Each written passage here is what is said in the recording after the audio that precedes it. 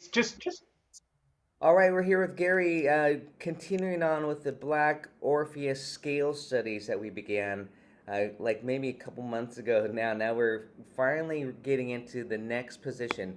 We started down the open position on scale study number one for the A minor key. We're in Black Orpheus, one of the most popular bossa nova and now gypsy jazz players love it as well, of course.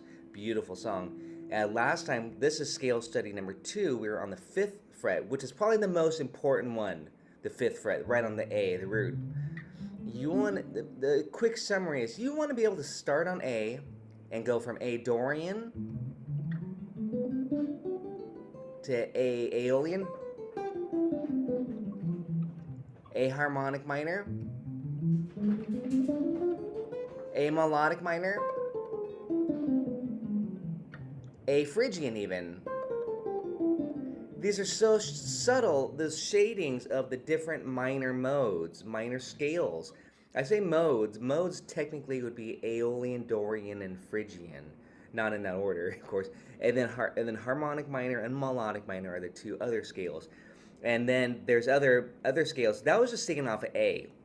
Now this song, and like so, when you're in the key of C major, that's A Aeolian essentially. When you have this 2 5 and C major, that's A Aeolian. If you have the C sharp dim in the song, we were calling that D harmonic minor. We call that A Phrygian dominant. That's still the harmonic minor scale, just starting on D. So now today that was a fifth fret position. So that's a massive study right there. And if you can get through the whole song using the, oh, I even snuck in a little blues lick there from that last study. Well, we're going to continue on now on the next position, and I basically think of it as three positions, even though I always recommend learning all seven modes. But the next position will be on the eighth fret here, and that's going to be the third of the A minor, if you want to think of it that way. I mean, I would be flexible and toggle one fret above or one fret below as necessary, but basically, this is about position playing, modulating keys, modal interchange, if you want to use that term. So here we go. We're gonna dive into it. This is a copy from last time. I'm gonna just this, since this is a duplicate from the study number two, but I'm gonna just change these notes as we do. So I'm gonna play it first. This is now gonna be A Dorian is a two of G major. If I'm on the eighth fret, that's C. So it's gonna be C Lydian, and I'm just gonna lower the volume of this here a little bit and type it in, and you can just play through this along as I write it if these scales are new for you. Um, and I'm just writing it in the position that I would normally play it in. The fingering, that is. This.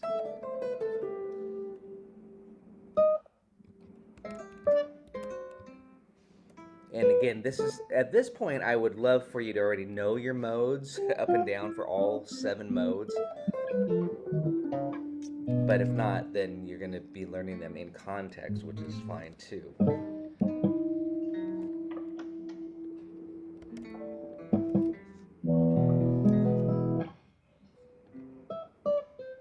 And notice this is player's choice. I would say I chose this movement, A minor seven, A minor six. I choose that as a Dorian vibe. That's more jazzy. It's like playing off.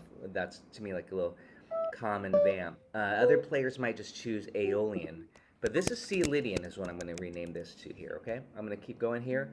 Now we're going to go up the A harmonic minor scale again, but we're starting on a C. That has a special name, Ionian sharp 5.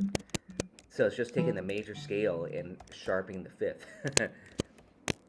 That's all. That's a lot of players will think of it. So now I'm going to climb up the scale ascending, and this is probably new for you, I'm guessing, and new for a lot of people who will be watching this video. So I take the major scale and I sharp the 5.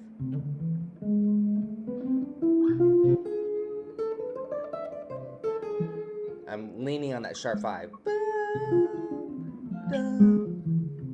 And that's what the character of that scale is.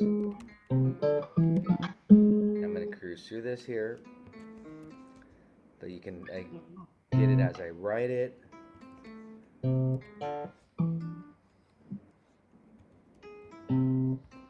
and I'll double check my work. There it is. Ionian sharp 5, C major with a sharp 5th.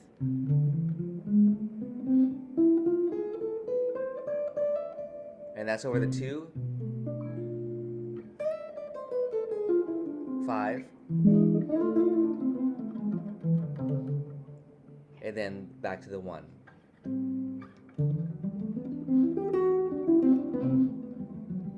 Right there, that's good practice. Put on that backing track. You have this Dorian. Okay, I'm going to say it in this term off the C note. Lydian, Ionian sharp 5. Lydian, this off of C. C, Ionian sharp 5. And you might just stay in one area.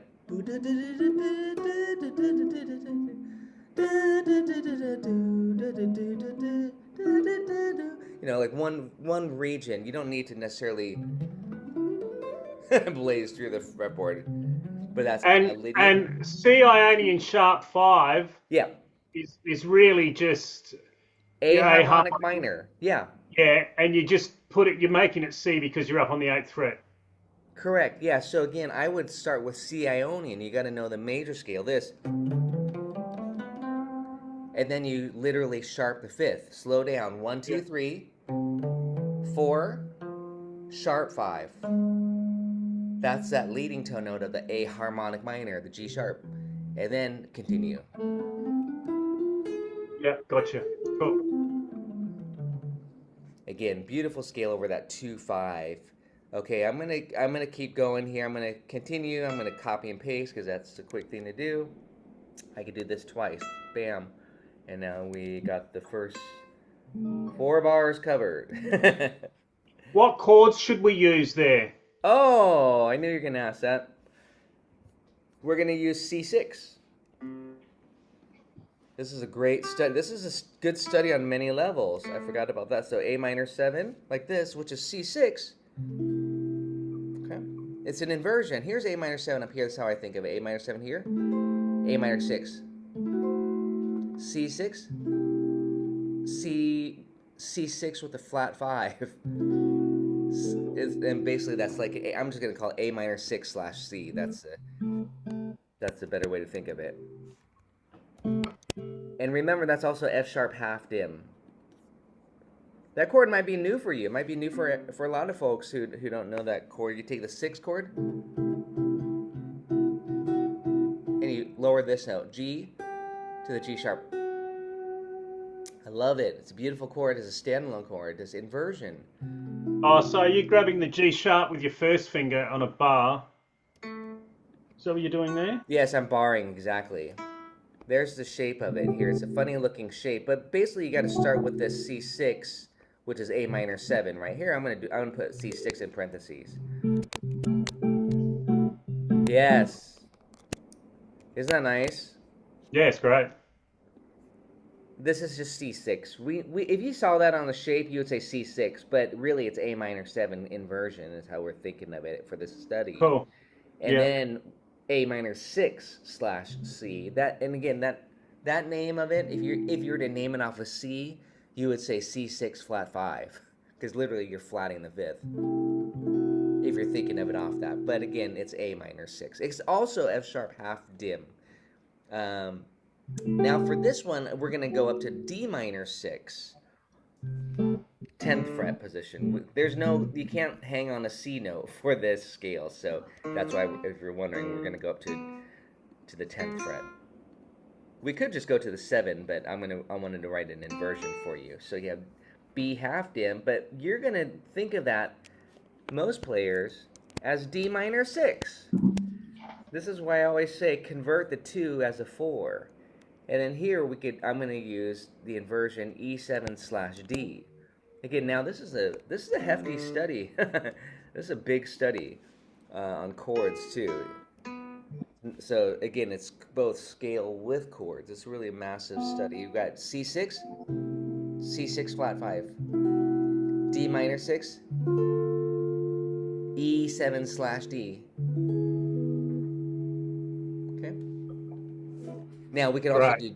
I would probably just do D D diminished 7. Personally, I would do the sub.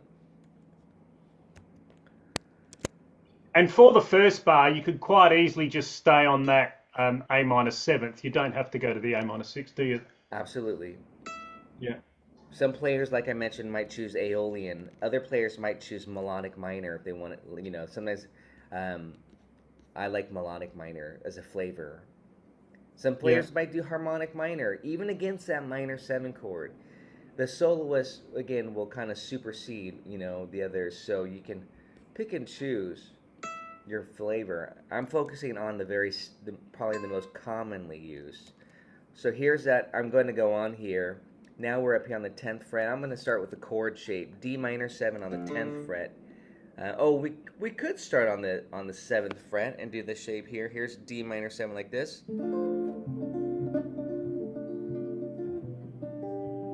And we could do G7 like this here. Okay, so let me try something out here. We have this. I'm just going to go to the standard, what everybody loves to do. And then C major 7. Okay, so that's a little bit easier than working those inversions.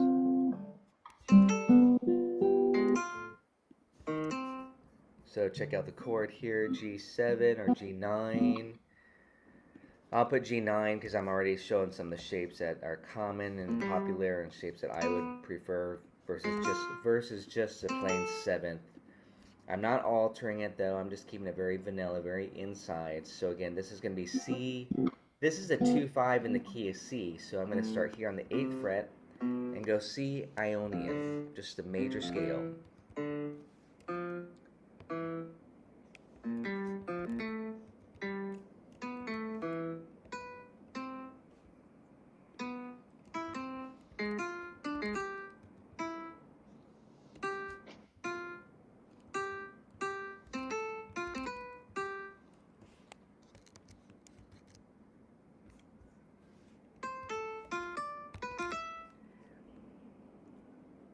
Now again, I could go up to the 12th fret or 10th fret and play D Dorian, but again, I'm just choosing C Ionian. Just why?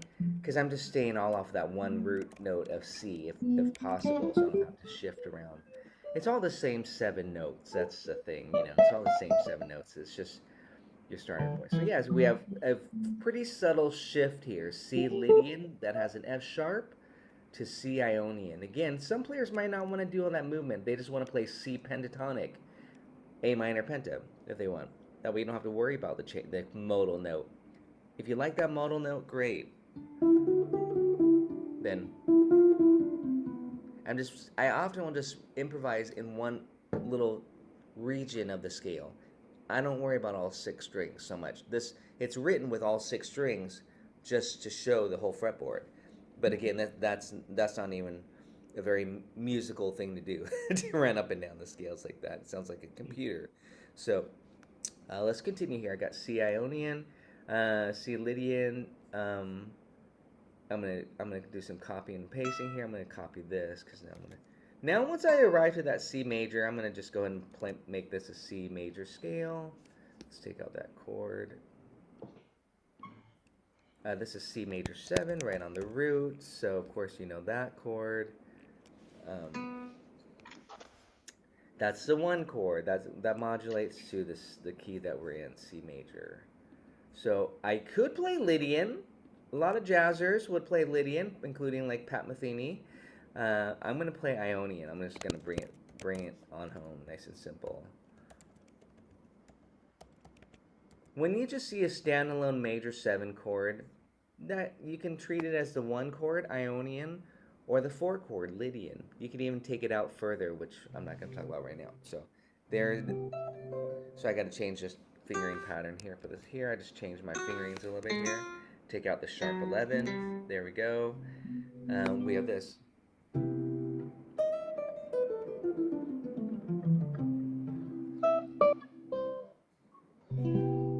Yeah. Now I am going to scoot up here to this position here for the harmonic minor scale. I'm going up here. I started on the C sharp because it's going to be a C sharp dim, and I'm going like this. And that's D harmonic minor. So let me fix the chord first on the 9th fret.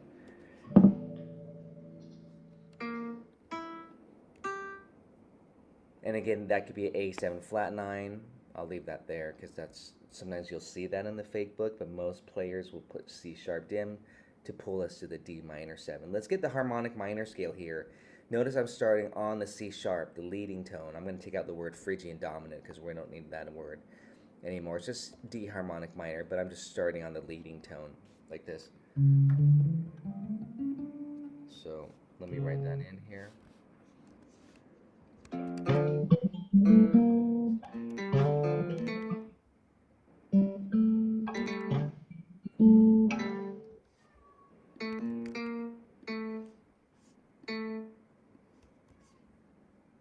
So we have this.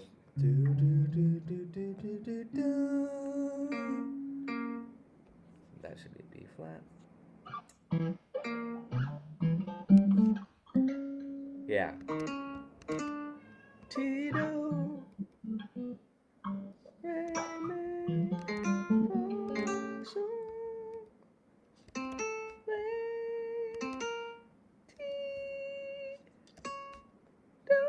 So again, I want to just make that a 6th note, finish the scale off here. There you go. So that's D harmonic minor starting on the C sharp leading tone, just slide it into the D.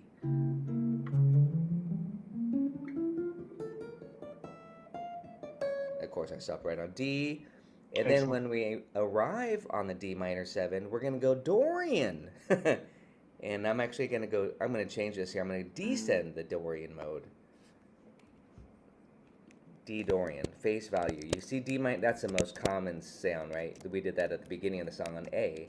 But now we see D, we're playing D minor 7 like this.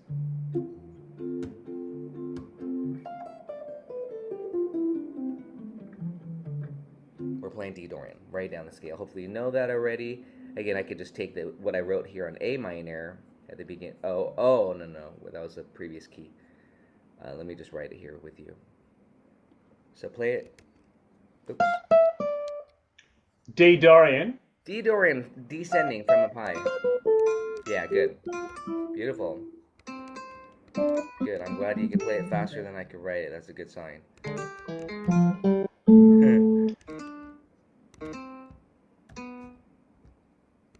This is good practice for me visualizing the fretboard in my head. Oh, that's right.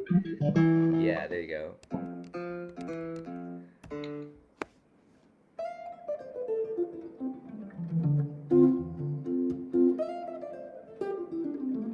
Here, slow. Oh, I knew it. I gotta double check my work. No, wait a sec. That was not right there. Do it slow.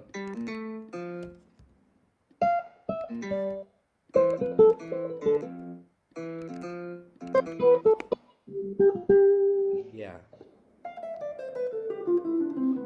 That's a nice fingering there. If you can see this fingering, it's kind of the symmetrical fingering like this. And these two strings are symmetrical. These two are not symmetrical. Yeah.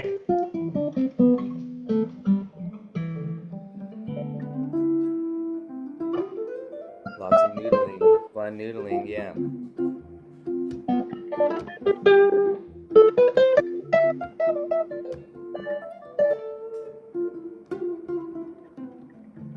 Great, let's move on. You got it here. Same scale here, ascending and descending. Why not? What's the chord there for the D minor? A D minor. Oh, thank you. The root. We love this. This is the favorite shape. The 10th fret position here. The root shape right on the drop 3 voicing here. This.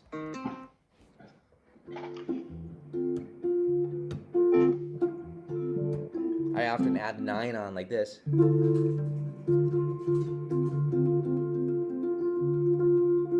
And then G9.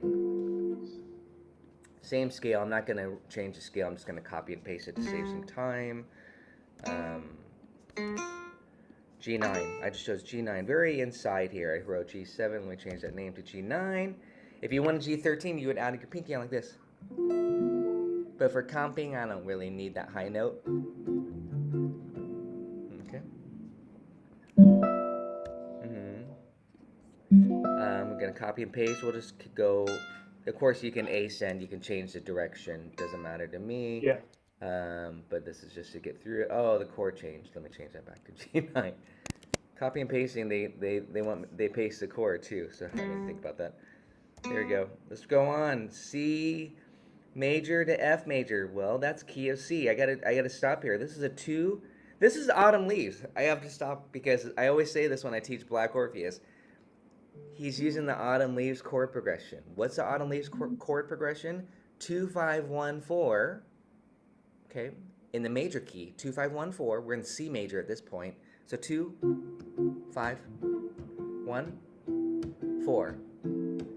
Then 2 5 1 back to the relative minor. 2 5 1. The falling leaves drift by my window. The autumn leaves. So I morphed it from the Ionian mode, C Ionian, to C Ionian sharp 5. Then maybe blues. So again, these are just some, and I think I'm going to write the blues in for fun instead of the Dorian mode, just so we have some different concepts again. So I hope you caught all that. This is the Autumn Leaves portion of the song, right here on measure 9 through 6. Yep, I got that. And you mentioned that on when we did the second position as well. Absolutely, got to know that. I mean, that's where I just bust into my Autumn Leaves scales and arpeggio studies right here on this part of the song. Let's go on. So let me fix the chord here. C Ionian. C major 7 chord, of course. We could do C6. You could do C major 13. You can even do C major 7 sharp 11. But that changes it to a Lydian scale if you're thinking that sharp 11. Okay, so I'm going to keep it not sharp 11. Let's see if I could just copy and paste this scale, this chord. Yeah, I could have just did this. Save some time. There, C Ionian, notice it's descent. All this is descending. That's okay. You don't have to follow up and down. You know, you go up and down yourself. And then same scale here with this chord. So I'm going to change it to F major 7. So again, you didn't know it, Gary, but you're getting a lesson on Autumn Leaves. Yeah, cool. Yeah, go back and apply it to Autumn Leaves. That's what I always say. Autumn Leaves is like, to me, the minor swing of jazz. It's the most important form you can, song form that you can use for 2-5-1-4, or 2-5-1, sorry. And then in the major key, 2-5-1 in the minor key. So, all right. So where are we at here? We need. I see A harmonic minor on the chart or on the scale sheet. I'm thinking C Ionian sharp 5. So let's copy and paste this 2-5. That's just the same. It's repeating, isn't it? It is, but it's kind of an augmented chord progression, right? Because it's not a quick change. It's one measure, and then the same thing down. So I think I'm going to see if I have it descending. I'll go ahead and write it descending. It's very important that you practice your scales ascending and descending, you know. So I'll get rid of this chord here. And I'll keep that E7, 10th fret. This is an inversion. I might do diminish here like this. See, it's an interesting progression if you just play those chords, because it's not as obvious when you don't hear the root in the bass, like the B to E to A. In this case, I'm playing D minor 6. And then I diminished it. This is one of my favorite topics you probably know from my other lessons. I say diminish it. So I take D minor, especially for arpeggios. I'm taking D minor 6, and then I turn it to dim 7, D dim 7. Granted, the bass player is playing this E in the bass. That diminish on top gives it an E7 flat 9. What scale do we use? Harmonic minor. And then when resolve it to A minor 7, I'm going to play the Pentonic in this case. C major penta, which is A minor. Why? Just for variety, just to bring it on home, I always say. You know, make it feel cozy. So hopefully you got all that. You can review this video later, of course. I'm going to keep going. That's D diminished 7.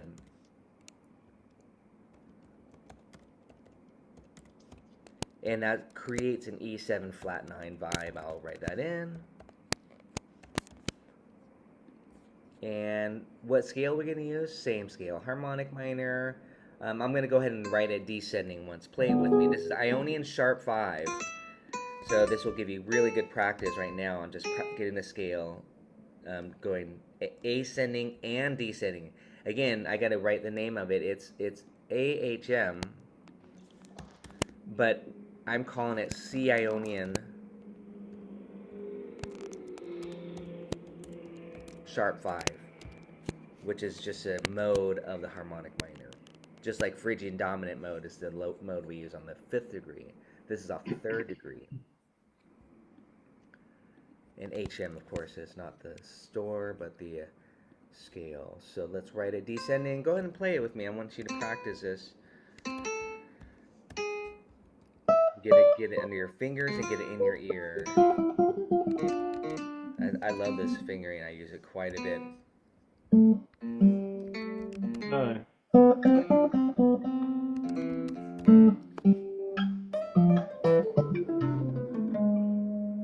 Notice I'm leaning on this note. Da-da. Why am I... Noodle around. Oh, the G sharp. Yeah, sorry. I was saying, why is there a G sharp in C Ionian, but it's a sharp 5. Yeah, I got you. Okay, Yeah. good. I'm gonna go on. Let's go on. Same good stuff here from the beginning. I get to copy and paste it because because it is the same stuff. But so where are we at? B section, B section, B section. Where does it say B section? Right here.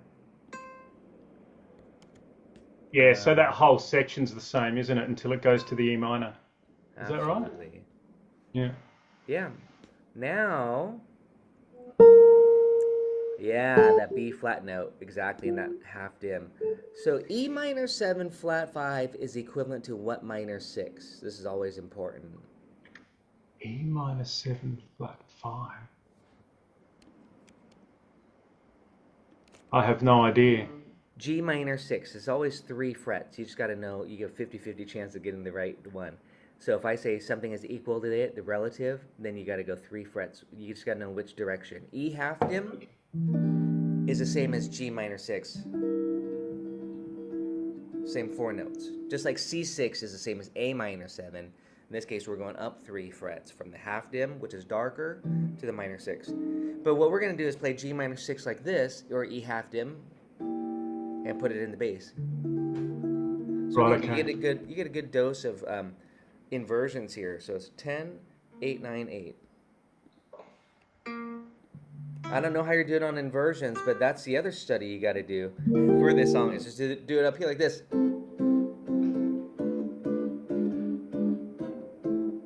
Well, that's why I really like doing these full up the neck modal studies, because you have to do the inverted chords. So that's really good for my thinking. Well, with the bass note, but I'm talking on the top 4 strings for chord melody by doing this A minor 7, A minor 6, B half diminish, and I'm going to do the diminished sub for the E7. And I could just groove on that and make that a good practice session for 10 minutes, 2-5-1 in a minor key, before we add in D minor 7, G7, C major 7, D minor 7, G7, C major 7, D minor 7. Man, that's a serious study. This, especially with this song. I don't think I have it all written out, but that would be a good live stream lesson or something for everyone to join in. Because at that point, you've got to have your inversions down. I mean, you can work it section by section. My best lesson on Patreon, by the way, for chord inversion studies, besides just the routine, is Autumn Leaves. I go through the whole song with all of those inversions. And again, as you know, this song uses the Autumn Leaves progression. So that will aid you in getting all your seventh chord inversions on the top four strings, which is ideal for chord melody. Yeah, Because then cool. you don't have to do some. Once you get these strings, you have to do some funkier stretches. So the four inner Yeah. strings. Anyways, but you're getting it for comping. You're getting some interesting bass line by doing this stuff.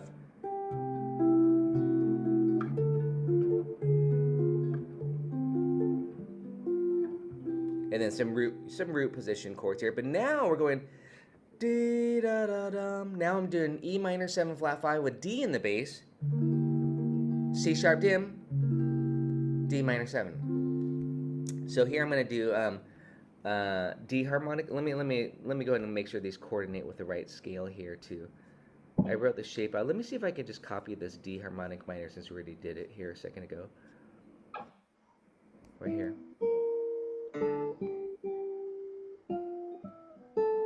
Yeah.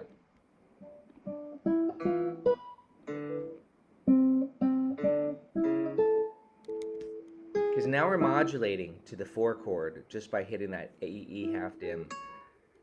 And again, it's great practice to do it. Actually, I'm just going to go ahead and go through this with you. I'm just going to rename. I won't be lazy by copying and pasting. I think it's just good. It's worth the study to walk you through this as you do it with me, and others will watch this too. So now I'm going to go up here. You notice we went right here. I'm going to start here on the high note of this position, and I'm going to go down the scale.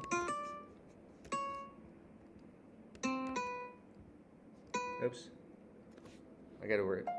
I knew I forgot a note.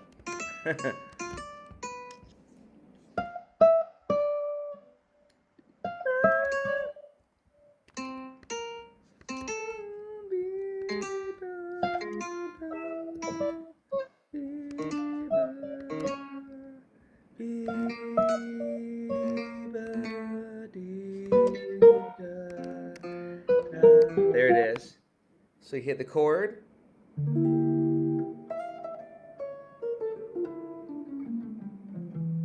Chord.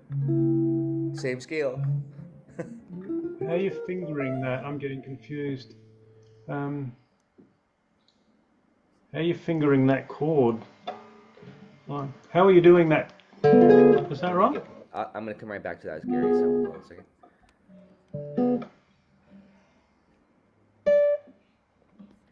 I'm gonna show it to you, but I'm gonna show it to you this way. Let me talk about this.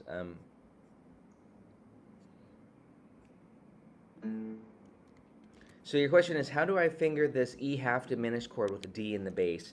Again, if you notice, maybe you didn't notice what I said earlier, I'm renaming it in my head to G minor 6.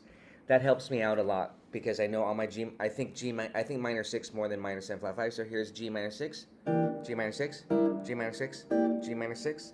So I take this G minor 6 inversion with the 5th here, and I put in the bass. That's all. Oh, right, okay. So yeah, you just take the top note and you put it in the bass because this is the first string E. This is 6th string E. So you can just do that. You can just put the bass note. You can double it even if you want to. So again, that's a G minor 6, but it's also I E got half you. diminished. On the chart, it's going to say E half diminished. So we get 2 bars to noodle around the harmonic minor scale here. This.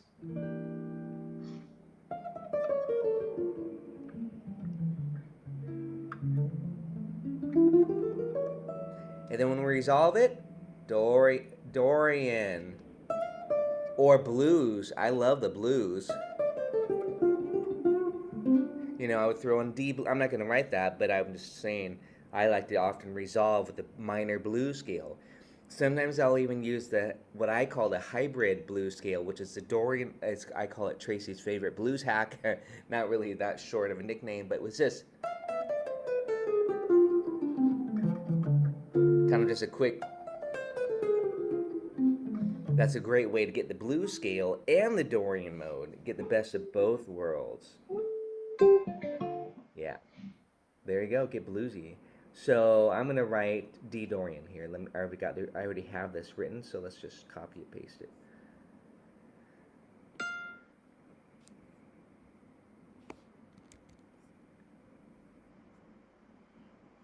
Do you want me to write the blues scale or just keep it as Dorian mode? Well, I think in the previous one you did put a blues scale there, if I remember rightly. Or no, that was at the end. That Sorry. was at the end, yeah. But I'm just kind of saying it in this video that whenever you, I'm just gonna say it like this: whenever you have Dorian, you can always use the blues scale too, and you can even throw in the blues scale is the minor blues scale, of course, but you can always throw in or add in the flat 5. So here's D Dorian. Here's D Dorian with the added flat 5. See what I mean? This adds that Yeah, bluesy yeah. quality. The flat 5 is the actual blues note, isn't it? That's called the blue note, yeah. If you're on a major chord, the blue note's a flat 3 usually. If you're on a major and getting the bluesy vibe. So Right, let's go okay. on here. D minor 7, D minor 6, and then more D Dorian. So this is all over that descending bass line. Let me just write. You're really getting a good dose of the Dorian, but again, hopefully you know that, oh, Tracy says I could do the blues. So here's that Well, all descending you're bass really line. doing is taking out the second degree, aren't you? The second degree and the fifth degree. Yeah, For the minor blues, yeah, you take out the 5th, and there's no 5 and there's no 6. It's just 1 flat 3, 4 flat 5, 5 flat 7, 8 from the Dorian mode. yeah. Remember, I would just play pentatonic at that point too. This scale study goes beyond the pentatonic, is that's where I say we're position playing, but it's hard for me not to play some blues licks because realistically that's a big part of my vocabulary and every jazz player are pentatonic And commands. the way But we're this, doing it, it's sort of asking for it. I know. So so let's go on here. I'm going to show you this chord that I would like to play here. This is an interesting chord. It's kind of a F major slash C is what it is, but I play it where it says D minor 7. So I'm doing this. Again, I really want to follow that bass line because I love this progression and follow that movement here. But I'm gonna just kind of stay in the position as we are already doing here. So let me get that harmonic minor action that we talked about earlier. This guy right here. Ionian sharp 5. Doing some copying and pasting here. Speed things up a little bit. We're almost done here, by the way. E7, A minor 7, A minor 7, G. That's all going to be back to C major scale. So I'm just going to find where it says C Ionian here. Just doing some copying and pasting again. And I think that was on the C right here. But the chord's going to be over A minor 7 to F major 7. This is the walk down here.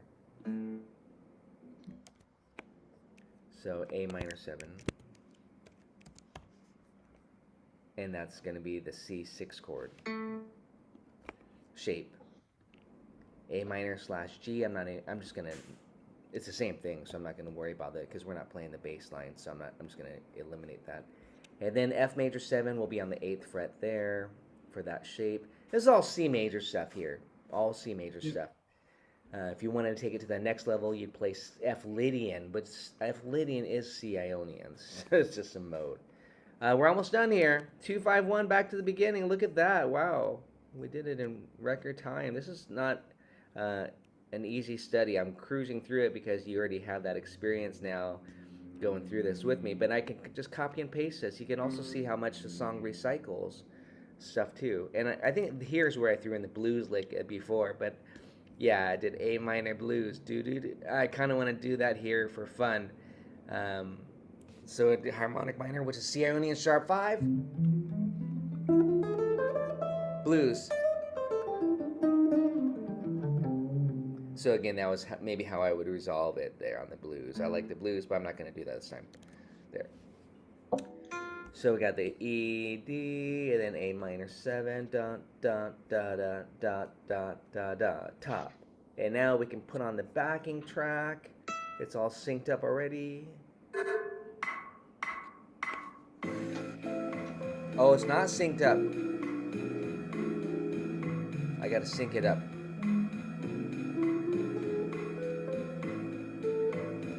Oh, or maybe the other one was synced up. You didn't tell me if it wasn't. I gotta sync it up so you can actually have it go by with the chord, so you can hear how and practice it, and noodle around. So I'm gonna go ahead and stop this lesson. We just completed scale study number 3. Good job. That's huge. Now we have it in this position. We got in this position. We got in this position. From here to here, we have the whole fretboard covered. Because then we'd be up here, which is the same as the first one, etc. So, stop this.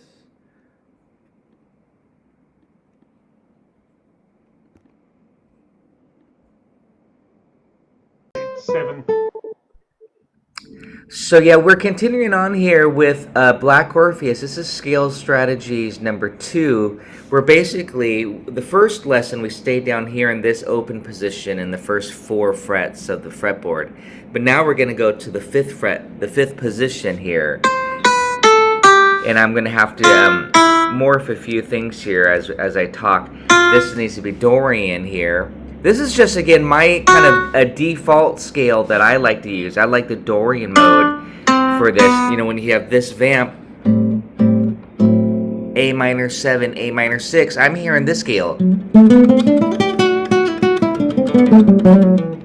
That's an A minor 6 sound. That's Dorian mode. So that's what I'm writing here on the 5th fret position. This one lays really well. And of course, I'm writing it so it's descending, but you might want to practice it ascending too, like this.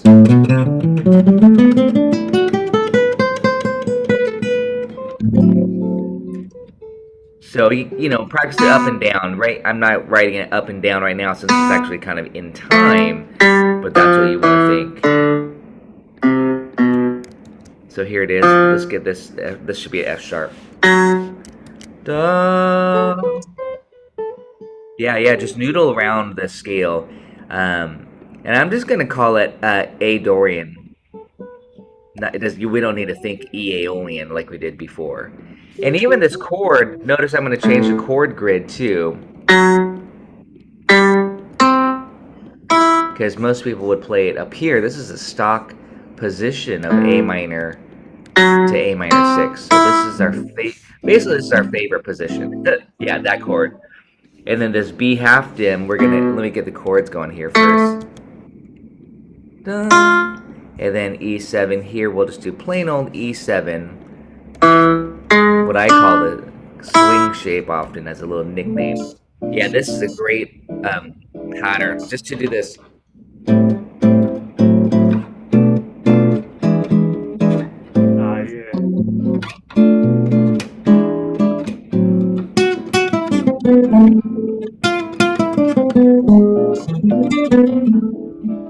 Yeah, so I like to toggle back and forth from the A Dorian mode to the A harmonic minor. I'm going to get rid of the word Phrygian dominant. We don't need to think that anymore since we're not on the open E string. It's just, this is such great practice right here, just going A Dorian to A harmonic minor, back and forth. Do it really, you know, you want to practice it nice and slow, probably.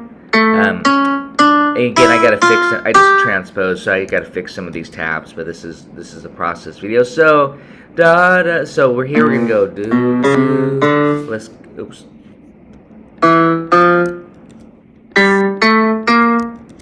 This is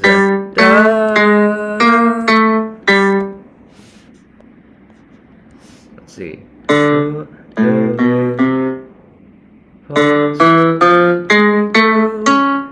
Get rid of that one. Oh, let's see. Let me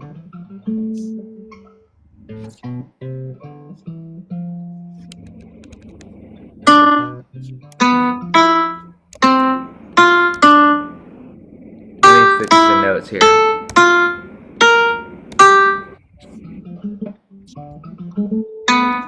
Yeah, please feel free to just play it.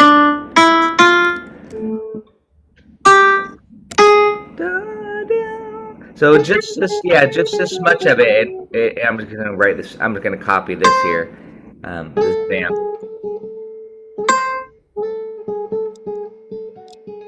Let's see. Do re mi fa sol la ti do re. I need a re mi fa sol la. So that has a huge interval between the sixth and the seventh note, doesn't it? Say it again. It has a big interval, like uh, th- in between the sixth and the seventh degree, the F and the G sharp. Oh, that's a large interval, isn't it? That's correct. Yeah, that's a minor third interval. Minor third interval. I know you would think that most scales have step, like whole step or half step, but in the harmonic Yeah, minor, you have that wide interval of a minor third. yeah, just between 2 degrees of the scale. That's unusual, isn't it? Yeah, exactly. It is. Yeah, that's a big characteristic of the harmonic minor flavor. Right, okay. Beautiful. Yeah. Again, you can't get enough practice just doing that Dorian harmonic. So the difference between the A Dorian and the A harmonic minor is just one has an F sharp and the other has a G sharp. Yeah, okay. Well, yeah. So that's technically two notes because that F sharp then becomes F natural, and then the G becomes G sharp, so it kind of widens out. So Yeah, yeah. that also leads us to a really nice concept, though, is common tones. So if you looked at the common notes of it, the A, B, C, D, they all share those first four notes. The Yeah, tetrachord. yeah. This.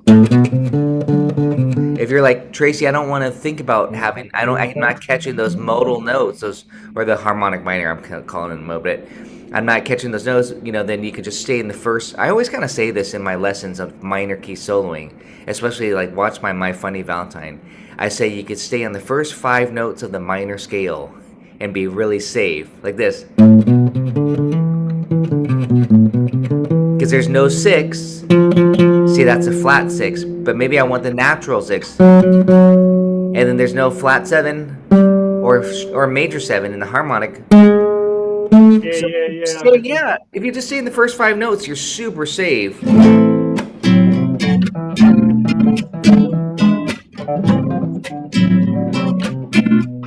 Yeah, yeah.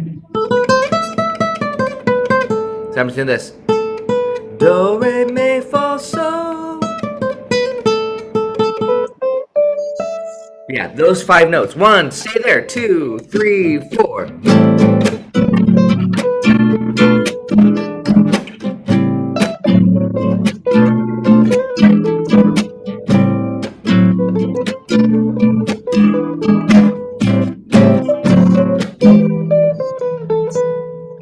Yeah, Yeah. so the first five notes of a minor scale are 1, 2, flat 3, 4, 5. There's no 6 and there's no 7.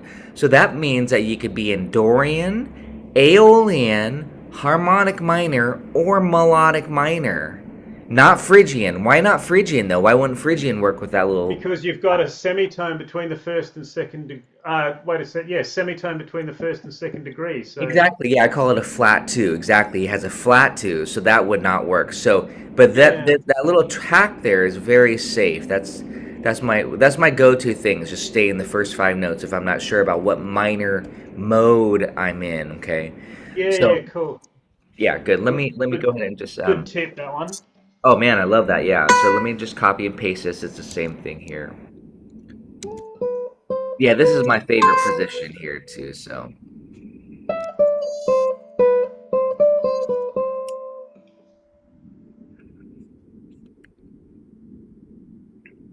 Let's see.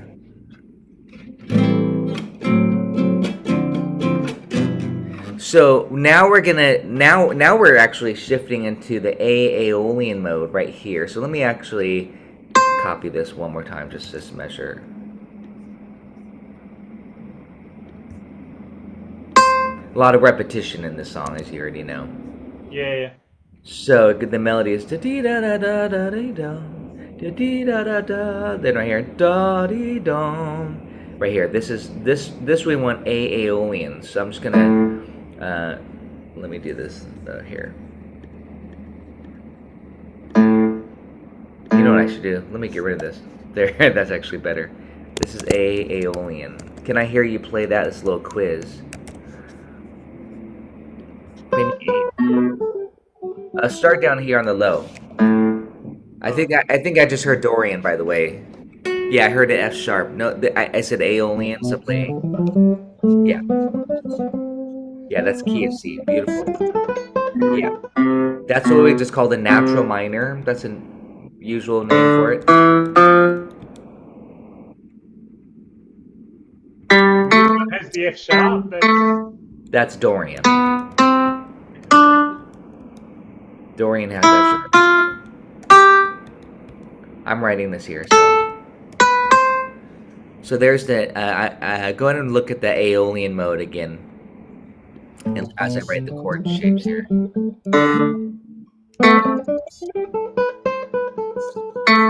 Yeah.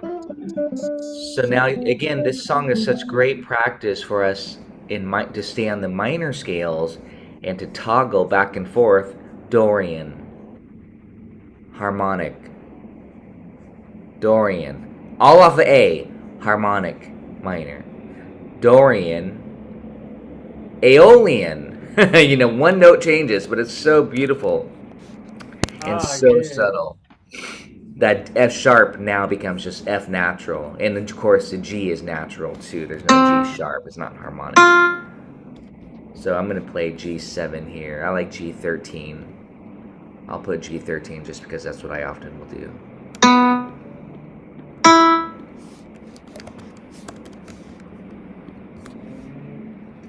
So we have Dorian.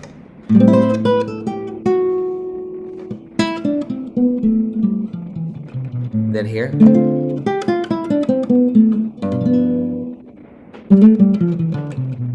And then we're in the key. Now we're on C major scale. We're just going to use the same scale. It's just Aeolian. So let me just fix a few of these notes here. Same. You could just run up and down it if you want for practice. Yeah. Beautiful. Oh man, sounds gorgeous. Yeah.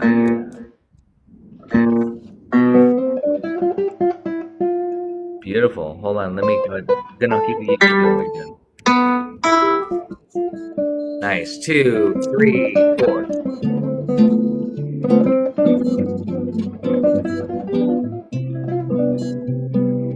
Again. 2, 5, 1. 2, 5. Yeah, so that's a 2-5-1 in the key of C. You just think. Wait a sec. What am I? Was I meant to be just playing that one minor scale or changing? Just Aeolian. Okay, all right. That's all I was playing. Yeah, it's just called a relative minor. That's all. Yeah, sound great. Okay. So now we've got this passing chord, this C sharp dim 7. I'm going to write it here. If you want to always play the chord, that's why I'm writing these chords with it too. So you know your chords. So here's C sharp dim. Now we're going to play A.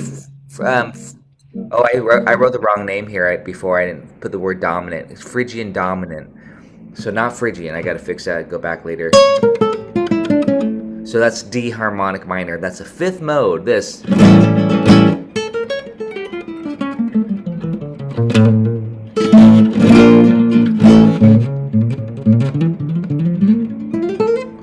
So fifth mode in relation to what tonic mode? D harmonic minor. But we're just gonna stay off the root of A though, so that makes it easy for us.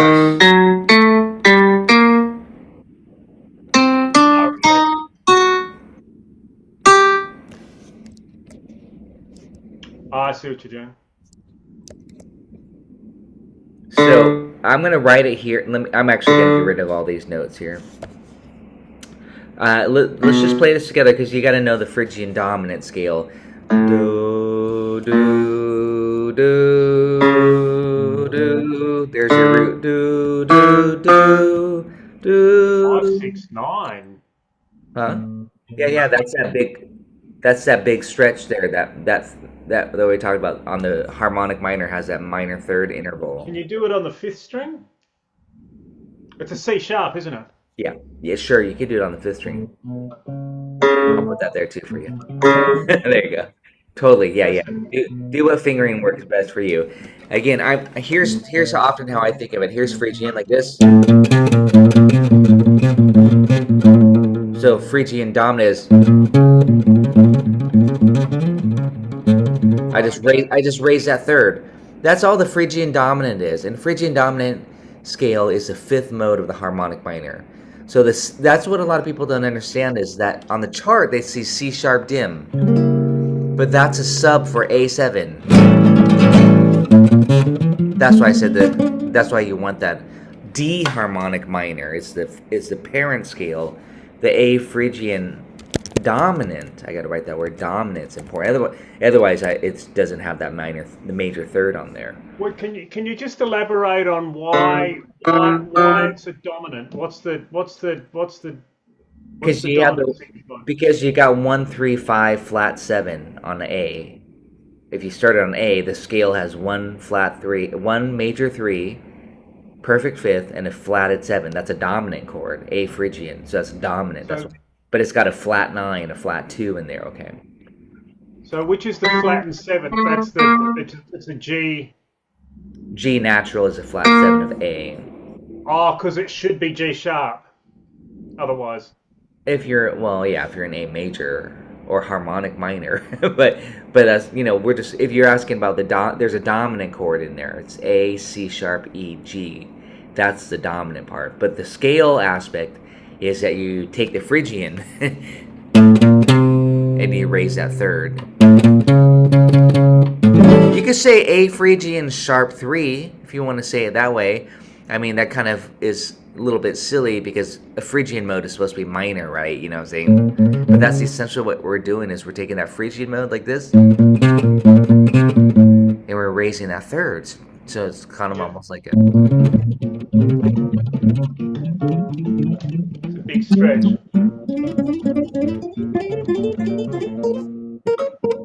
Yeah, you can do 3 notes. Oh, you can do it like this though. Like this, watch. Yeah, back to the fifth. Later, for the next lesson, we'll shift. So you're thinking off the D minor, harmonic minor. This is for that C sharp dim. And then later you'll just connect it, connect them diagonally or whatever too. That's a whole nother topic. Yeah, just to clarify again, this is getting a bit confusing for me. So we're thinking of D harmonic minor, but because we're playing a mode on the 6th string root, yes, it becomes an A Phrygian. Yes, exactly. A Phrygian dominant, right? But so if it's A Phrygian, then that A is Phrygian of F. Exactly, yeah. So that's how D harmonic minor. The D natural minor is key of F, right? So the harmonic minor, you're altering it. So that's a good. You could think of it that way too, because the mode that will play off the F. I think I did this on the last lesson. You might have to look though. If you were to start on F, it'd be F Ionian sharp 5. Is that right? F Ionian sharp 5. I have to think about that for a second. Yeah, sharp 5. See, this is just these different. So like this. See, we still think that F.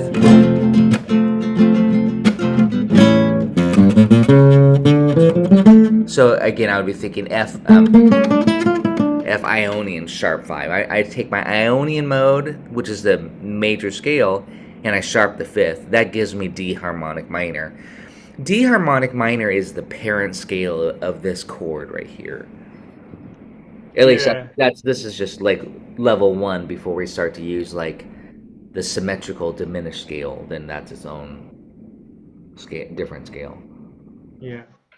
Yeah, right. Okay, that's starting to make sense. Yeah, good. Yeah, this is pretty common practice here. Again, what you can do later when you have the sound slices, just turn on the metronome. and just practice. It's not supposed to be just a technical exercise.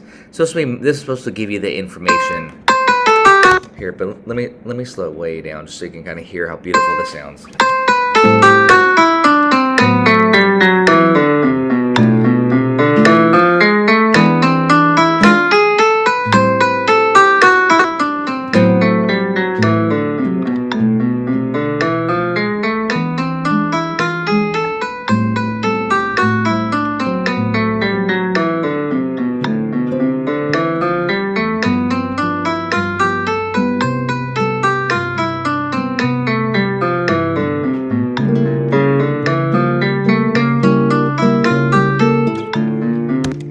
So, I slowed it way down just so those 16th notes were, so you can kind of hear each note. That's all.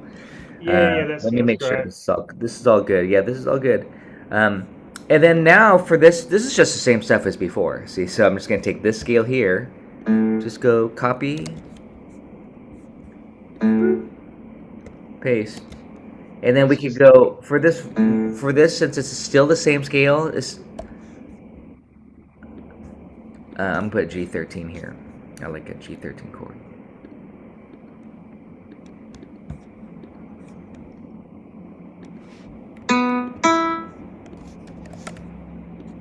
We're gonna go descending here. So let me erase this stuff. You don't need to see the word Phrygian. It's just allowing us to just noodle on the natural minor scale. Oops, how'd that happen?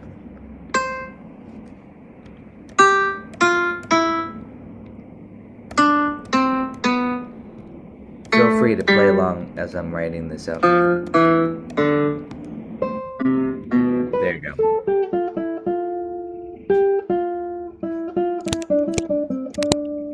Yeah, you have that scale really well. That's your major scale. Starting on the fifth fret on the minor.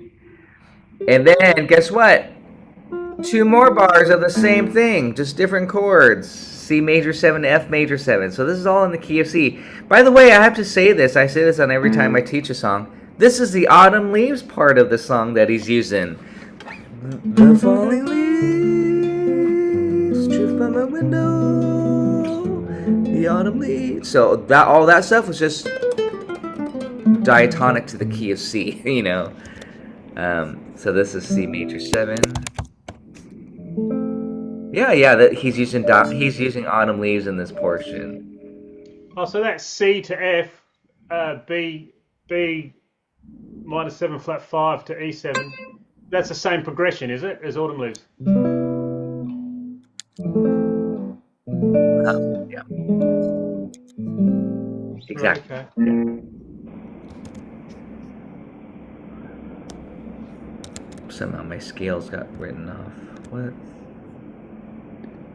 Here, let me fix this. And I'm still just gonna call it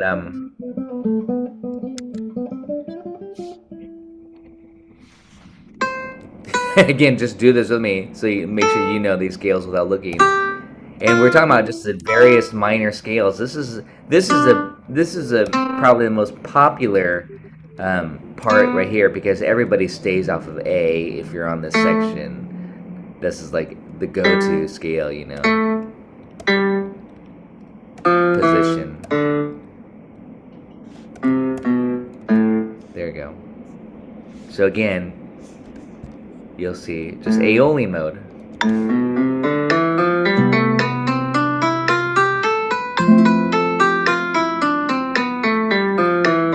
And then harmonic minor. And I'm just going to copy this. I wrote the word Lydian there. This is Aeolian scale. But let me change this F major shape. I like this shape quite a bit to stay in that position. And just something I'm noticing there, because you have a G,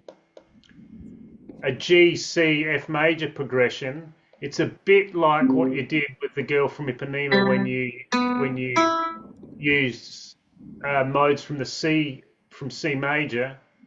But here it's the relative minor, but the same thing's kind of happening. Is that right? Sure. Yeah. Like you've got no accidentals, so you can just stay within C major or A minor. Right, exactly, yeah. You know, it's Yeah, funny that you mentioned the girl from Ipanema because if you look at this chord, F major 7 and G13, there we mm, go. Tall and tan and young and lovely, the girl from Ipanema comes walking. And then we yeah, would go, but then she passes each one, she passes, goes on. Then yeah, this, when she moves, I said to do Aeolian because I like that Lydian flavor. So if you wanted to be technical on this, this F major 7 is getting a Lydian vibe. You know what I mean? If yeah, you're listening, like, ooh, if you're just to isolate that, that's Lydian. yeah. Here, my beaming got thrown off here a little bit. I'm not going to worry about the beaming. Let's go on. We got to get this harmonic minor here on this 2/5, and What's that? What's the F chord you're using there? hold on, let me just copy the scale first. Sorry. It's just a major 7 and it's a C shape right there. Just like What this. fret is that? I can't see it properly through this booth. It's just this. Oh, right, okay. You're just up there like that. Oh, yeah, I see. Just it allows me to stay in this position here. Yeah, cool.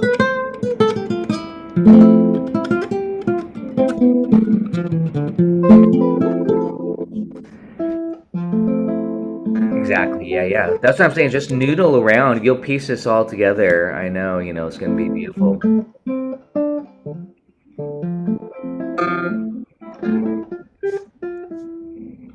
And then now you get more harmonic minor practice here. I'm gonna make it a little bit bigger here. So now try the harmonic minor. I'm just gonna go to that same E7 shape here.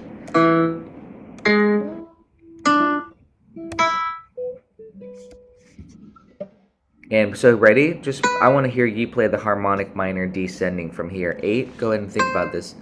You could just do it with me. Dee da. I always say sing it. Da, dee. And then this you get this interval here.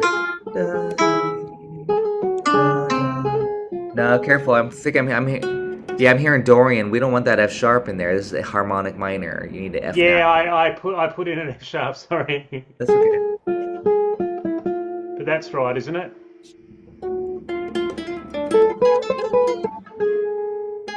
Yeah, keep going. Right here, this is that flat nine, that da da da. That's that note that I'm listening for. Is this flat 9?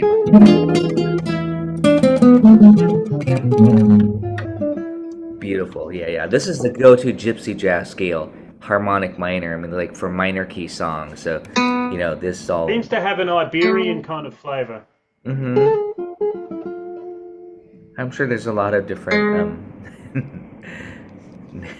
names and cultures and ethnicities. Like it's Arabic, like it has that, Yeah. you know what I mean? Yeah. For sure. Yeah. Yeah. So again, this is really great practice right here. A 2/5 in a minor key due to the harmonic minor. This.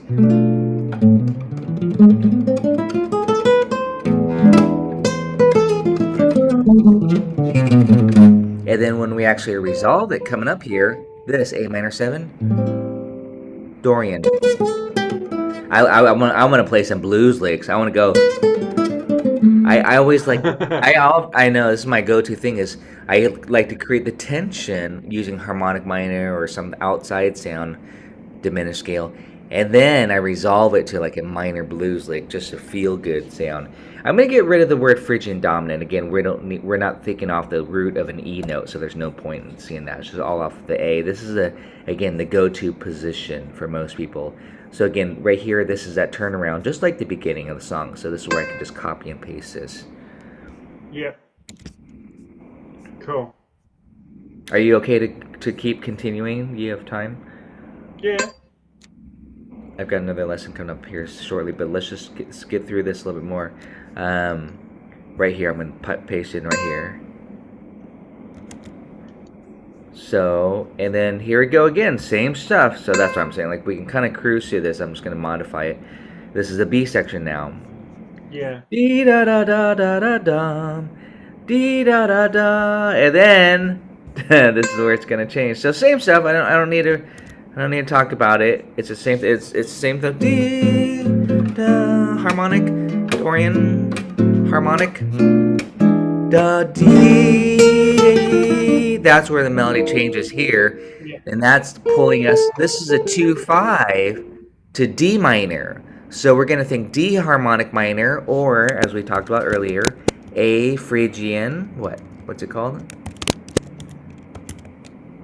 Dominant. Oh, Phrygian dominant. Yeah. So here, I'll just kind of modify. Let me change the chord too. I'm going to play it here. I'm going to show it to you here.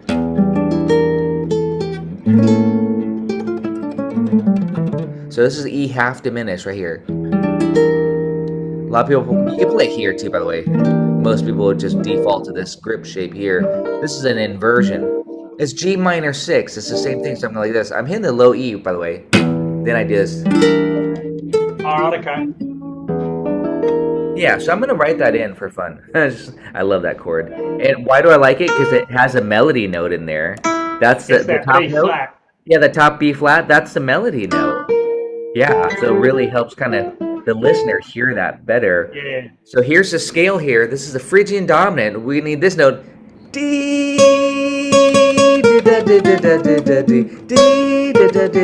Again, I'm really stressing that note. D. Why?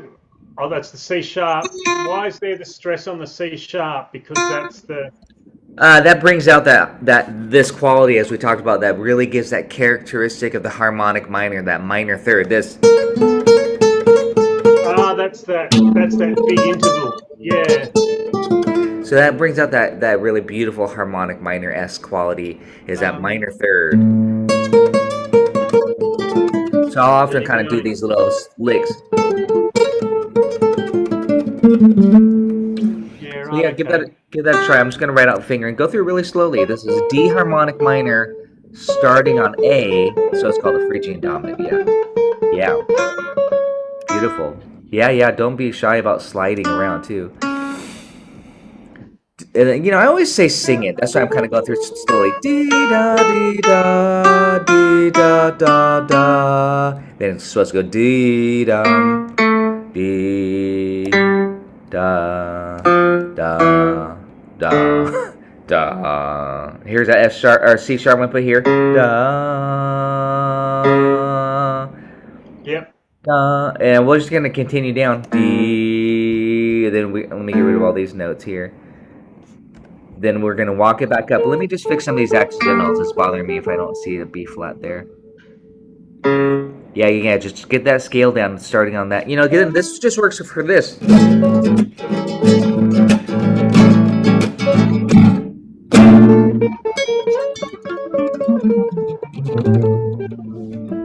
Yeah, the go-to scale. Here, walk it back up with me. Do it slowly here. I'll put the C sharp over here for you. Actually, I put it here too, just in case, because I like it in both ways. There's our tonic. Do, re, mi, fa, sol, re. Then you gotta go Ti, do, re, mi, fa, sol.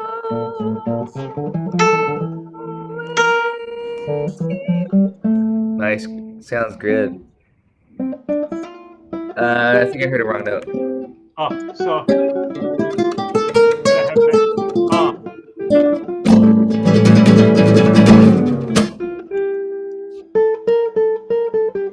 Yeah. Is that right? Yeah.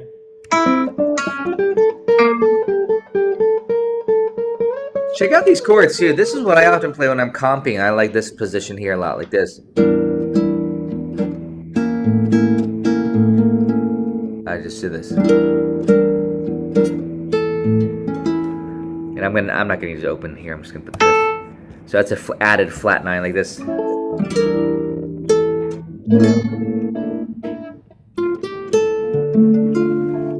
What's the A chord you're doing? Yeah, A7, yeah, flat 9. So for D minor, I'm just gonna do a D minor 7 here on the 5th fret for this shape here. Again, I'm writing the chord shapes that work nicely in this position with the scales in mind. Yeah. D minor 7 to D minor 6.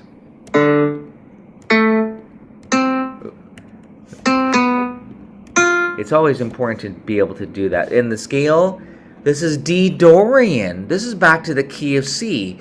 But because we're on an A note, what mode are we going to be thinking of if you're on the root of A? I kind of just gave you the hint right there when I said key of C, right?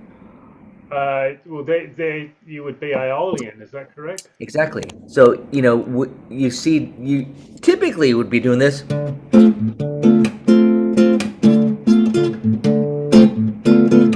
You say, oh, D Dorian, because it's a D minor 7, D minor 6. But because we're on the 5th fret here, we're thinking A Aeolian as a start note. Yeah. But what we get with the chords, the harmony, is a Dorian vibe. So I am going to write D Dorian, but I'm going to write A Aeolian first. And then in parentheses, I'll write D Dorian, because that's the flavor we're kind of really getting. Gotcha. Again, I wrote the chords already. Maybe try those chords. Make sure you can do this.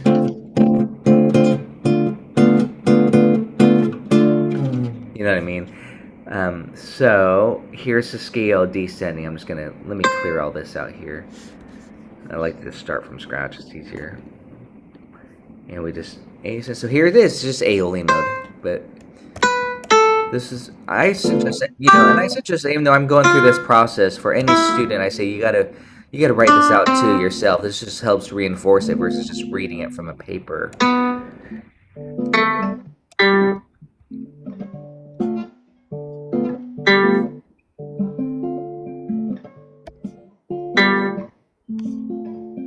Nice. Yeah, good job with those chords. Yeah, the D minor 7 chord. A lot of people don't like that one.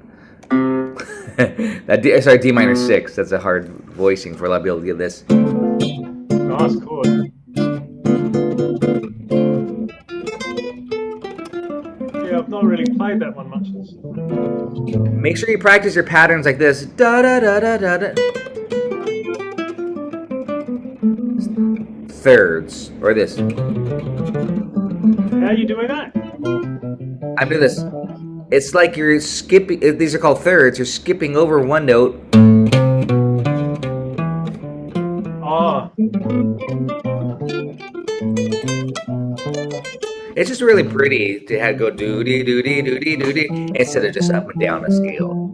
Yeah. Oh, Practice. Yeah, you want to practice in different intervals. Fourths, fifths, sixths. It's good practice. I've got a good worksheet on that too. But let's keep going. Let's finish this up here. I'm going to copy and paste this scale here. Actually, here, let's just go back up ascending for practice. Again, you see this, but you're thinking just Aeolian. So you have do, do, do, do, do.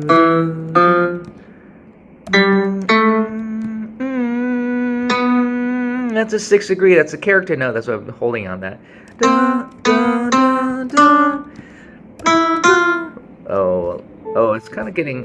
What are all these? I wrote different rhythms in before. I guess I could stop there. Let's see. I'll leave it like that, so it kind of will mirror what I did before. That's nice. Doom. This is so common. This.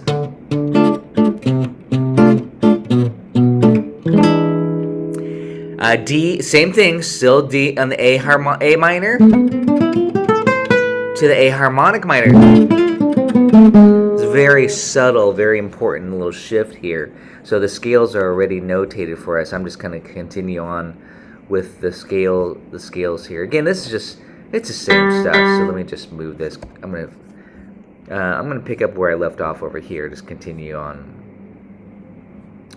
Now I'm getting a little bit more creative with the rhythms. Again, it's not meant to be a solo etude. This is just a scale worksheet essentially, but I'm just picking up where I left off.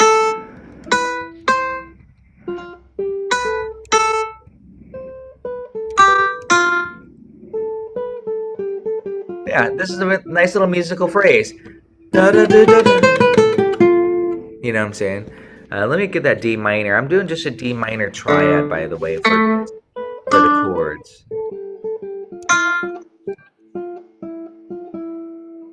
Now put a C in the bass here. A B half diminished over here. I'm just fixing these chords now. E7, just like before. Same thing here, same grip shape. I just quickly on that E chord where you're putting in the is it the six, like the C in the E chord? Not there, but at the start. Do you play it? Do you play it with all of the? Do you play the open E, high E, or do you play the D? Or Yeah, both. Yeah, you're talking about E7 sharp 5, this one. Yeah, you it's an play all the strings, or you leave the A out, obviously, and leave you the leave. A out, yeah, leave the A out. But you put the open D in and the open E. Yeah, because the D is a flat 7, and that C sharp or the B sharp, C natural, or this B sharp is a sharp 5. Well, because I'm playing with my hands, sometimes you only just play four notes. What would be the four notes to play? Just leave out the top E. Okay, and keep in the D, open D. Okay, cool. Okay, now I'm just going to do some copy and pasting here, so hold on. Where's that harmonic minor? There it is.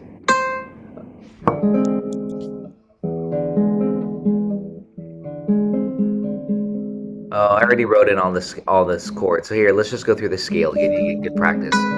Harmonic minor.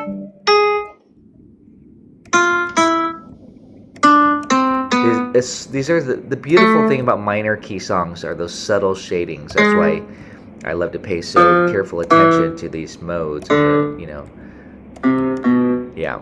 So there's a harmonic minor. Then now this is a Aeolian, or is it a Dorian? I wrote Aeolian here because I'm taking into account of the next chord after this. So A minor slash G to F major 7. So we have this.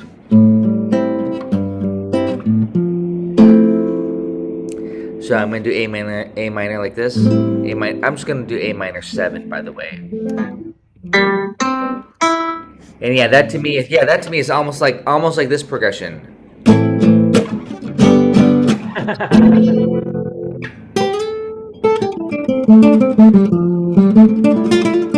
Yeah, I see. That's the natural minor. You know, that's like the rock scale.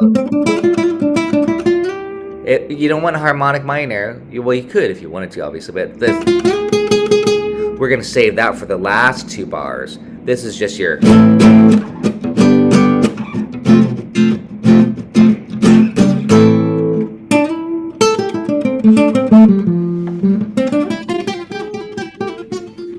That's your natural minor scale when you hear those classic rocks, Page and stuff. So again, Aeolian. That's the Aeolian mode, and I was starting to write these chords here too. Let me finish this.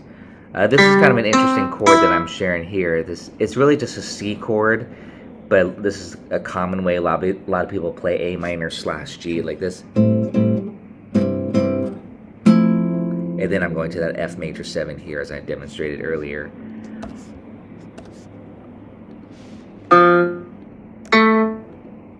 So yeah, you can use this for a stairway too.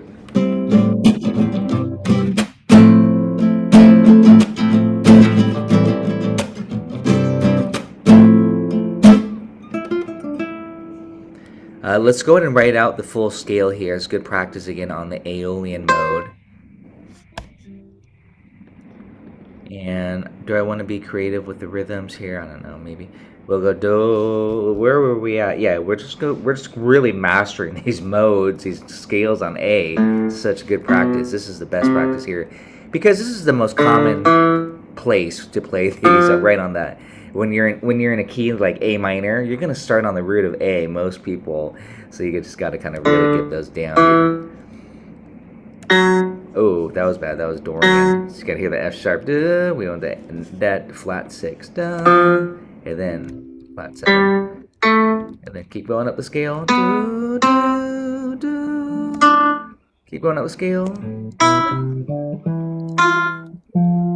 Keep going up the scale. Do. Oh, look at what I did there. You didn't tell me. You weren't watching. Gotta correct me, Gary. Do do do do do do do do do. I was like, hey, what can we have so many notes? Do, do, do, do. Yeah, and then now we're descending. Beautiful. Yeah. See, you're getting such good practice in just going through these scales over and over. But it's so subtle, these shadings. Yeah. Oh. Yeah. Nice slurs. Beautiful. Throw all that in. Be dum dum, be dum. And then back to the harmonic minor. So let me see if I can copy and paste this. We're almost done here. I better save this before I lose my file here. Let's see. Where is this at? Right here. And we are B half diminished. We're going to ascend the harmonic minor. Where is that? I got it descending. Do I have it ascending? Do I see it ascending? Do I see it? Here it is. Now I'm just getting a little lazy here. And then, yeah, we're going to actually just copy and paste all of this here. So we're pretty much done. We got it. Cool. But here, let me just copy that. So look at the last one. Then we have this 2, 5, 1, 5. So bam, bam, paste, done. There it is. This is a very, very important study. All off the root of A. All off the root of A. Even on that D harmonic minor for that key change too, we just changed it to A Phrygian dominant. So we've got, if you're thinking off the root of A for this song, Black Orpheus, you know, again, you got A Aeolian, A Dorian. I didn't write any blues, but I talked about it in the lesson. I love the blues scale, so I would be throwing in some good dosage of blues. You got this? That's the harmonic minor off D, but we call it A Phrygian dominant. See, that's the 5 of the 4 is what I'm thinking. And then we got we have no A regular Phrygian because we're not in the key of F, so there's no A Phrygian. Dorian, Aeolian, harmonic minor. That's pretty much it. We didn't do any melodic minor. I do love the melodic minor, but again, I'm not using that in this study number 1. That would be like an advanced usage, because then your chords, you got to make sure your chords kind of gel with that too, like this. Then you can do melodic, and then we could do the blues, of course, too, as I mentioned too. Harmonic blues. Harmonic blues. So that you'll hear me say if you watch my lesson, I think it's on Black Orpheus soloing, I'll say harmonic blues. I just kind of mix and match. I really gravitate toward that blues vibe a lot on this. Oh, so you've got. I haven't seen your lessons online with Black Orpheus soloing. Okay. Okay. Good. Yeah. Check it out when you get a chance. Yeah. Cool. And what was the? Okay.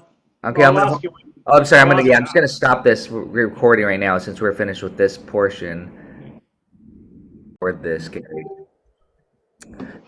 All right. So we're picking up here with Black Orpheus, this time on the B section, talking about that one note change that's coming up here on, and I'm going to copy and paste this stuff since we're in this open position down here. This is also will be the same for the 12th fret. So the B section, measure 17, starts off the same. This, sorry, 1, 2. So, ba-dee-da-da-da. And then it does it again, so I gotta paste it twice. 2 measures.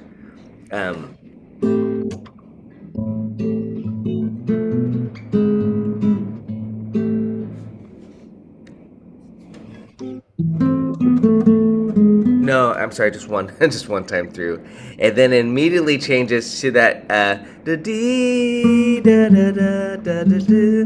That's where it changes right here. So let's put the chord is E minor 7 flat 5, and I would do it like this. So it does that same 1, 2, 5 for the 2 bars, just like the top. Are you saying that it only does the A to the B and E once? Yeah. On my score here, it's got it twice.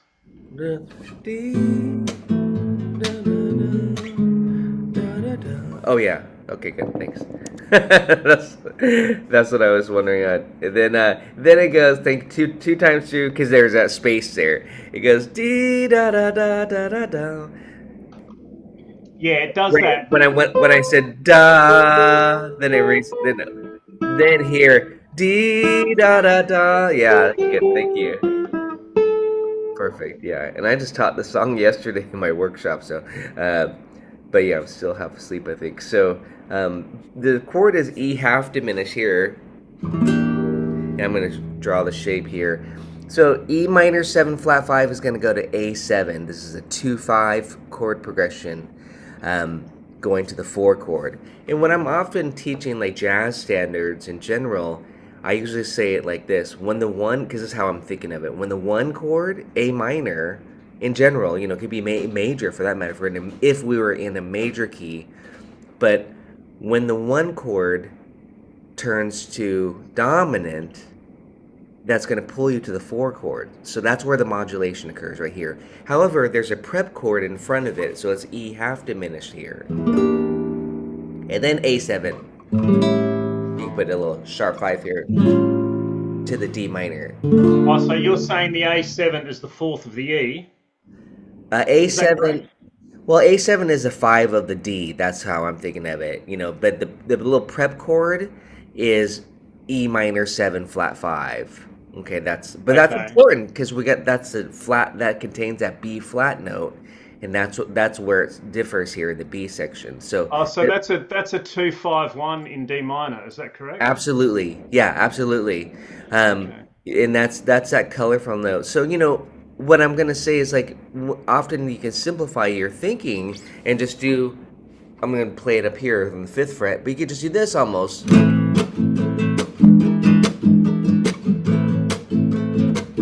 right here.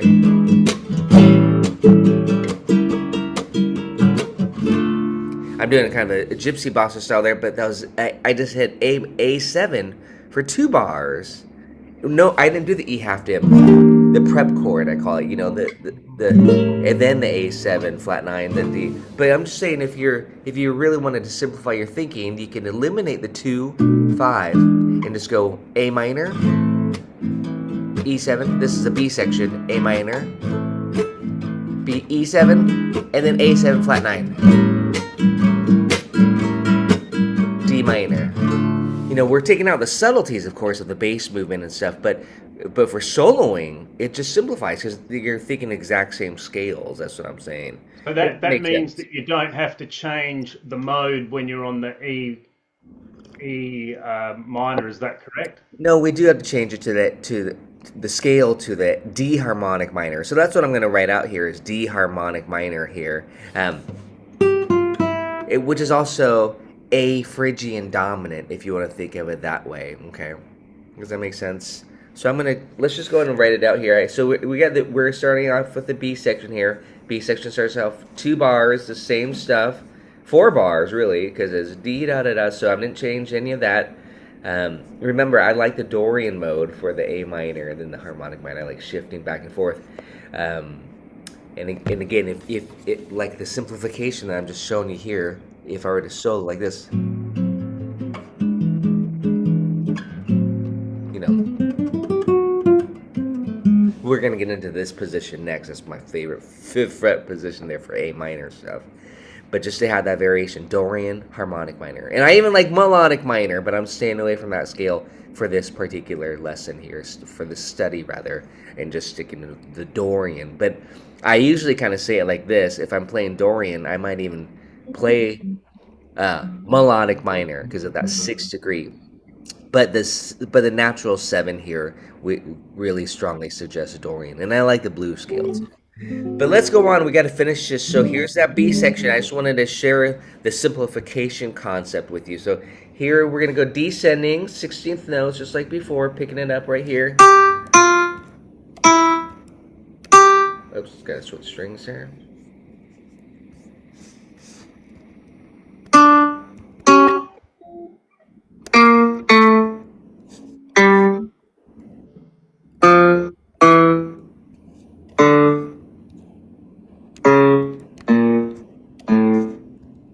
That right there, if you started on A, that would be called the Phrygian dominant scale.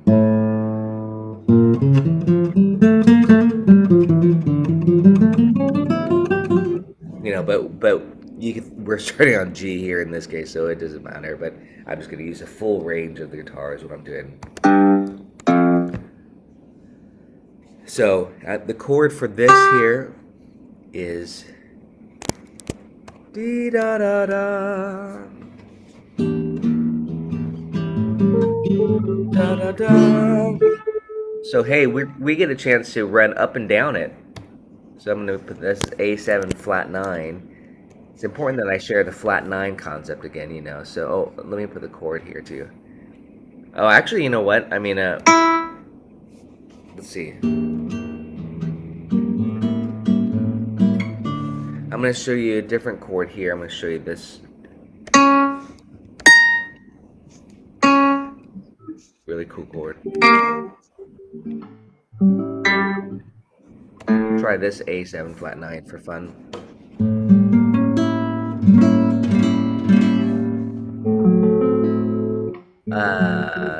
Oh, that should be the 2nd fret here. This is really awkward how they wrote the grid, because see that 5 here, you gotta be careful. That's the 5th fret, then the 3rd and the 2nd fret here. It looks like this is the 1st fret, but you gotta see that little 5 there, 5, 3, 2. Oh. Yeah, I love that chord.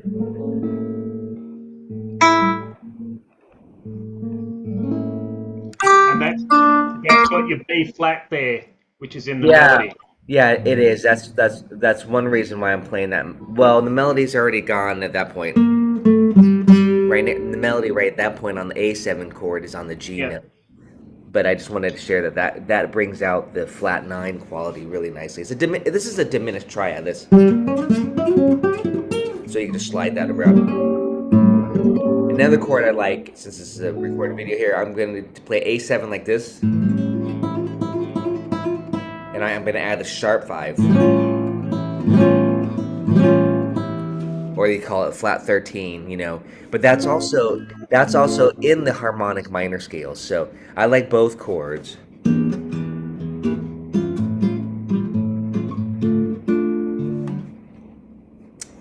So here's that E half dim, and since we can, I like to hit the low E often in this case. This is a G minor 6 chord too, so this is another good lesson here on, you know, converting minor 7/5 chords to G minor 6. So in this case, the G minor 6 is the 4 chord of the harmonic minor scale.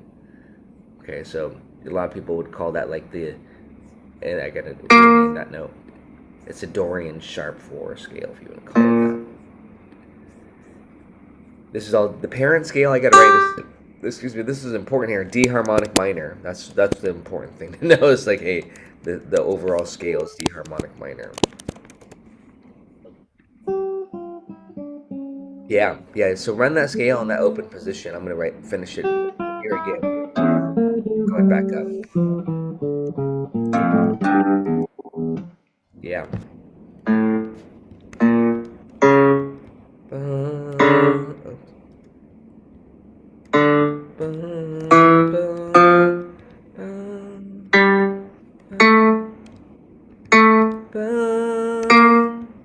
That should be, it'll be written as a B flat. I'll change that.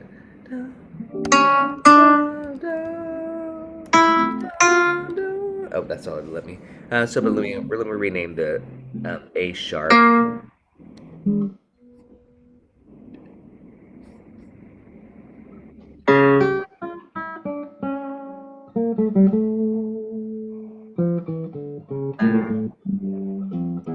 Oh no, Gary, I missed one note here. Let me do this. I gotta squeeze one note in here. I missed a B flat. There. There we go. Yeah, beautiful.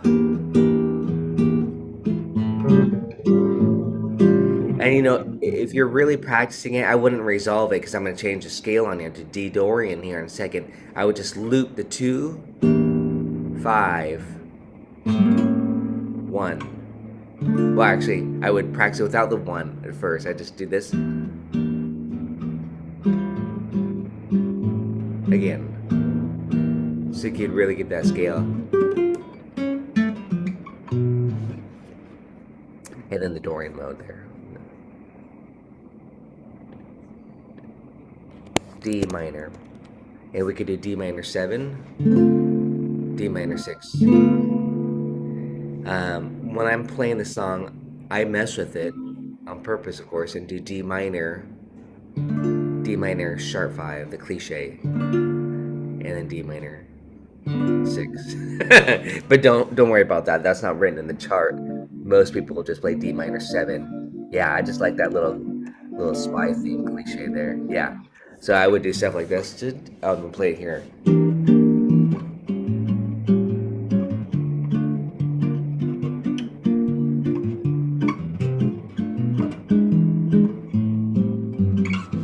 we'll go on from there. So that's what I like to do sometimes. Then I just kind of play D minor blues stuff too. So D minor 7, though, is what's typical. So I'm gonna write that. And since we're down in this open position, I'll write it like this. And it's 2 bars. You can do D minor 7 and D minor 6 is a nice movement. Down here it'd be like this. D minor 6.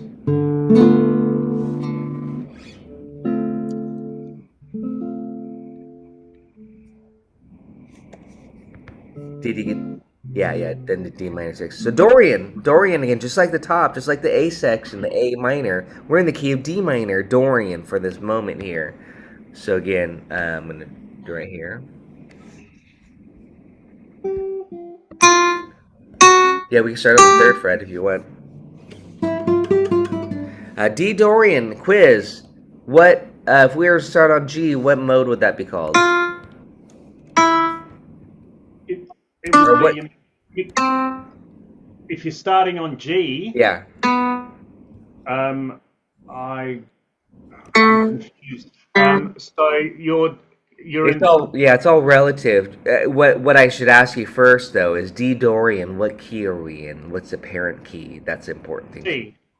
C. Good, correct. So G would be what then? What mode? In C. Yeah, in the key of C. Mixolydian. Exactly. Yeah. So again, that's always important to know, like, what's the parent key, because then you know how I'm showing you this kind of system here. If you're on G, that'd be the G Mixolydian, A Aeolian, C Aeolian, D Dorian, of course. Just the modes all related to this movement. So you're writing that D, that D minor 7. You're writing that out as though you're in the key of C. Is that correct? Yeah. Key of C stuff. I'm gonna write that here, but I'm gonna write underneath it though, and I'm glad you said that, because what you're gonna see when I actually annotate it here underneath it, you know what I'm gonna write, right? D Dorian. But yeah. What should be going through your mind, I hope, is key of C. That's what that's what I would probably say to everybody. Be thinking just key of C stuff, right? If you really want to have that fretboard freedom, you don't want to be locked to a particular mode. But right now, because this whole study is staying in positions, we could think of it here down as D Dorian or G Mixolydian. Now the Dorian would stop here. D. But I'm going to extend it, you know what I mean? I'm going to go down further because we're using the range. But I just wanted to stop on this D note because that's the root, D Dorian. And just here, I'm going to put an 8th note here. I should do that. Maybe I'll do that for this. Would that help you to kind of to know, like, oh, I hit the chord? Because this is not all about, but often about hitting a chord.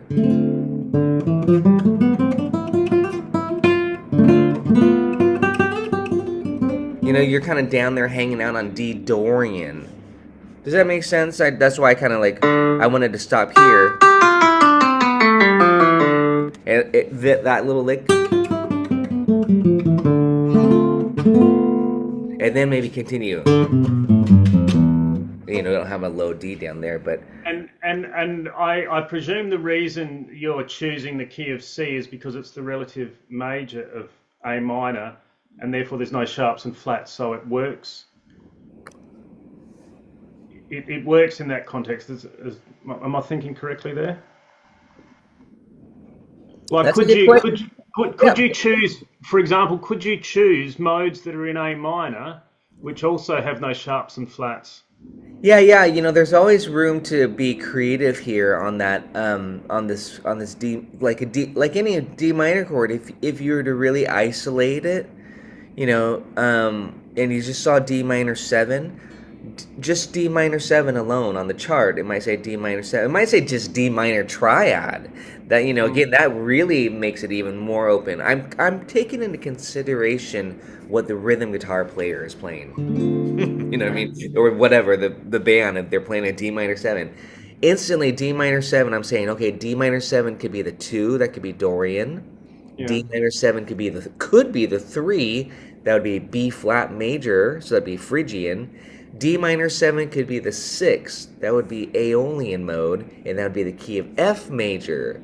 You know, F major would have a B flat major would have an E flat and a B flat. You know, so I'm mm, taking into consideration those darker flavors. Dorian is the brightest flavor, and that's generally the resolution when you have a 2-5-1. At least in my book, is straight to the Dorian mode. That yeah. being said, if the band were to do this little cliche, like I said, see that does have that B flat in there. Then I might want to not play that B natural like I just did there. Then I might choose the key of F or even the B flat, but I don't. The E flat's too dark, it's too Phrygian-y for my book for this. I like the And blues feel here. if Yeah, you're in the key of A minor, is the fourth going to be uh, if you're in A minor, the fourth is the D, but is it a minor or a major? I'm getting it's minor. It's minor, but that's when you say key of A minor, I'm kind of thinking you're thinking key of C. yeah, But there yeah, could be, you know, there could be a harmonic minor. You could play a harmonic minor scale over this D minor seven, and that D. Don't forget, like, you know, that'd be like up here again. This is D minor six up here. You know, you're treating it like it's a two chord, but I'm treating it like it's resolved here. So we have this two, mm, 5, and this feels resolved. yeah. I understand. That's Yeah, why, to me, the resolved sound would be this, that da da.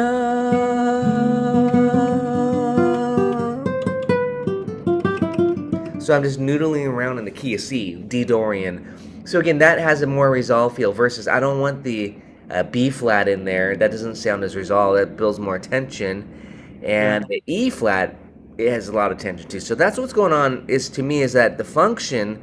This is now a generalization I can carry over at every song. So when you have a 2-5-1, in this case D minor, we have an E half dim A7 2-5, and then once we arrive to the D minor, the 1, just like we did at the top, Gary, the 2-5, this is 1-2-5. The yeah. Dorian is the preferred mode.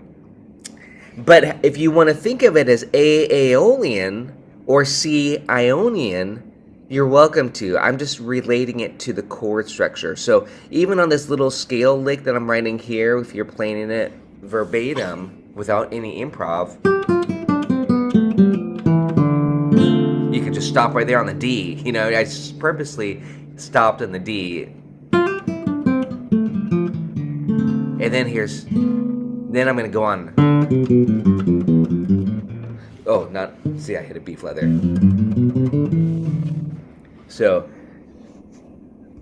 see how I stopped on D? And then I'm going to put a rest here, then I'm going to continue here. Just so we have 2 bars. Da, da. Let me get that 16th note. Da, da. Da, da. Oops. Da, da, da.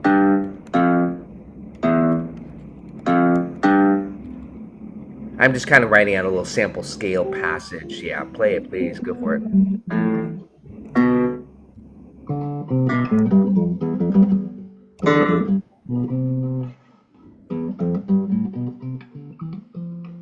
Yeah, so notice I had to stop there for fun. This is like a little D minor Dorian.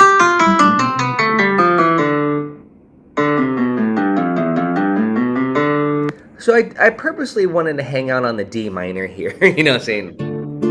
Yep.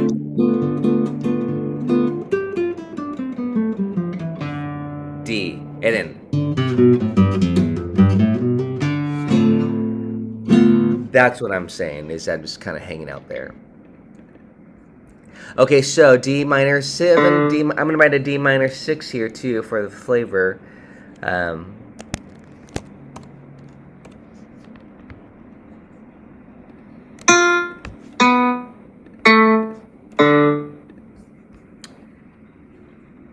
Now, it stays on D minor. It goes D minor slash C. It goes...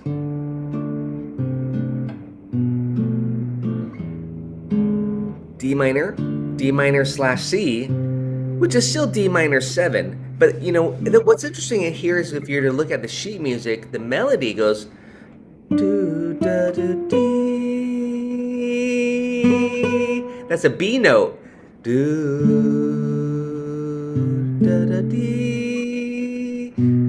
Oh, I guess we're on B half dim, right? That's... Okay, yeah, that makes sense. I would say that's Dorian. That sounds like Dorian to me, you know?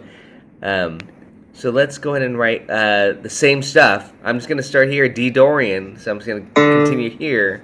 We're still just on D Dorian, okay? Just so you know, on that descending line, D minor, D slash C.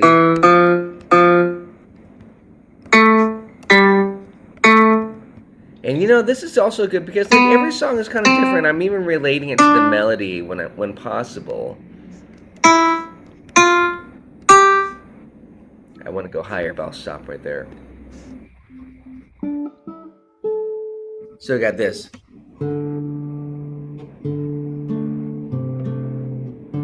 D minor slash C, 2 beats. And then it goes to B half dim. And right here, B half dim, that's where we're going to make it A harmonic minor. So, you know, I'm going to hold this 3 like this. This is almost like a little study, a nice little study here in voice leading, just with the scales. I'm being a little bit more particular about this on the B section here. So yeah, if you hold this note, if you play the chord, you would see D minor 7, or just maybe I'm gonna put D minor and then D minor slash C here. D minor slash C is D minor 7, by the way. You know, just the 7th is in the bass.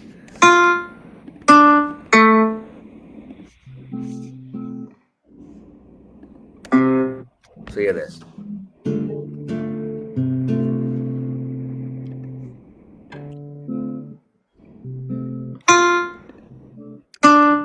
I think I heard you play a D minor triad, by the way, not a 7. That sounds like a 7, yeah. We don't want the 7, just a triad. Oh, no C. No C. Well, the C's gonna be here coming up next in the bass. So you're not playing the B string. I'm playing it. Well, no, I'm starting with a D minor triad just to show you. And then I keep the triad, but I change the bass. I mean, you could play a C here, but then you're doubling the C, and then really you're playing it. If you were to play a C here, then you're playing F major slash C. I see. You've got your pinky on the D on the B string. Yeah. Yeah. So I'm being true to a D minor. Then I turn it to D minor slash C, which is D minor 7. Yeah, I got you. Okay. And then it's going to be B half dim to E7 here, and that's A harmonic minor. That's a really subtle shift. Beautiful. Yeah, I love the chord progression.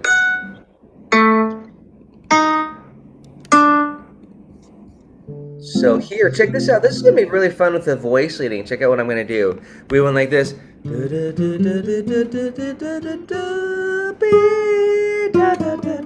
going to hit that one note that would kind of signal harmonic minor. Yeah, and it might sound dissonant, but that's the scale we want. But you'd probably go ba ba ba ba ba ba ba. That's probably what I would want to do here. I better do it like that because it resolves nicely. Ba ba. Then ba ba ba. So yeah, I did bust into that. I kind of getting us into the next position for the next lesson here. Yeah, like this. Da, da, da, da, da. That's A harmonic minor or E Phrygian dominant again. The parent scale. The parent scale is A harmonic minor, just so you know.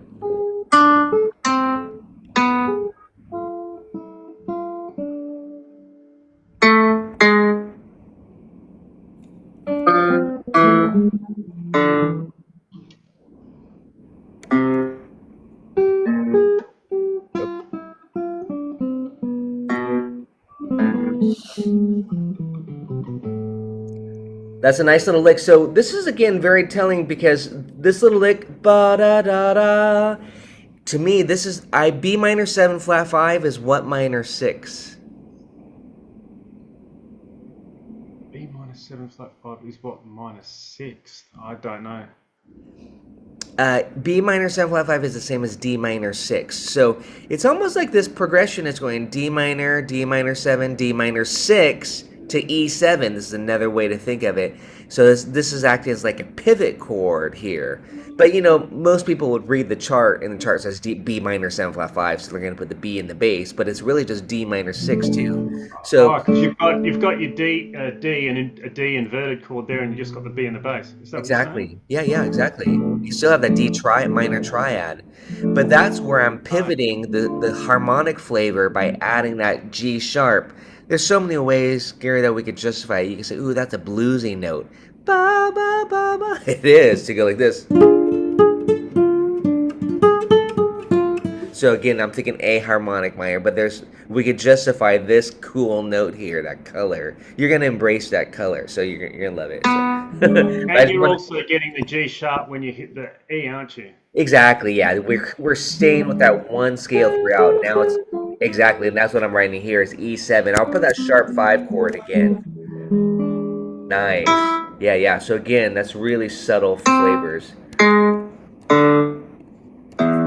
And of course, the chords are beautiful in this location here.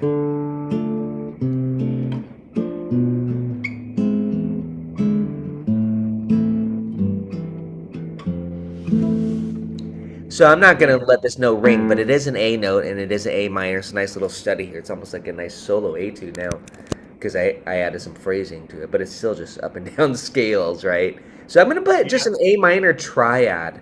The chart might say A minor, but I know that the bass is going to go to G, which is the flat 7, which then accomplishes that minor 7 vibe.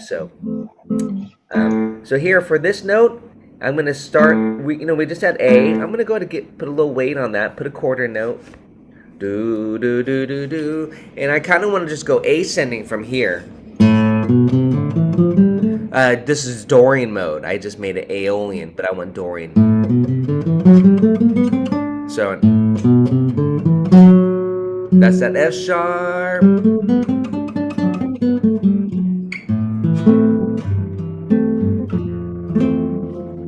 Or, I don't know, now I'm taking it back. Maybe I don't want the F sharp there. Maybe I want Aeolian. Let's stick to Aeolian here.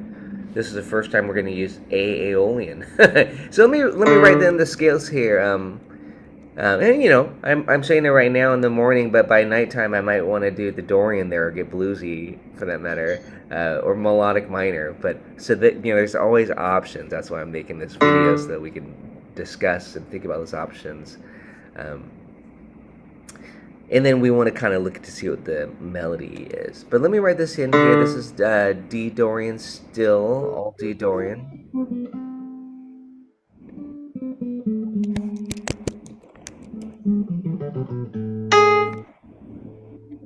You know what? You know what's interesting is that we could even bust into almost like the harp. You could almost play the harp. You could play the harmonic minor scale here. starting here, you could play A harmonic minor if you wanted to already change colors instead of staying in that Dorian mode still. Does that make sense? If we're just talking theory, D minor, B half dim, they're all the same D minor. That could be harmonic minor, A harmonic minor. So you could be thinking harmonic minor scale early here if you want to. Watch this, review this video and give it a try. Even though I'm saying I'm still staying in the Dorian mode and then the harmonic minor, you can think 2-bar phrases if you want and start A harmonic minor here, which is D Dorian sharp 5. That's another way of saying it there. Sharp 4. So let me take that back because we have a regular 5. See that sharp 4? So this is A harmonic minor. I just wanted to state that so that you might give that a try as you review this, or other people who are watching this lesson here. There's always options. I like to have those options depending on how I'm feeling to bring out those certain flavors. Yeah, I heard a little blue note in there too, so I can't tell if you're thinking the D blues or A harmonic minor, I was just thinking the G sharp. So yeah. But that's a da da da da da. Because it's just such a cool note, that G sharp on there. Here on the A, I'm gonna do Aeolian mode, not Dorian mode, Aeolian mode. And you're probably wondering why aren't you doing your favorite scale, Dorian? Not that Dorian's my favorite, but it kind of is. But when you look at it in context on the chart, it does this. Again. I'm looping that. That's not Dorian. That's Aeolian. That's this.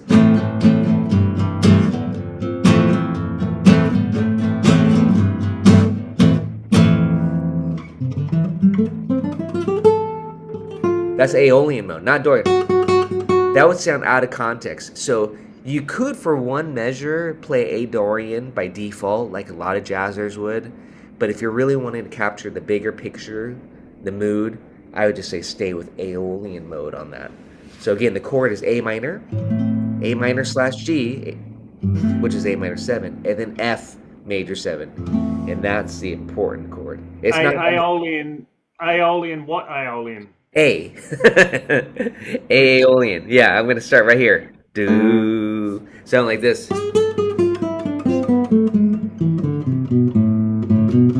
then I'm just going to run the Aeolian mode here. I just wanted to get a little bit of weight here on this note, so that's why I put a quarter note. We don't need to put a rest here. I'll continue with 1/6 notes, but this quarter note gives a lot of weight. And then I'll run this da da. Now I'm going to continue.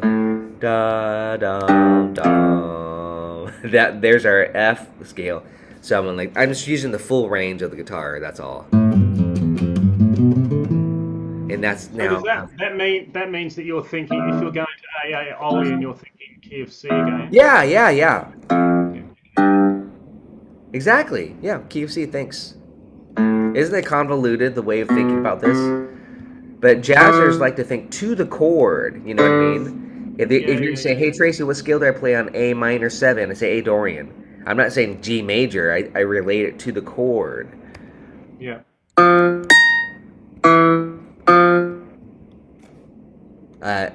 So this is an F major 7 chord here, just so you know. It goes A minor 7, or slash G, the bass movement, F major 7. I'm going to stay on the Aeolian mode. A Aeolian, key of C, F what? What would key of C be? F what? If you're playing F in the key of C. Yeah. Lydian. Good.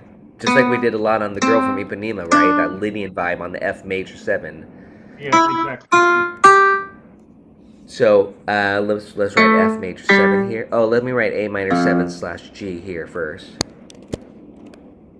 Now, I'm not going to put 7. I'm just going to put A minor slash G. The G is the 7 in the bass, so you don't necessarily need to put it. But I know on the chart it probably says A minor 7 slash G. I don't have it. I'm not looking at the chart of it, but yeah, it does. Yeah. So A minor slash G means A minor 7 because that's a 7 in the bass. And then, of course, F major 7. You could even do F major 7 sharp 11 here just to show you without writing it like this. I just took off the 5th here. It's flat 5, but it's sharp 11 like this. If you want that cool kind of color. Or even this. I played an F triad, F, C, F, A, B, open string, E, open string. That's a major 7 with a sharp 11. That's just for color. So again, I might do this. Yeah, check it out here, Gary.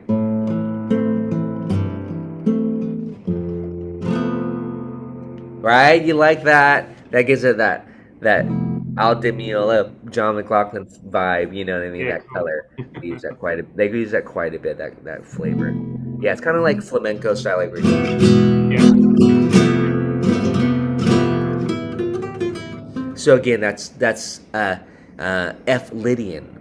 You can think of it as E Phrygian if you want to. That with the E chord there, kind of gives it that flamenco vibe. So I'm not going to put that though. I just want to share that with you because on the chart it just says F major 7, and we'll just stick with that. Nice. But you might like that a lot for your comping, for your own spicing, your own style. But we have this. And then it goes back to the B half dim. E. We know what to do, harmonic minor.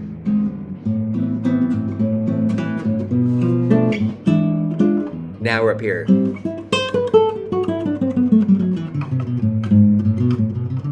Now I'm in the 5th fret position. That's where I would gravitate toward next. Is thinking this area, and then I'd go right into this area. I'd probably skip the 3rd fret area and go right into this. I mean, I might drop down for this because I like G mixo. I never So, limit myself. so where are you going up? Where are you going after the F? On my version of Well, this, it's no. I'm just showing. I'm just kind of jumping to our next lesson here, going into the next all right. short. Okay, I get I'm where you're sorry, the going. next region of the guitar. I'm just Yeah, showing you. yeah, But yeah. let's finish this out. I'm getting carried away here. Sorry. Okay, so I'm gonna stay here. And then let's go ahead and hold that note. Yeah, and again, we had a nice little run here. I'm not gonna necessarily go up and down. You get the idea with that. So I'm just letting it ring half note here. And then it's good. Oh, let me put a J there. Because now what we're gonna do, we did it earlier. Ba ba, go up a half step. That's kind of the voice leading I like to do. Ba da da da da. And guess what? I could just copy and paste this lick here. So I could do that. Actually, I get a copy and paste. I like copy and pasting. You see it. There. I get a copy and paste this because here's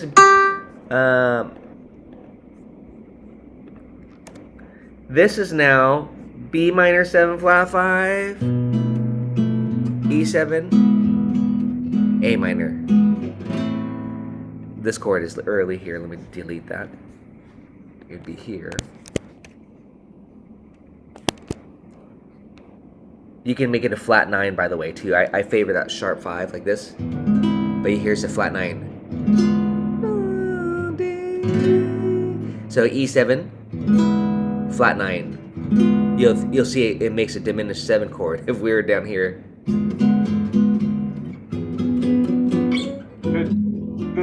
That diminished 7 chord. Are you meaning to keep? Because on the fakebook thing I've got, the E7 goes for a whole bar before it hits the A. Yeah, Is that yeah. okay? No. I'm just showing you stuff right now, dude. Oh, okay. Sorry, I'm just kind of showing you the. I haven't fixed the chords. I just wanted to show you that instead of the E7 sharp 5, you can play flat 9. That's all.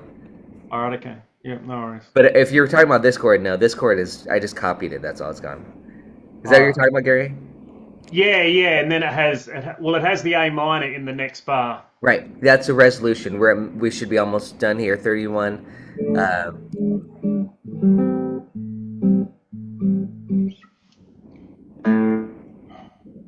Wait. This should be a 32 bar song form. What's going on? How did we mess that up? Let's start off with the B section. I'm gonna play through this.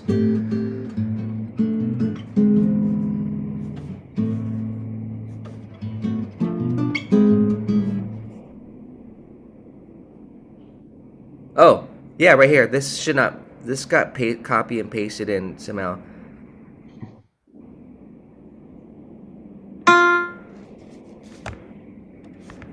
There. I noticed that I copy and paste twice. Then this. And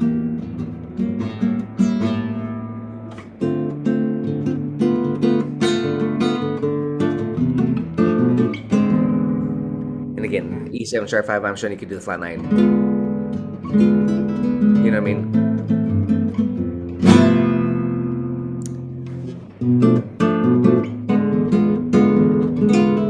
Showing the flat 9. And this is still harmonic minor here, so I would just run the harmonic. Get those G sharps in there. Boo-doo.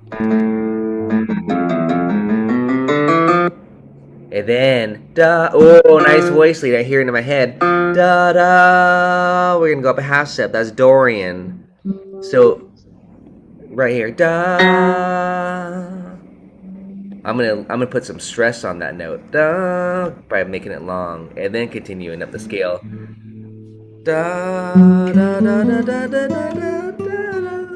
So again, that's the Dorian mode, the color. You get the F sharp there on the A Dorian. So that's why I'm leaning on that note, especially coming from here. So the chord would be A minor 7 on the chart. I'm going to play A minor 7 to A minor 6. And then now we're on the 5th fret position for the next lesson. So let me write A minor 7 here to A minor 6, just like before. Same shape.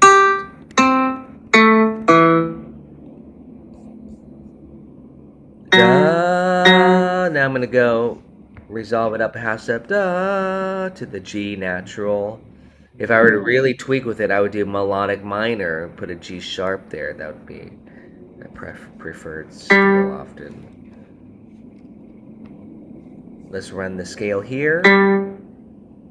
Now we need a G to, oh, sorry, this is the open string since we're down in this open position still.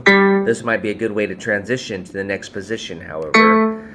Do, do, do, do, do. Keep going. No, no, no. Yeah, Dorian, good, thank you. Yeah. So now check out what I'm going to do for fun. Now I'm going to transition us here into the next mode. Yeah. So that I'm kind of just leading up to this from here.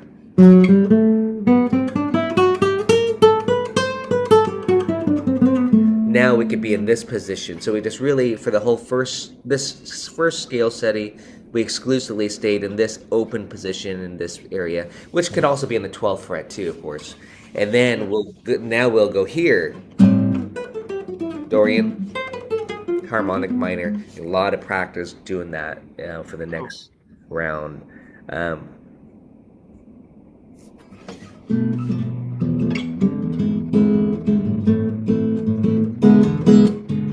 And this needs to be harmonic minor here.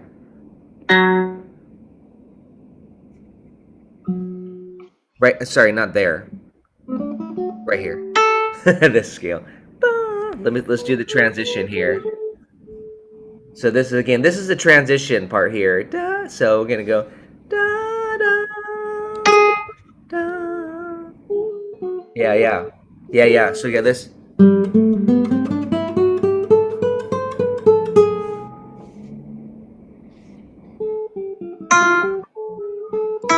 So this, I'm purposely leading us to the next study here in the next position. That's all. This scale.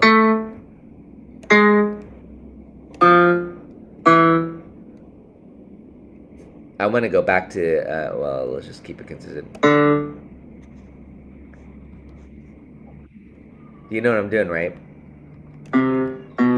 I'm not. No, I don't. Oh, I'm sorry. Well, the next scale, this is E7 here. This is the turnaround. It'll probably say Ah, B, so yeah, okay. it might say B minor 7 flat 5 on the turnaround, right? Yeah, it does. It's got a decal thing there. Okay. And then the E7. So what I'm saying is that this is kind of for this study here. We're done with this study number 1. So I'm using taking the opportunity to transition from here to here, Yeah, yeah, I got you. and then we're gonna start here, Yeah, Dorian, the next time around, and cool, master this position through the song. It's a beautiful. process, man. It's a really big, long process, but I know this really helps you, and hopefully will help others as well on Patreon who want to go through this really detailed analysis. Let me write this here. This is a color note that I love, that F sharp. I'm also talking about just like targeting certain notes, so you can see I kind of got out of just the monotony of running up and down scales, and I'm leaving some space to stress a certain chord. You know what I mean? Like Yeah. this. And then of course some voice leading too, which is really makes it more musical. Like listen to this here even.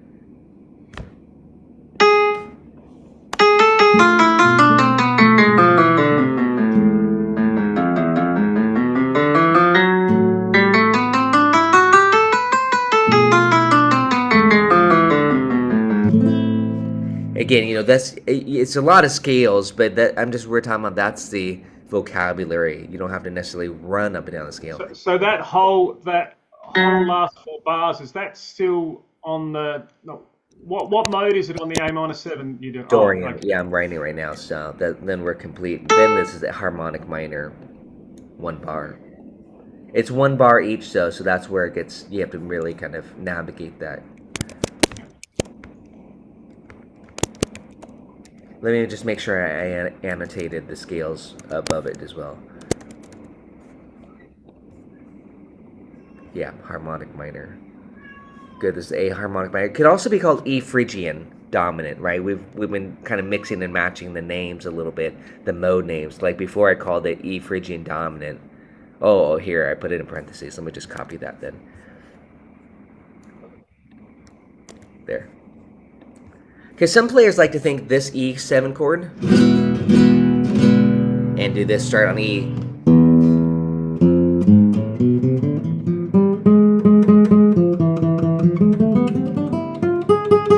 And that's Phrygian with a major third. That's Phrygian dominant. Okay.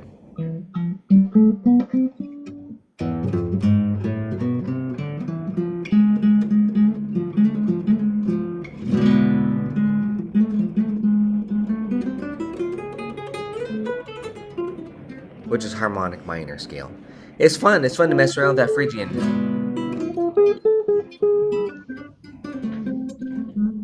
And it's just that's Phrygian dominant. That means E Phrygian, but you take that G and you raise it to the G sharp, and that's what Yeah, gives this gotcha. flavor like this.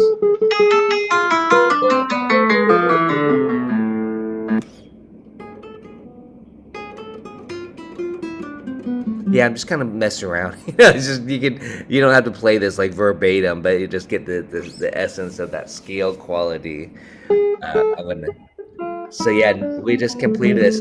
I could even put a backing track to this to kind of finalize this to help out and then sync it up so you can practice and extract notes and make your own phrases from this scale. And then, yeah, you might throw in a little blues lick on the Dorian. I'm just talking about some other things that I like to do. I like to play melodic minor when I on this as a variation, like or blues or melodic minor. Again, there's definitely some options, some other options too, to be creative on this D minor here, D Dorian. You play harmonic minor, A harmonic minor, as we talked about. But yeah. Oh, let me just write this one. I knew I was forgetting something. This one, then we'll be done. A Aeolian here. This is a good study. It's pretty intense. It's got a lot of stuff, but especially down in that open position. Okay, cool.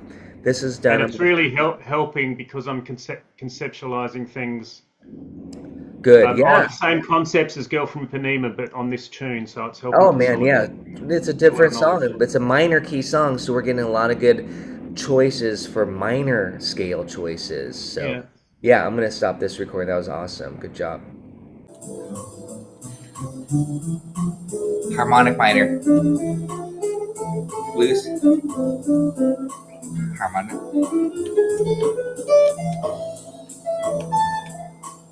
Harmonic.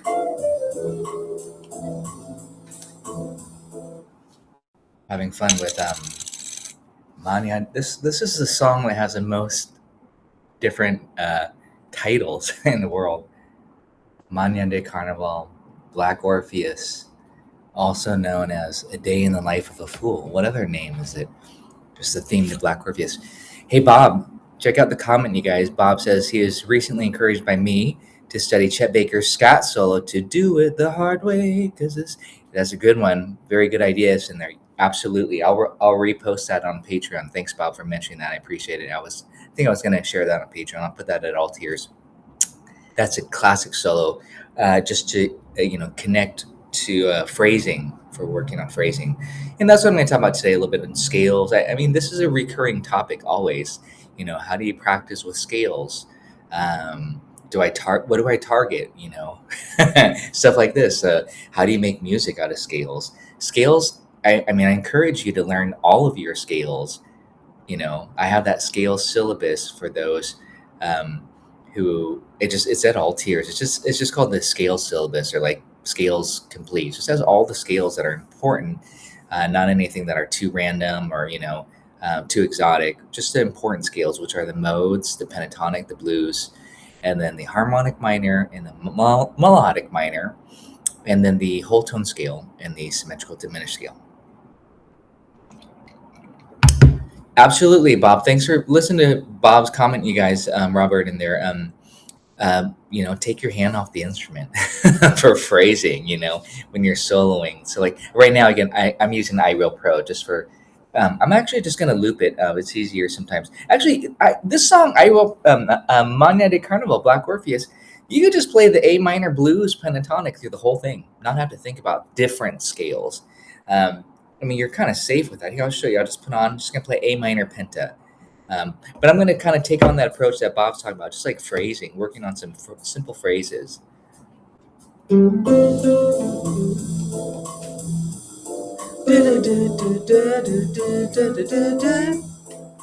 Take your hand off.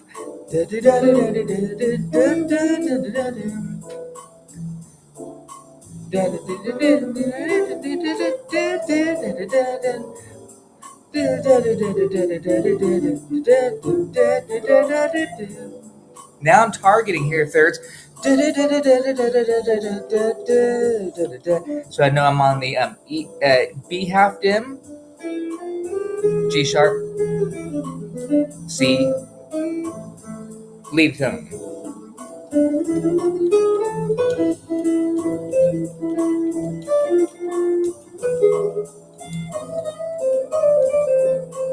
The blues. Let it breathe. Take your hand off. Don't be afraid of long notes.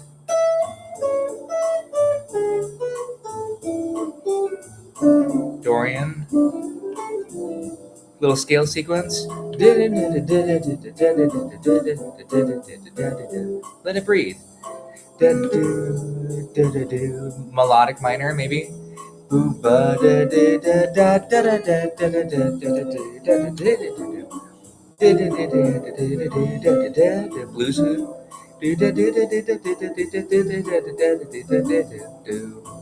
Whole tone. Not talking about like adding some different vocabulary, colors. I always say colors. And that, if you're wondering, like, how do I choose what scale, that often goes back to, like, what would you do with chords? See, if I like A minor 7, A minor 6, that's Dorian. This. That's Dorian. This 2/5, harmonic minor. So again, like, that's to me Jazz 101, just to know, to see the chords there on the chart. It says A minor, you play Dorian. It says B half dim, E7, you play harmonic minor. A minor, you play Dorian. B half dim, E7, you play A harmonic minor. Next system, A minor. I would still play Dorian.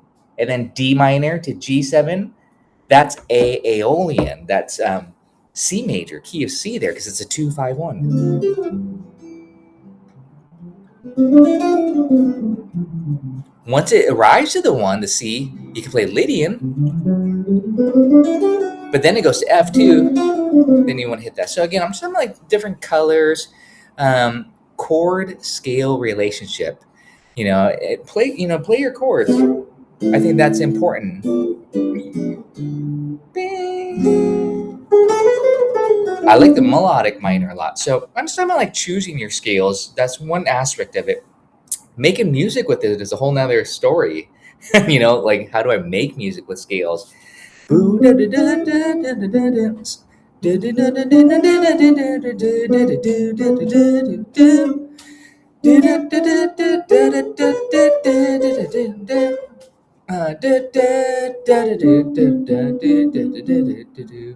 Maybe I'm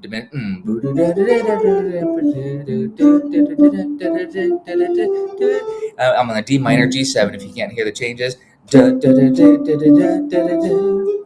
That's F. Harmonic minor. Maybe diminish. Throw in some different colors or hold them. Blues.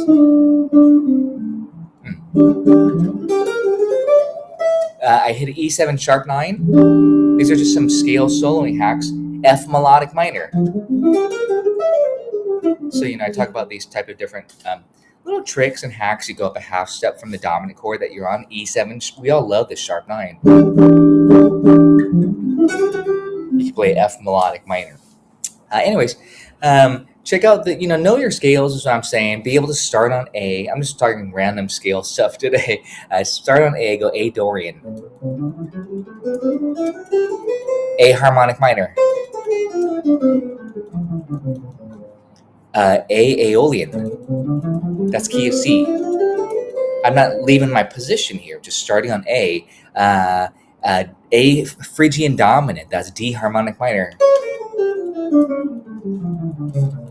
And then A Aeolian for D Dorian.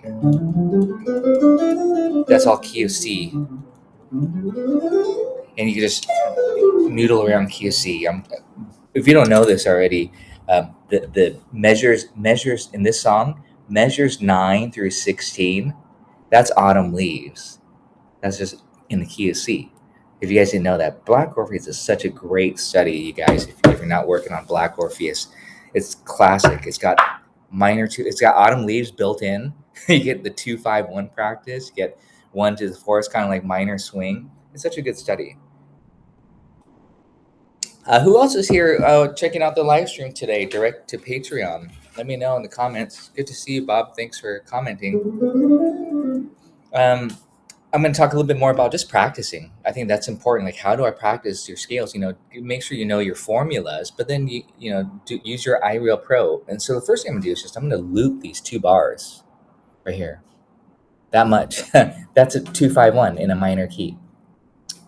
2-5-1. That's all I want to do. It's just that. I just want to practice that. So what I recommend when I'm looping this is just to go A Dorian. Remember, I like this sound. That's Dorian. So I'm just going to do the first 3 strings. That's basically 1 octave. I often say just 2 strings, but I want to get that 6 in there. By the way, if I only did this 1, 2, flat 3, 4, 5, that is very ambiguous. I mean, it could be harmonic minor. That could be Dorian. That could be Aeolian. You see what I'm saying? Those are the safe notes, is what I'm saying. When you're soloing in a minor key, you're pretty much safe to go 1, 2, flat 3, 4, 5. I mean, you're gonna sound great. Once you put the 6 in, that will determine da da. That's Dorian. And I went flat 7. It could be melodic minor if I hit the major 7. So all the upper action there, 6, 7, 6 and 7, that's what really kind of adds the color. Now, if you put a flat 2, that's Phrygian. So again, Phrygian's like a different sound altogether. I almost think of Phrygian, to be honest, as a dominant sound, but I won't go there right now. But I do have a good quick lick if you want to check out my quick licks, where I just play Phrygian mode, and it sounds great over a dominant chord, just right on the Phrygian, because you get that like flat 9 and sharp 9 both. But back to the minor, you're safe with 1, 2, flat 3, 4, 5. My funny Valentine, sweet comic Valentine. A lot of melodies just stay on 1 to the 5. And then once you add in the modal note, the 6 or the 7, that's what starts to define it. So Dorian is 1, 2, flat 3, 4, 5, 6, flat 7. There's the first 3 strings. It's 1 octave. And then harmonic minor is 1, 2, flat 3, 4, 5, flat 6, major 7, 8. So again, I'm going to put the backing track on. David, welcome. Good. I'm glad you're checking out the live stream. I'll put the backing track on. It's just good. Here, listen. I'll say it with you. Ready? Dorian. Harmonic minor is looping. Dorian. Try it. Harmonic minor. Dorian. Harmonic minor. Dorian. Harmonic minor. It's all off of A. Dorian. And remember, the first 5 notes are safe. You'd be very lyrical.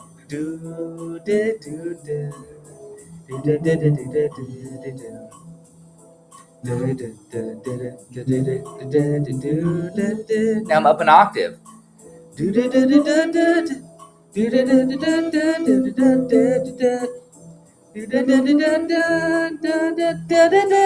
That's Dorian, harmonic minor. Harmonic. So again, now I'm starting to navigate those changes more.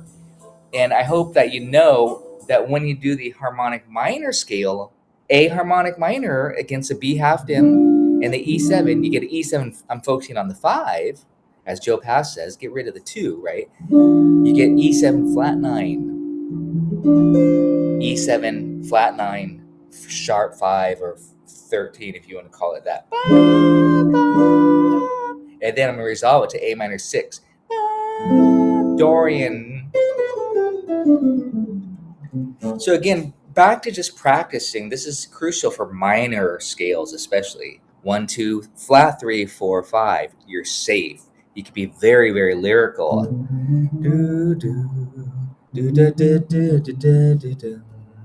Maybe even a little pentatonic.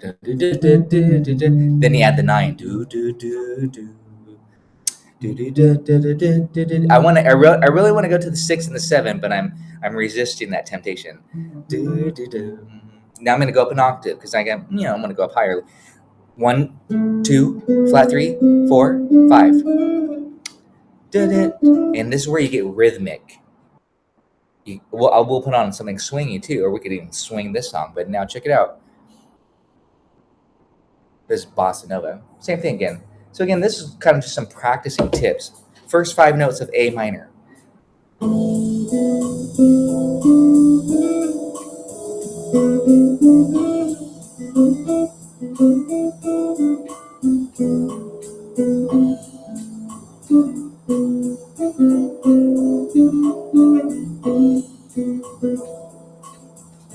Kind of a little funky. But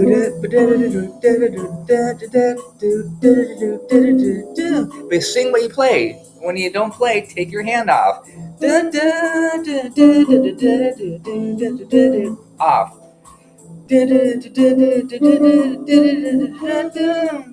Harmonic minor here.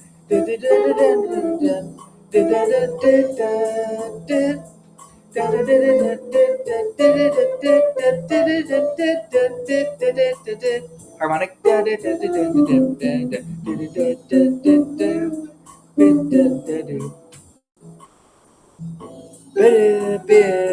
That's Dorian. Scale. harmonic, Dorian, harmonic, Dorian, Dorian, harmonic. It's really good to just do these two bars over and over. I'm just looping harmonic minor and say it aloud. Dorian, harmonic minor, over and over. Dorian, and just do this little approach. Really, just stay on group the guitar in two groups of threes. Either this group of three or this group of three. Even though I actually kind of think of it as like two string groupings often. Then I would go up to the next string. Next two strings. I chose melodic minor.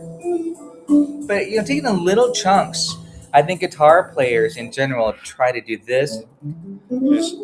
Just run up and down scales. I don't recommend that. I don't even like that. I don't want to hear just going up and down scales when I'm soloing. I mean, that's good for practicing maybe, but not for soloing. That's the least thing I want to hear. There's no melody in that. So to me, you got to be melodic. Listen to Chet Baker, as Bob says too. Listen to guys who phrase. Matheny is a great example. Just anybody who's lyrical. That's what I would recommend. So. Because if you can't sing what you're playing, then there's a problem. if you want to sing your scales up and down, that's fine too, I guess. You know what I'm saying? But that's not what I want to hear. If you want to hear that, then do it. But again, it's good practice to do that. Maybe.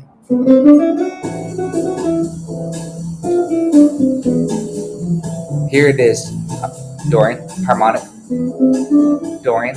I'm going to do melodic minor, a little bit different. I love the it's going through the song right now. I'll just do the loop again, the 2-bar loop. I think this is important. Just a 2-bar loop.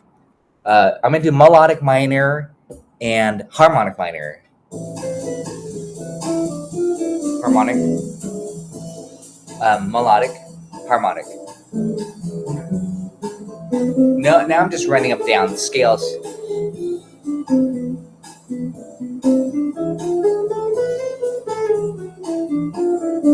This is more of an exercise in just keeping the line going. Blues, harmonic.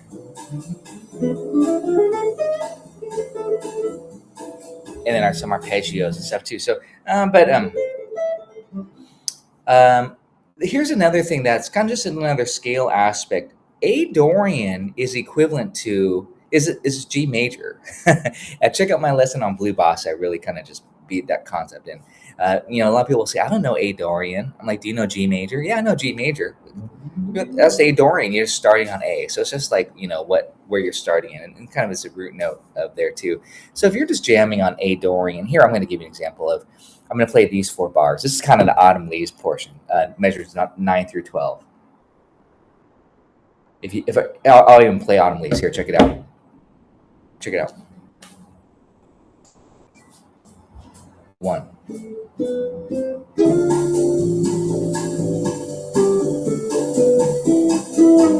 Right? It's autumn leaves. But it's not. It's Black Orpheus. It's built in. So again, this is key of C. So here's A Aeolian.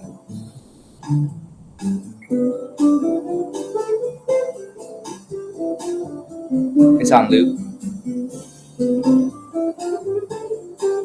Key of C. That's all I care about, key of C.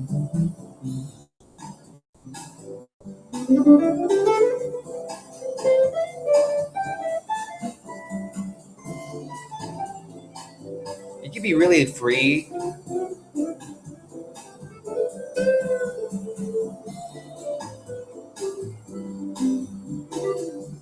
Key of C.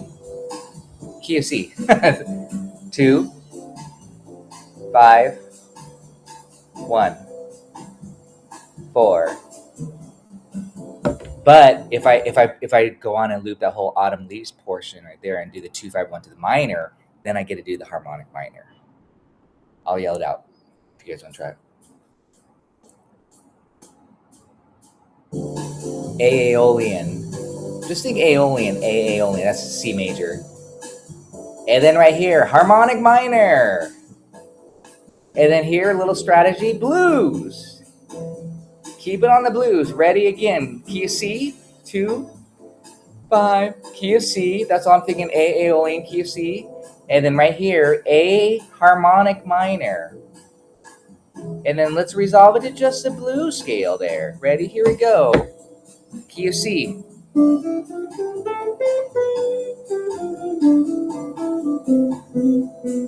Harmonic minor coming up. Blues. Key of C.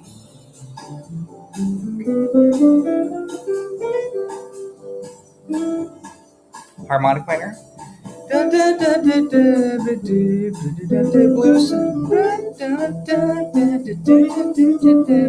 Key of C.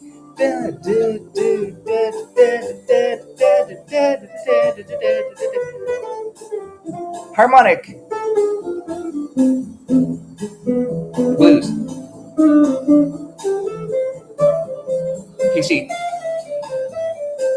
Scale. Sequence. Harmonic minor.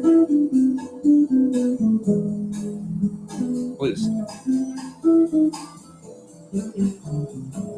QC.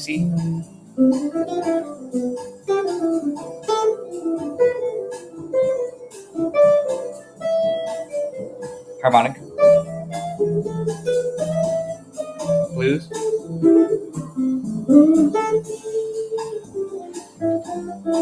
Scale sequence. Harmonic. Blues. Target. Thirds. Third. Third. Blues.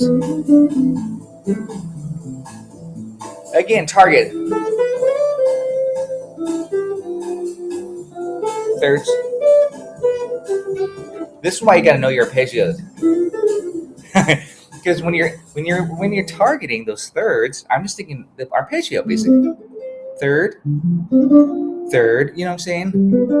Just know your chord tone. So that's like the next best thing or that's the other thing that you should be practicing, just outlining D minor, G7, C major, F majors, B half dim, which is also D minor 6, diminished sub A minor 6. So you could always target. You just so many songs do that. This, you know what I'm saying? So anyways, those are just some thoughts. I have to get ready for my jam session gig tonight. But I'm glad you guys tuned in. I hope that helps you. Let me know, and we'll see you the next time around.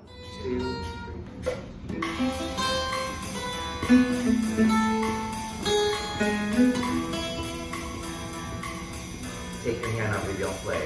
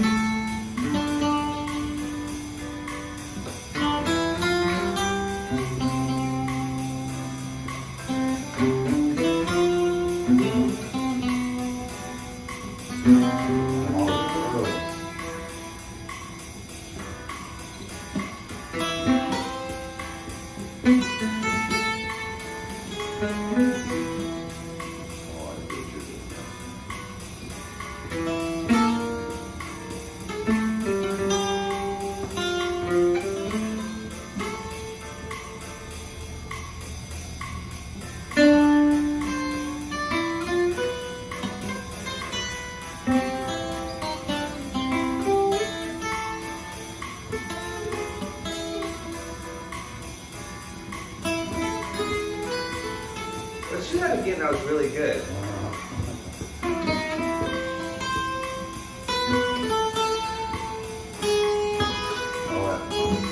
It's okay. Hey, I'm being a little more straight. I'm playing it straight.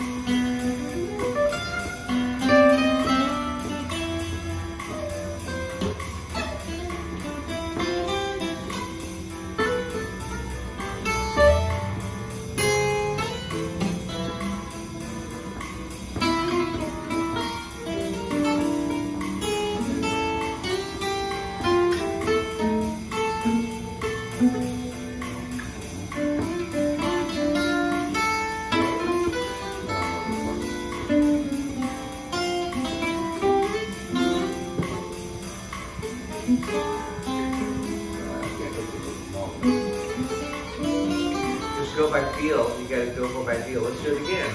You're thinking too much. Yeah, use your intuition. Yeah, ad-lib a little bit. Feel free.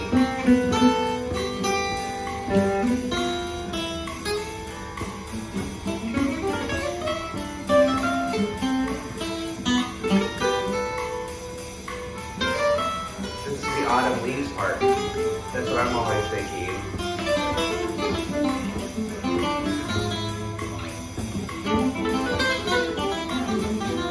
So now let's see the melody on that B section.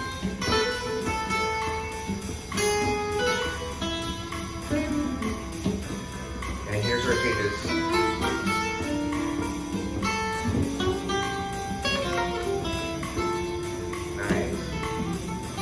Yeah, that's it.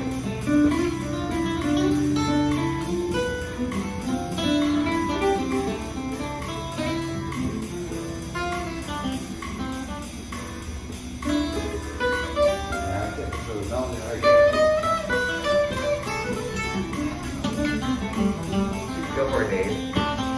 You take one now.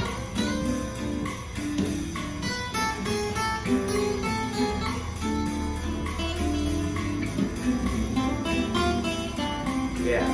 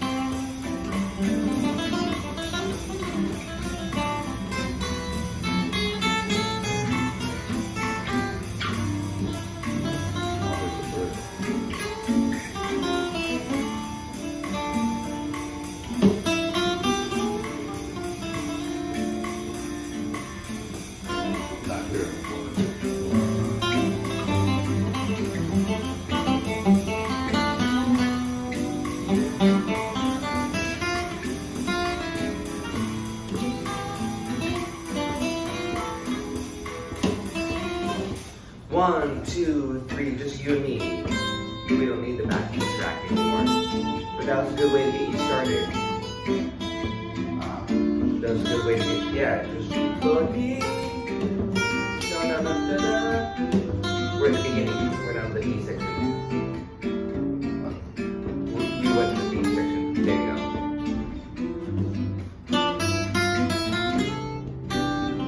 There you go.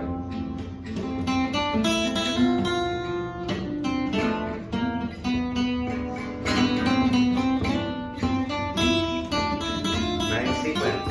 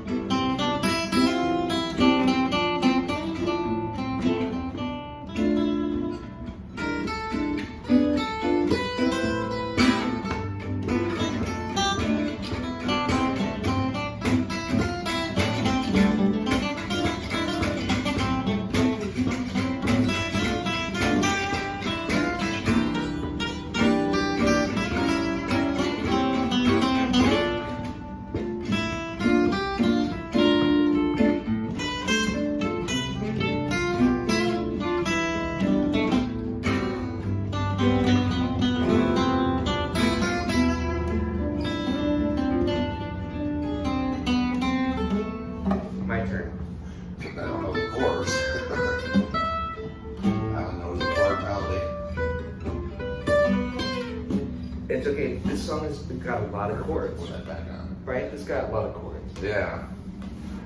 So, See, so- here's where I go wrong with my chord melody stuff. Like you say, I know what do you call it, rope or yeah, you memorize the chord. Yeah, I got it memorized, so it's like trying to jump in the middle. You know. Yeah.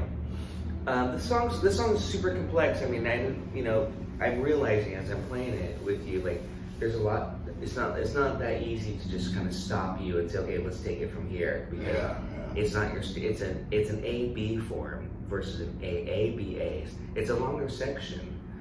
You know what I mean? So this song I would not recommend that at an early stage for improvisation, but because I know you've already heard it in your head and you know it, that it's okay to work on. But there's definitely, I would still approach soloing on it, practicing in installments, like chunks, 4 bars at a time, little sections. If I can hear the chords go by, I can sort of, fake it or whatever. Yeah. Well, I think it's just a matter, and I know you can, it's just then like catching those certain elements. I just start doodling around. Well, like the second half is very, and I don't know if you know this, but it's got autumn leaves built in. It's this.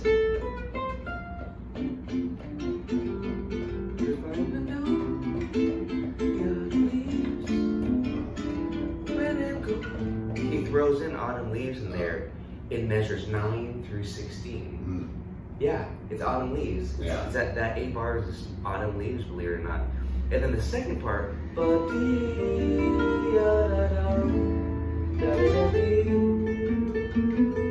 that's the part that also you want to catch on that second. So the chords go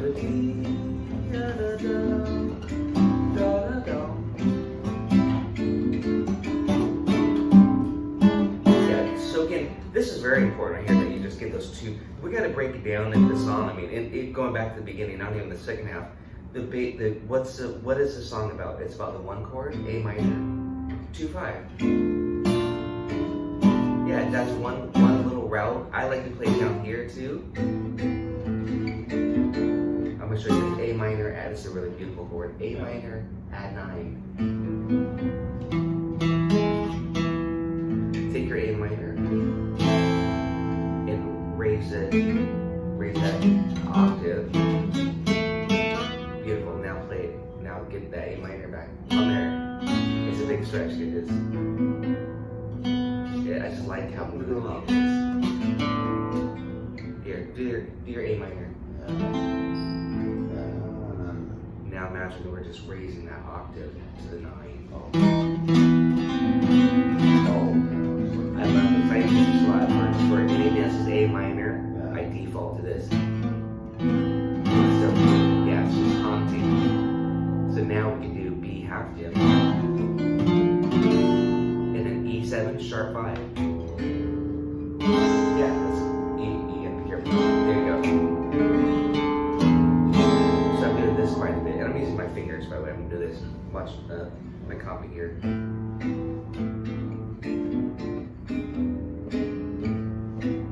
I'm doing the hybrid style, but if you're picking it, then you gotta go. You know what I mean? It's a little bit more involved. If you're strumming, then you might just want to stick to these shapes. You can do it any. Well, that's another thing that I thought before. You should teach me like the exact bossa, just a comping, just a basic bossa nova, like Yeah. Well, let's do it. Let's do it right now. Let's do it on this on these shapes. These are beautiful. I always say this is one thing I always say is when you're comping, have it so that you have 2 routes at least, right? Just 2 routes. Just you either start on the A string root, A minor, and I chose this add 9 for the mood. If that's too hard, just do A minor 7, like this. Yeah, it's not too hard. It's good things. Well, it's hard for a lot of people. Look at that stretch on there. But, yeah, I just like the moodiness of it. And then B half dim. And I'm doing this E7 sharp 5. Yeah, that's an augmented harmonic minor scale. Works great out of that. So now, comping, check it out. Watch my finger. I'm hybrid picking. Bass chord, bass chord.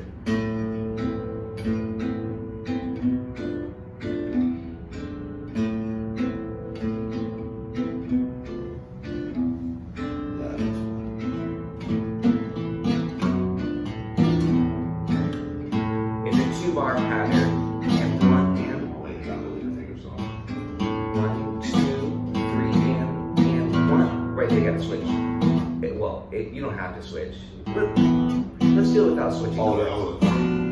Switch the chord. Yeah, let's do it without switching chords. I got a good idea because that's one level too much thinking right now because you're working on new shapes. But I want to show you. I'll tell you what. That's what I was going to say. Let's go back to this. Let's just do it up here for. But I've got to show you my favorite chord, my other favorite A minor chord, A minor 9, like this.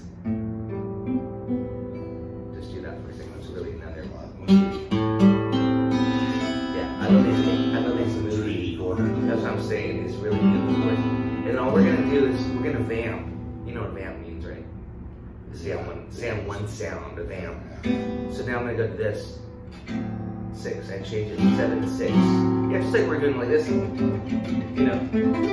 But now we have this 9, that open B string. Yeah. So now check it out, and we got the open A string because we can. So check it out.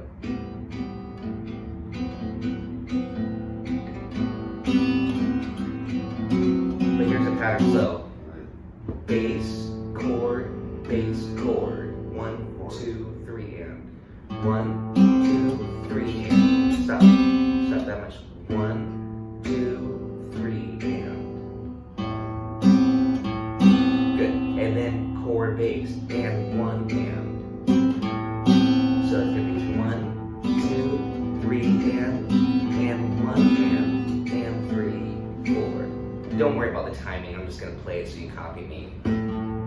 No, don't worry about the counting. Again.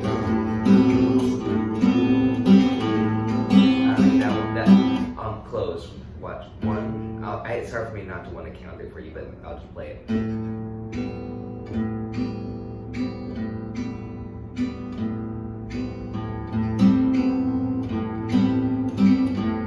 Right there. The quick there. 1, 2, 3, and 1. Stop. That was 1 bar and 3. And yeah, and it's, if you look at it on paper with the palindrome, it's the same thing going forwards as backwards. That's kind of one aspect. I call it the palindrome rhythm. 1, 2, 3, and 1 and. Try that much. No, right there. Short. 1 and. Good, stop there. So it's 1, 2, 3, and 1 and. 1, 2, 3, and 1 and. Here, I think I do want you to count it with me. Go 1, 2, say 1, 2, 1, 2, 3, and. Stop. Again, 1, 2, 3, and then there's nothing on 4, so we're gonna go and 1. Stop. 1, 2, 3, 4.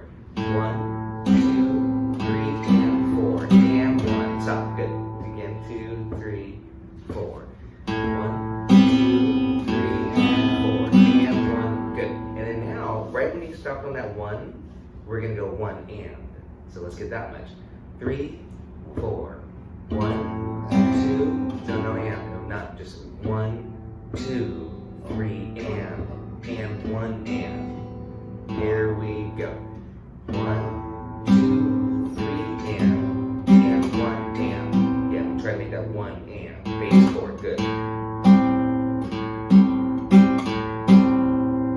Awesome. Again, by yourself. 1, 2, ready, go. 1, 2, 3, and 1 and. Good. Stop. Yeah, don't go on more than I'm asking you. And here we go. I'm gonna put the metronome on, and we'll do the talking metronome. Let's see.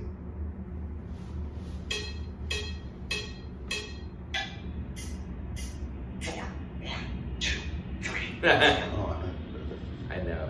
You're gonna either love it or hate this metronome. Here we go. 3, 4.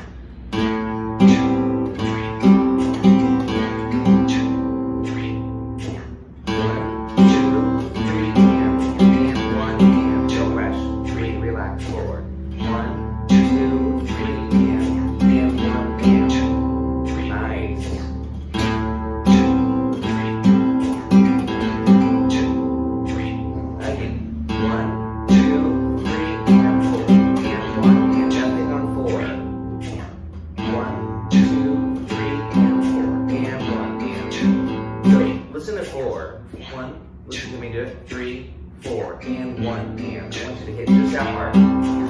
Right after 4. Just and 1, and.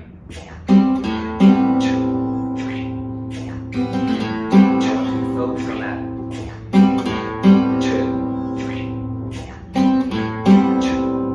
Again.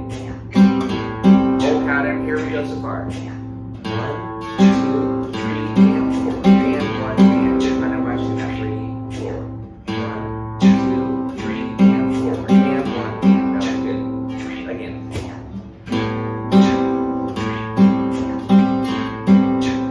One more time.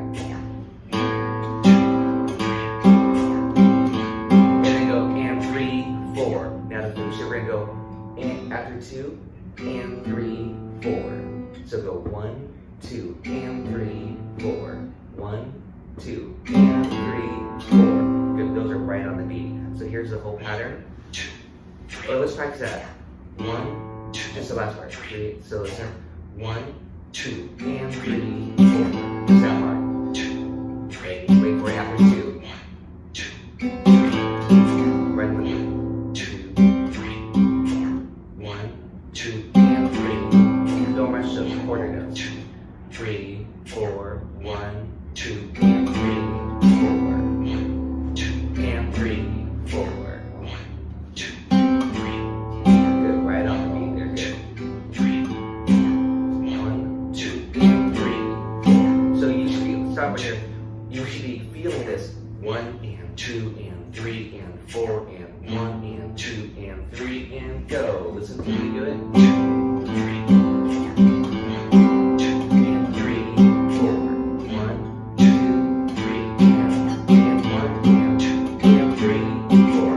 1, 2. And that's the pattern. Good. And 3, 4.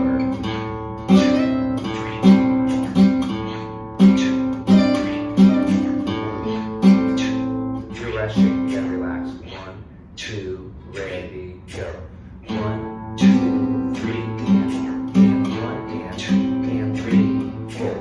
1, 2, 3, and 1 and 3, 4. There you go. Yes, make sure the last 2 notes are right on the beat.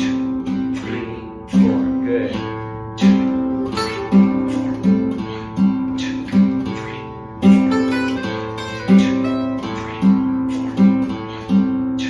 3, 4.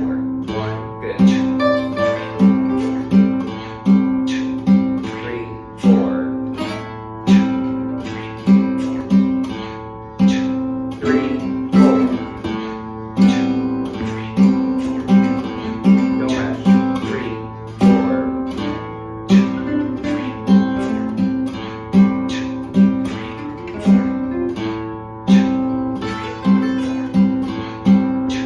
3, 4. Good. Now move that one finger down.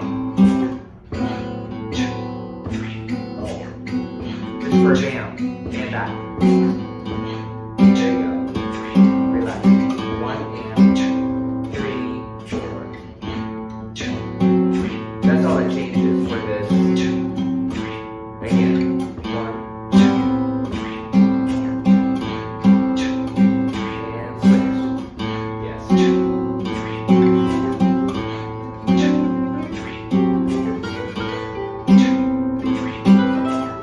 Now we practice 3, 4. 3, 4. 1, 2, 3, and 1 and 3, 4. 1, 2. Okay, now you're not listening anymore. You're off the beat. 2, 3, 4. Listen to me. 2, 3, 4. 1, 2, 3, 4. 1, 2, 3, 4. 1, 2, 3.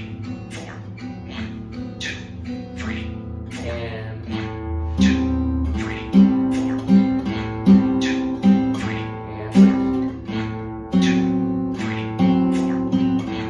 2, 3, 4. 1. Yes. 2, 3, 4. Beautiful. 2, 3, 4. And I say breathe.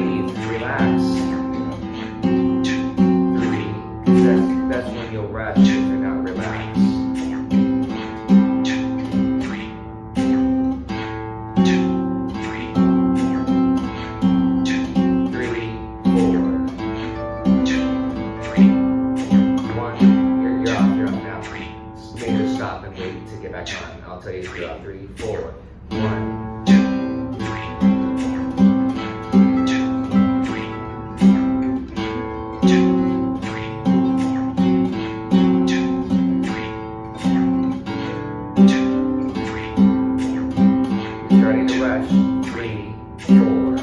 Good. 2, 3, 4. With that 3, 4, that's really the marker right here. 3, 4, 1. You don't want to rush it. 4, good. You're rushing. 3, 4, 1. 3, 4, 1. Just try to say that 3, 4 with me. 3, 4. That's the marker. 3, 4. 1.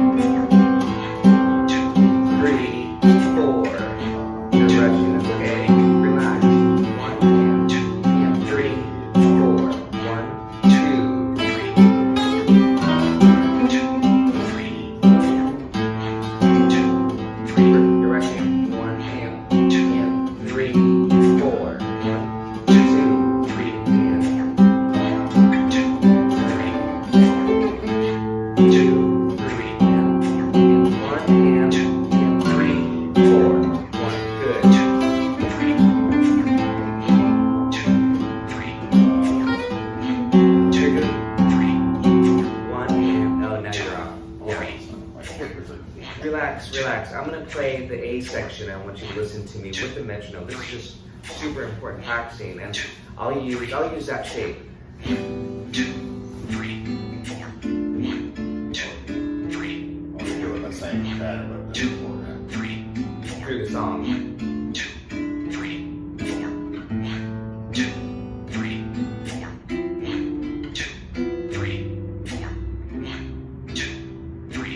4. 1, 2, 3, 4. 1, 2, 3, 4. 1, 2, 3, 4. 1, 2, 3, 4. 1, 2, 3, 4. 1, 2, 3, 4.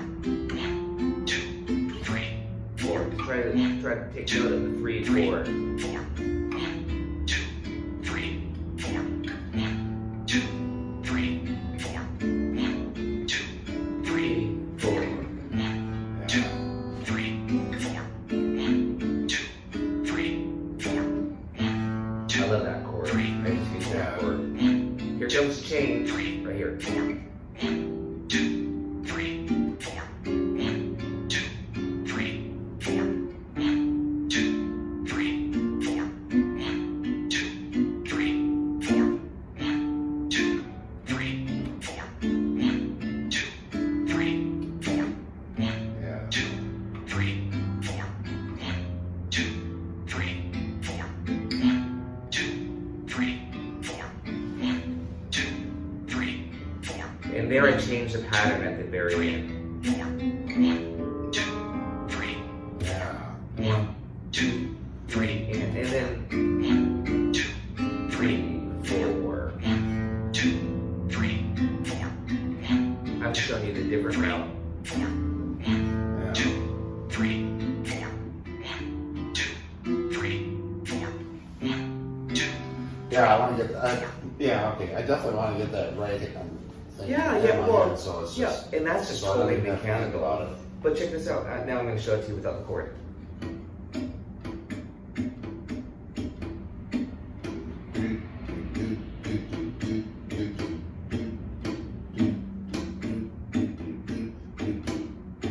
See, I'm really accenting the last part.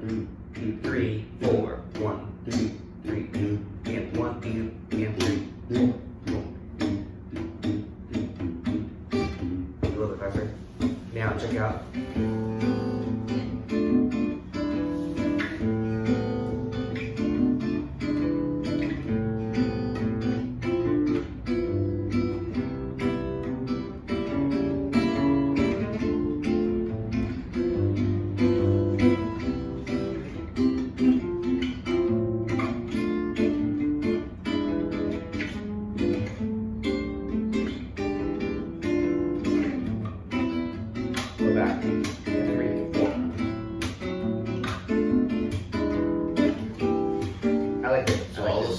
same right hand going there. Now I added a little click. Oh. Just to add a little backbeat. 3, 4. But it's the same. Yeah, it's a little bit more of like a funky Latin Yeah, thing there, just a little backbeat. Yeah. But again, we can apply it to your favorite bosses. So here's what's that song we love? How Insensitive. Oh. 3, 4. 3, 4. It's just copying.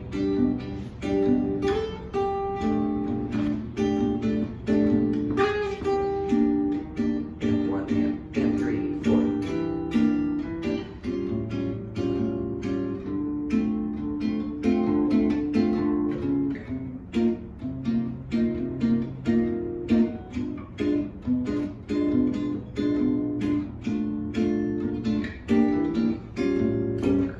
Little funky. 3, 4, 1, 3, and 1 and 3, 4, 1, 3, 4.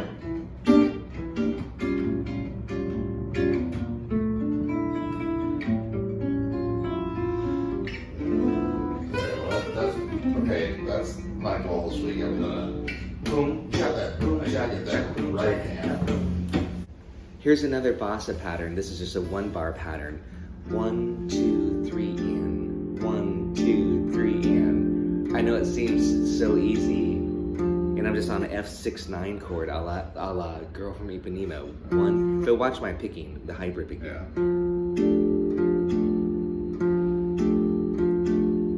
I know the bass is on 1 and 3 if you want to be technical, but the practice part of it is to turn on your metronome. I've got the talking metronome on, pro metronome on the, it's tone 14 if you want to look at 14, the setting here.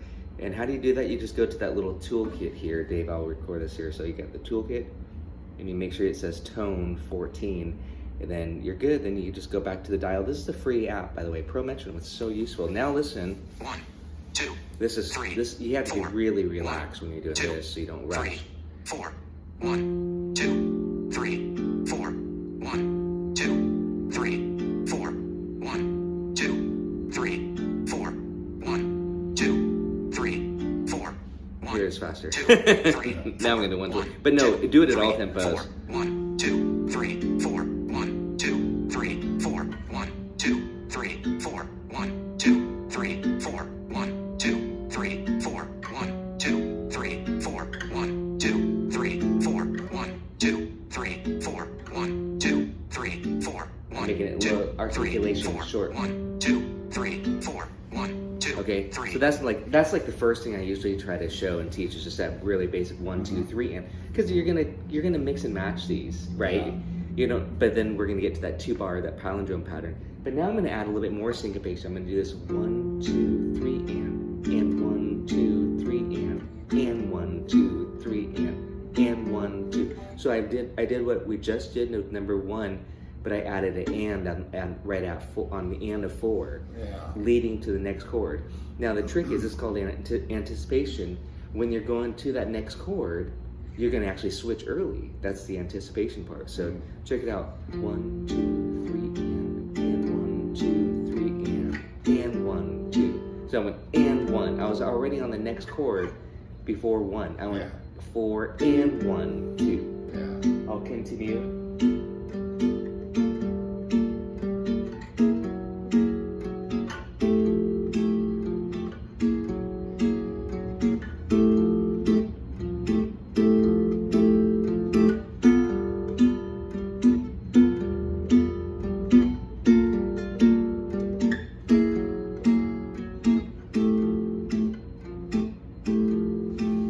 So now I'll do it with metronome. 1, 2, 3, 4, 1, 2, 3, 4, 1, 2, 3, 4, 1, 2, 3, 4, 1, 2, 3, 4, 1, 2, 3, 4, 1, 2, 3, 4, 1, 2, 3, 4, 1, 2, 3, 4, 1, 2, 3, 4, 1, 2, 3, 4, 1, 2, 3, 4, 1, 2, 3, 4, 1, 2, 3, 4, 1, 2, 3, 4, 1, 2, 3,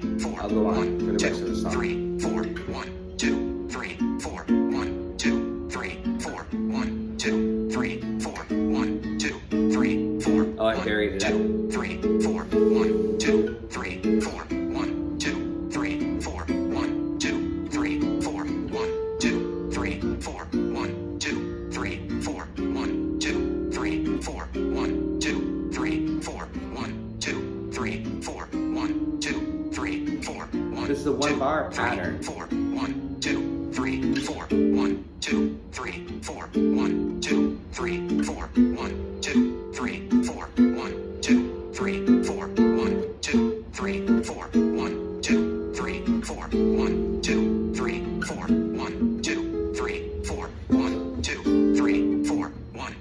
Okay, so now, let's do those two easy little chords. Yeah. No, just, Here? yeah, just what we were doing. Okay, Just that, just. So those two patterns with that A Just minor. hammer that in my Yeah, head. this is A minor 6/9. Sorry, this is A minor 9. This is A minor 6/9. I call it the rainy day vamp. I don't know, now I'm making it. Rainy day bossa, there we go. That's a good So, name for it, yeah. Here's pattern 1. This is, you gotta really relax.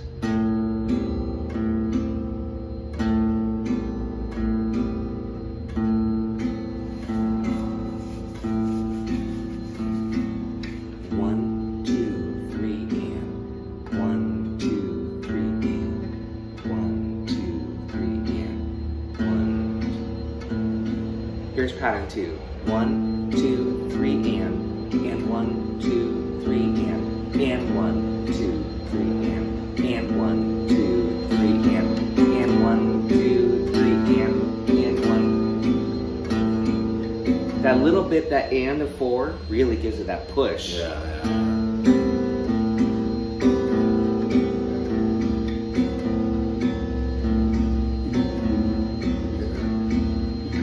Those are the two 1-bar patterns. And then now here's that 2-bar pattern that I love, that palindrome pattern that we practice.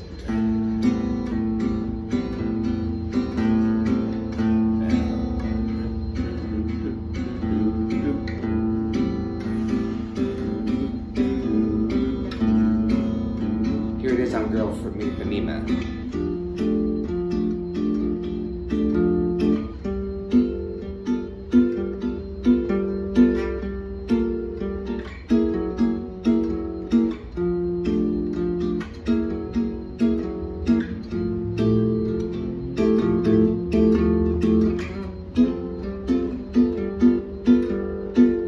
A lot of 9 chords, right? This is a major 9. Here's the B section.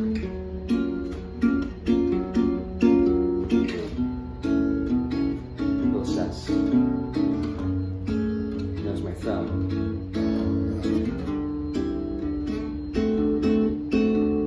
Yes, I'll give my heart gladly, but each day.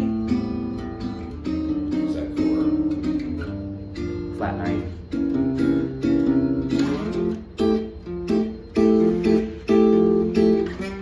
Sus. Minor 9.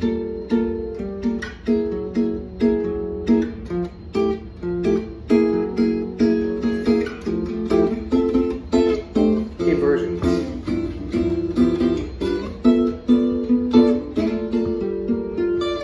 Tritone.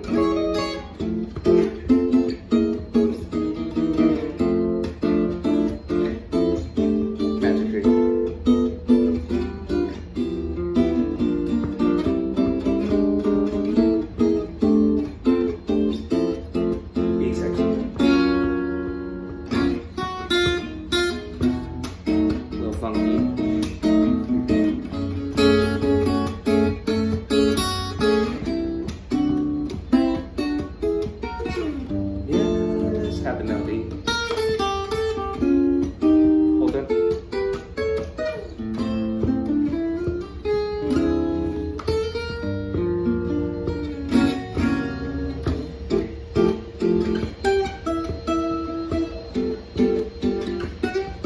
Little hint of the melody.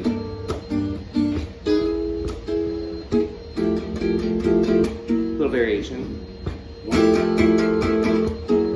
She just doesn't see.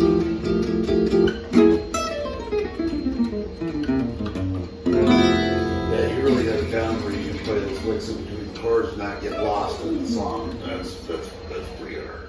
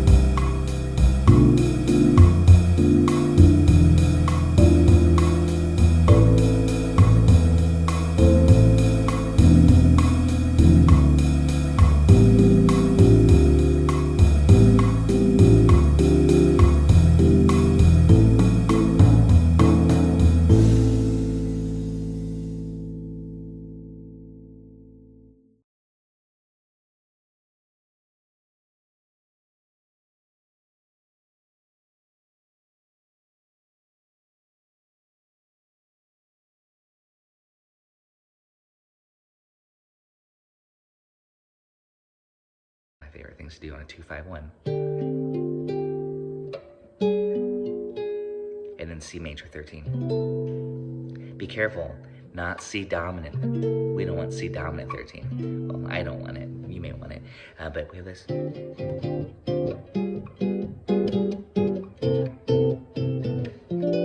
Now I want to, the chord should be F major 7, but I didn't want to do your typical chord, your standard chord there in this situation. But I wanted a G triad over F. That gives it a Lydian flavor. G major triad over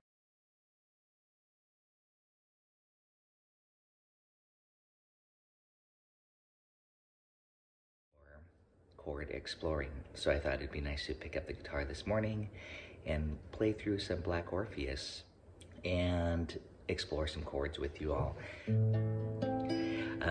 But it's also a good exercise to try it in a different key. Again, I often say this, if you really want to know the song well, try to push yourself to play it in at least a few keys. Very moody. Here's just a plain old A minor major 7 is really a quite colorful chord. And that's starting to sound like that cliche, you know, the descending cliche. There's no reason why you can't even start off with that as a vamp. One other thing I like to do is, speaking of vamping, many of you know this is how I like to play it.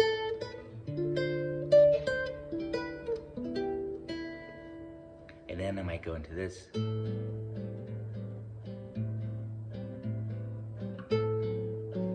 Oh, that was a 6 there. Moody. See, I'm doing this kind of, that cliche from, I'm thinking from the 5th degree, but I'm actually starting on the flat 7. So that cliche, just in general, can really be from the 5th, sharp 5, or flat 6, the 6, flat 7, here's a major 7. Beautiful. All these beautiful colors. By the way, the foundation for this is this A minor 9 shape.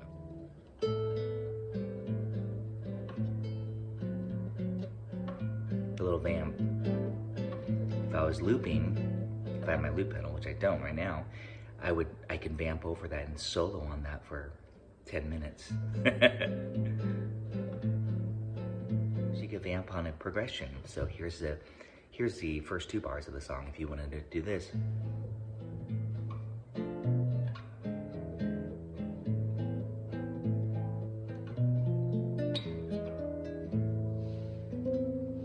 There's that add 9 again. I'm a huge fan of the add 9. I'm going to show you a few more voicings. That's almost a Stairway to Heaven chord. Okay, that's an A minor 9 with the major 7. I did do the A minor 11, and then I went to B minor 7 flat 5 like this, but I also like to do B minor 11 as well. The 11 is the 4, and that is kind of ambiguous when you have an 11th chord, but it also can work as a minor 7 flat 5. And then how about E7 flat 9, sharp 9, or just a 7. And then A minor, I'm going to do the cliche. Okay, and if you checked out the recent Sunny chord explorations, I was doing something like that.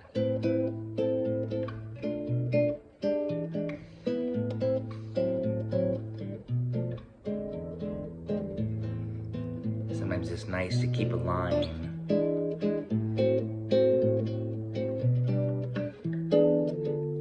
D minor 6 is equivalent to B minor 7 flat 5.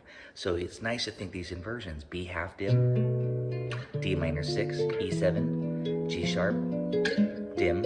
So when on the E7, here's another great trick. You could think all those dim 7 chords. Here's the E, and then you can think G sharp dim, B dim, D dim, F dim. Right, that's the diminished substitution. So I hope you are aware of that when you see that 5 chord. Not a diminish A minor 6. Feel that tension, the 5. Isn't that nice? And then I put the A in the bass to release it.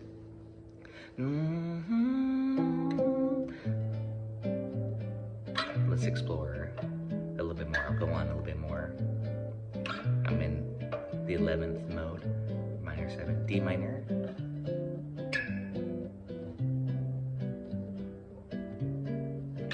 Got to keep with that motif. And instead of just doing a plain old G7, now I'm actually following the song. I might get that G7 flat 9. And to me, because of the voice leading from D minor 11,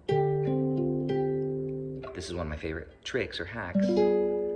Keep that chromatic line. You know where I'm going to go. So that's a nice little 2-5-1. One of my favorite things to do on a 2-5-1. And then C major 13. Be careful, not C dominant. We don't want C dominant 13. Well, I don't want it. You may want it. But we have this.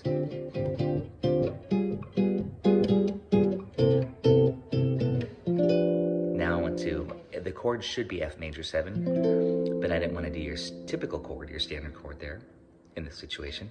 But I wanted a G triad over F. That gives it a Lydian flavor. G major. So let's check out that. I'll slow it down for you.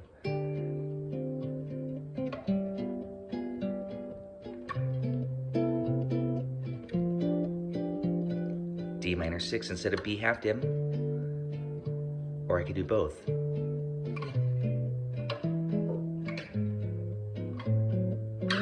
See, moving bass. Yes, tritone sub. Good, I hope that's what you're thinking. Nope.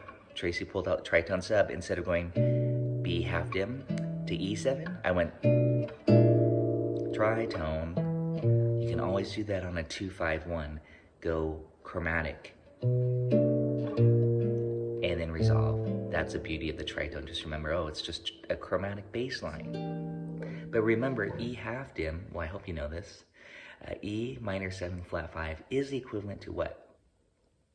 Think about it, E minor 7 flat 5. Good, I hope you said G minor 6.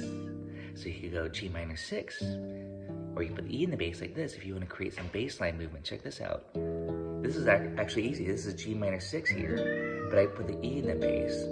So you have this. And then it goes to A7, and then I'm going to sub it out with C sharp dim to D minor. And I'm going to do a little cliche here, the James Bond cliche. So I'm going to go minor world, E half dim, G minor 6, A7 sharp 5. And I just chose sharp 5 because I want that darker color. C sharp dim. A lot of good stuff in here. And there I just want footage from my workshops. That's just an F major 7 chord with a sharp 11, which is the sharp 11 and a major 7. F major 7, sharp 11. Hopefully you got all that. And then now I'll go to the B half dim. And yes, I'm going to do tritone sub here. Why not? But that's kind of a plain chord, the B flat 7. I'll do the B flat 9, sharp 11, or flat 5. You guys get this?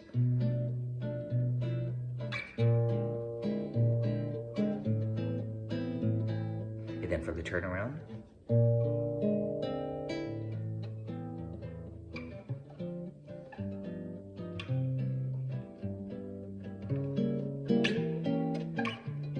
I'll try to do what I did earlier.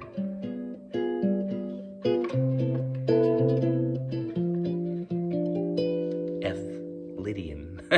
That's a G slash F chord, okay? Oh, I want to do some bass movement here. Let's do this. There you go. Gotta throw in purple haze chord at least once.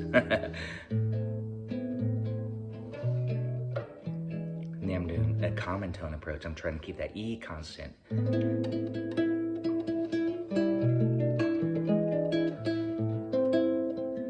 then now the chord's gonna be E half dim, but I'm gonna do G minors, then A7 flat 9, D minor 9. I've got to show you some common tone ideas. So again, I just wanted one note to stay constant. So I did an A minor, and I'm just doing it this way, A minor, add 9, you can do it this way. But I'm just thinking that E. B minor 11. Yes, the chart would say B minor 7 flat 5, but again, you can make it an 11. And plain old E7 is a little bit bland, but it's okay, because we're really trying to focus on the pedal tone.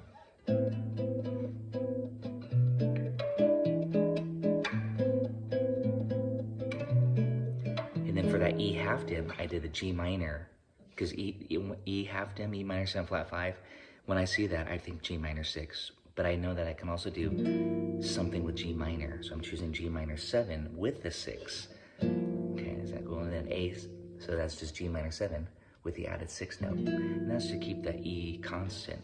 And then this A7 flat 9 chord, it's really just a diminished triad here with a B flat, the flat 9, and then the A in the bass. And then for the D minor here, last time I demonstrated the cliche, I'm just gonna do D minor 9. And that's a 2-5-1.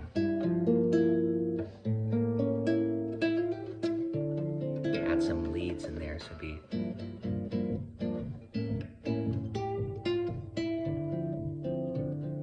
And then here comes that descending bass line. I might try this way.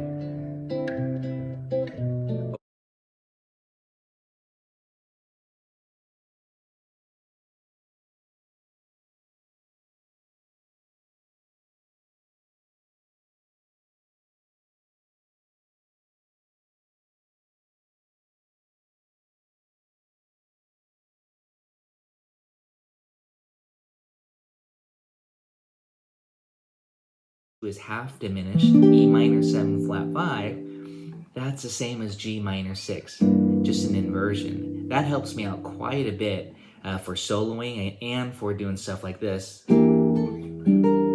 Connecting these chords, those are all G minor 6. So again, knowing these patterns is really nice. E minor 7 flat 5 to A7, and then D minor. Okay, these little patterns. And if you want to create a bass line movement, what I did there was go E half diminish for 2 beats, and then G minor 6 for the other 2 beats, and then A7. Notice I'm playing a sharp 5 for 2 beats, and then I'm going to go to the 3rd degree and play a fully diminished, and that's C sharp diminished 7 to D minor 7. But remember, on the E7, I like that E7 sharp 5 to the 2, 5, and 1. And I'm just doing A minor 7 cowboy style. Generally when I'm down here, I would do A minor with the add 9. So we take that A minor triad, the 8, and go up a whole step to the 9 and refinger it. Okay. So listen to this with the A minor add 9.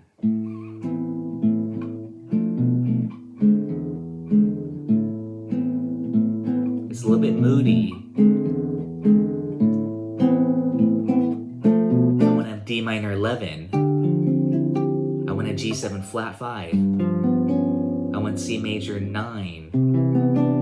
Maybe F major 13. Sharp 11. You know what I mean? So these are just some colors. And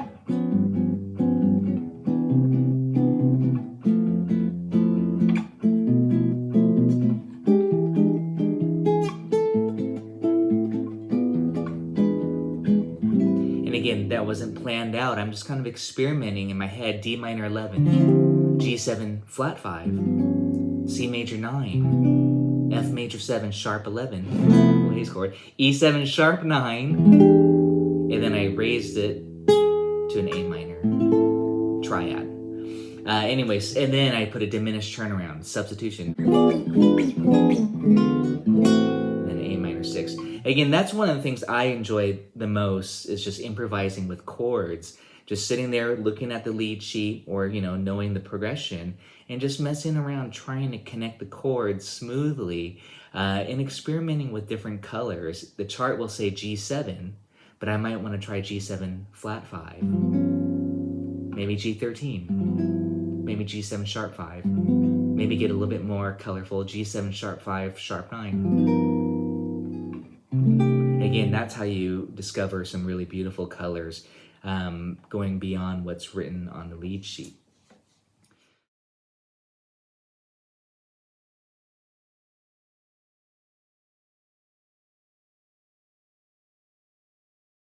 A minor with It's not A minor add 9, it's A minor 9, because you got the A, you got the G, the flat 7, you got the C, you got the B open, and the E open. That's your 9. So you got the 1, the flat 7, flat 3, that's what makes it minor. That's just a minor 7, by the way. But then it's these two open strings, the B and the E, that the 9, the B adds a lot of color. And this is very common in the Brazilian style.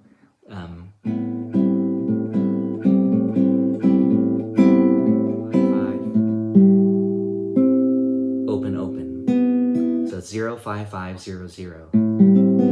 You can bounce off the E string and go 1, 5, 1, 5.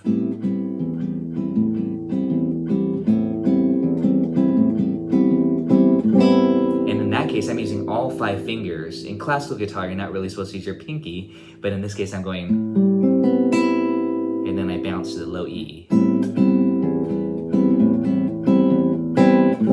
It's a nice way to set up the song, you know, again, to create the mood.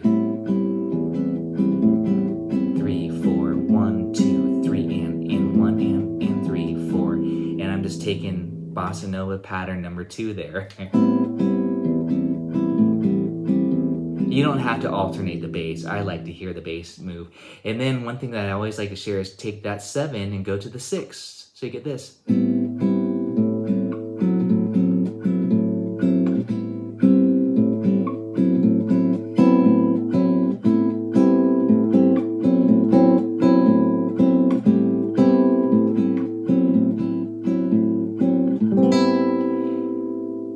And then the other thing I like to share is to play around with the top voice, add an A on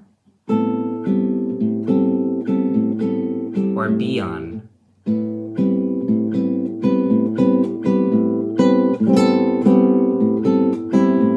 You get all these colors. Just now we have this. We started with this to this, but then we added the A on top, the first string, and then the B on top as well. To pluck it.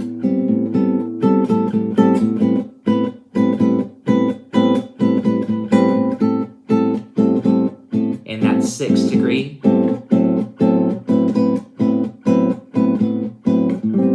Just mess around. That was a 6 with the 9. 6 in the here, and the 9 on the top. The 9 is actually doubled. So again, really fun. And make sure you stretch your hands too. These ones, I love those open string voices. And in bossa, I tend to try a lot of open strings. And then check it out, these little hacks here. We have A minor 9, and then that E7 sharp 5 I showed you earlier. You can just keep these 2 fingers kind of in this shape like this. And then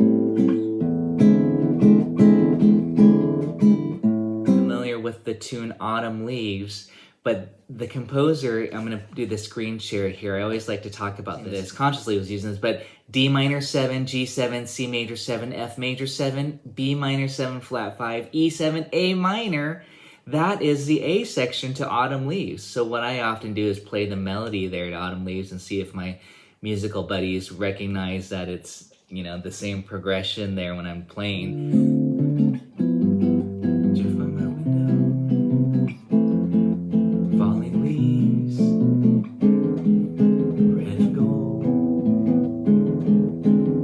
So again, it's exact same chord progression as the A section to Autumn Leaves. And the 2 is half diminished, E minor 7 flat 5. That's the same as G minor 6, just an inversion. That helps me out quite a bit for soloing and for doing stuff like this. Connecting these chords, those are all G minor 6. So again, knowing these patterns is really nice. E minor 7 flat 5. A7, and then D minor. Okay, these little patterns. And if you want to create a bass line movement, what I did there was go E half diminish for 2 beats, and then G minor 6 for the other 2 beats, and then A7. Notice I'm playing a sharp 5 for 2 beats, and then I'm going to go to the 3rd degree and play a fully diminished, and that's C sharp diminished 7 to D minor 7. So you get this beautiful bass line, sounds like this.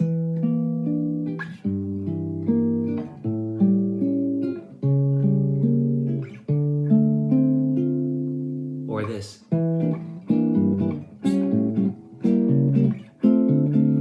In bossa style, but sometimes I'll just arpeggiate. Again, that's a great way to create some movement by just using inversions, basically. But I did use a substitution on the A7. I put that C sharp dim, which creates an A7 flat 9. That trick that we love to sub the diminished 7 off the 3rd degree, 5th, flat 7, or the flat 9. And here I'm going right to the 3rd. It's the same as this. I'm just refingering it down here. It's the same 4 notes, just a different voicing. And then I went to G in the bass. And then that A7. And then C sharp dim. And then here I'm going to do just a fun chord, kind of then a good ending chord that I showed you last time. D minor 6 with a 9.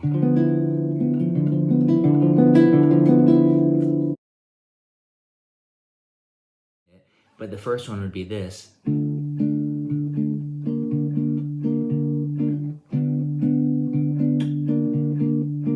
That's that moving 5th. I call it the roving 5th to go. This is kind of a stretch, so don't hurt yourself. D minor, then sharp the 5, and then D minor 6, and then back to D minor. And if you want to omit the D, it creates less of a stretch. You could just think this shape here, which is like you're playing an A minor chord, but up here on D minor, it'd look like this.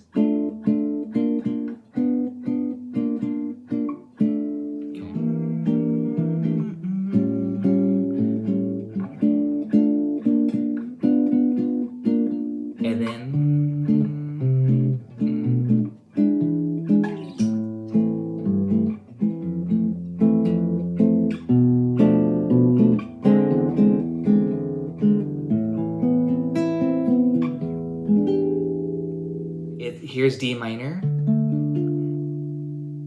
major 7, D minor 7, and then D minor 6. Again, I'm showing you this because I think it's a good chordal exercise to have in your bag of tricks.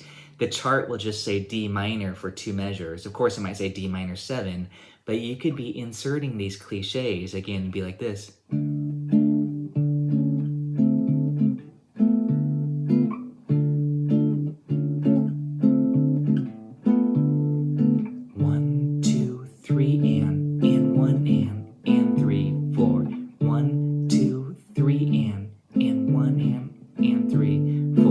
This is the one that's tricky for most people. That's a D minor 6. And it just comes from taking this D minor. It looks like a bar chord, by the way. I'm not worried about the 5th, so I'm not barring. I'm not playing the 1st string at all, so I'm only hitting 4 strings. So don't worry about barring if you don't like bar chords. And then get the octave. So you gotta do this major 7. And now you have to bar to get this minor 7.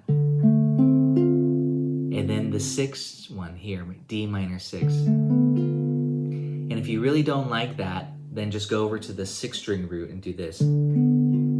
Just kind of hop over to the 6th string root, that's on the 10th fret here. And you can do something like this.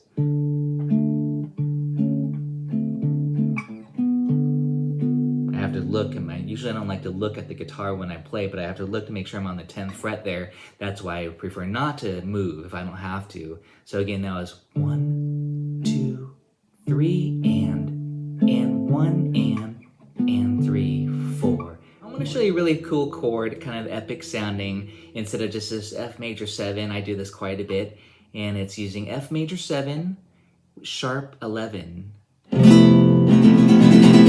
It's very dramatic. But basically, you're just taking the E chord like this and sliding it up a half step, but you got to get the F in the bass as well.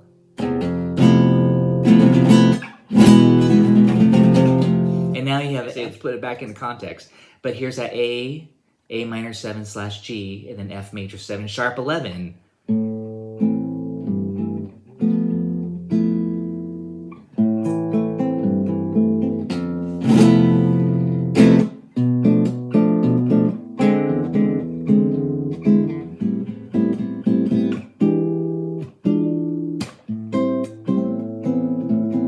But I would practice it again.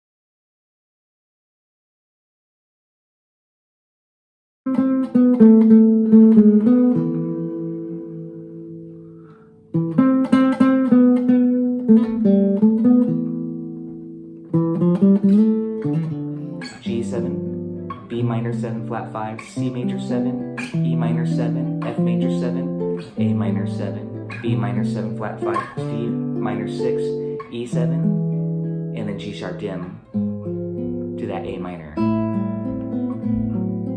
You can just loop that. Again, that's going to sound like autumn leaves.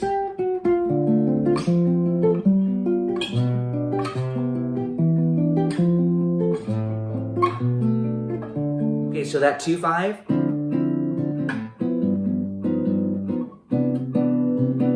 See, I like that C major 9 a lot. So it's 2/5/1.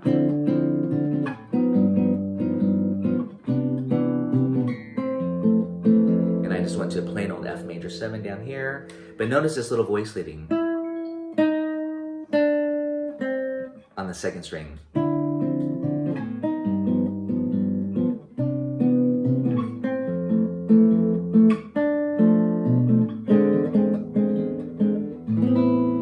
And then, of course, I did B minor 7 flat 5.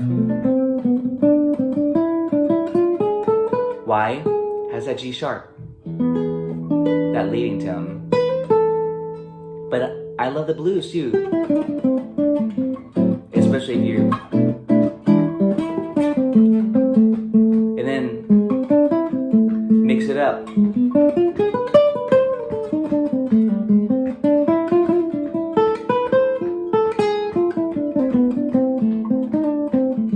And I keep going to that G sharp. That's the note that really tells the listener 5 chord. Right here.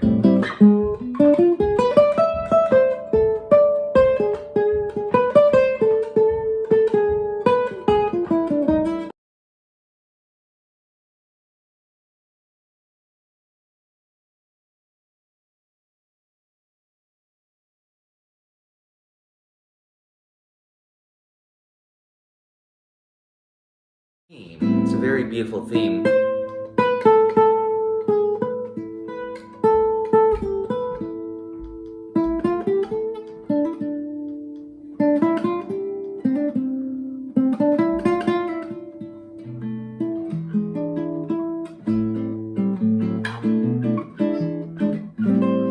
So that's the theme. If you don't know, you can play it low.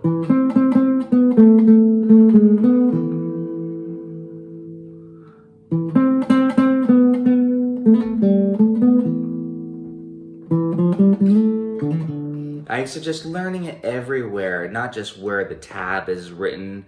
Of course, that's just one suggestion, but again, there's a couple things I'm recommending is learn lots of chords, of course, but really learn the melody. 4, 1, 2, 3. And yeah, there are words for this one, and it's also called A Day in the Life of a Fool. There's a Frank Sinatra version of that too, if you want. The chords are kind of what I want to talk about. As a version from the movie Black Orpheus. And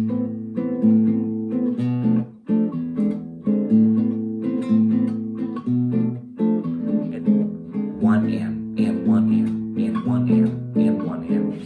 like that comping pattern a lot. It's very different from short staccato, 1 and 1 and here I'm just demonstrating on the A minor. And I'm doing this 1 and 1 and 1 and 1 and.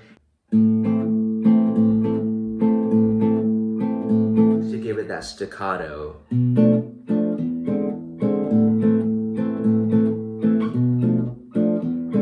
And this pattern minor key, A minor, and it goes 1, A minor being the 1, 2, 5, 1. So B minor 7 flat 5 is the 2. And then E7, I kept using this sharp 5 chord. Here's E7, but I like this chord more. And I might use sharp 5 again. It's nice to alter some of these dominant chords. And you might say, hey, I know E7 like this. And that's totally E7. This is E7 as well. I'm just not plucking the A string, so that's why I don't need to hold that B note down. But it also gives me a chance to do this. Add on that sharp 5 color. So again, my general rule is if I have a bass note on the 6th string, I'm not going to be playing the 5th string at all. And vice versa. Of course, if I have a 5th string root, and these are all, by the way, root chord shapes, then I'm not going to be playing the 6th string. So you just have to know, am I on the 5th string root or a 6th string root? These are just for the basic shapes. So here's that A minor, B minor 7 flat 5, and then E7 sharp 5. And to me, that's just a nice basic way of playing this. And just to add some mood to this, I'm adding in the 9, minor 9th chords. This is actually an A minor 9. Add 9, I should be specific. Why is it called an add 9 and just not an A minor 9? Do you guys know? There's no 7. Instead, we're adding in the 2 or the 9. So it can be called an A minor add 2. That's another name for it. I just like the name A minor add 9. But there's no 7. That's the difference between an A minor 9 and an A minor add 9 or A minor add 2. So here's A minor. If you're wondering, how do you do that? Just get the octave and go up a whole step from the octave. And then you got the 9. And it's really nice because it creates this beautiful clash. That crunch, they call it.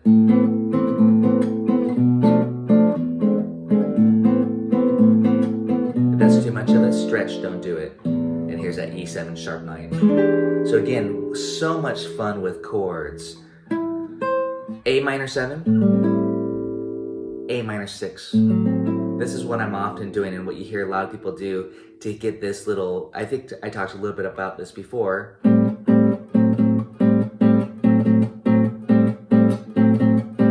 And I might change my comping pattern now for this particular style, getting out of the theme from Black Orpheus mode.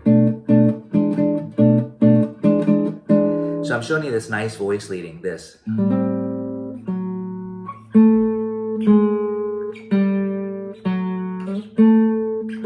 A minor 7, A minor 6. And that's this, what you just saw me do was this to this. This is often why I actually recommend playing A minor 7 like this. Versus this.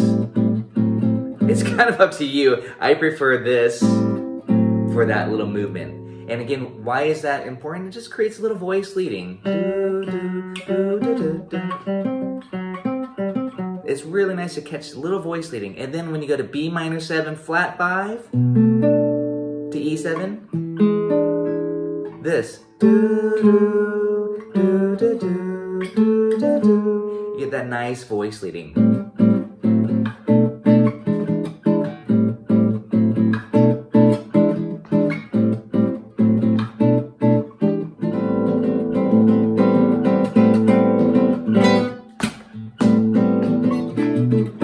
It's A minor 9.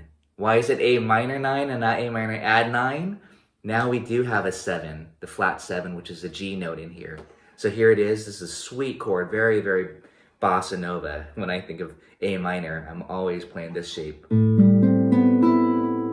you have these 3 open strings. You have the A, you have the G, the flat 7, and you have the C, the flat 3, and then you have the B open, which is the 9, and then the E, which is the 5th.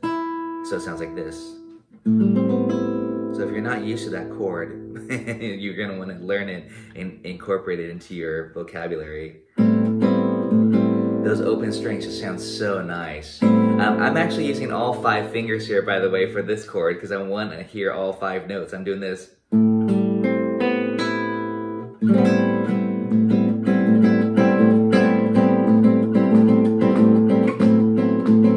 And notice I'm just pedaling the root here on 1 and 3.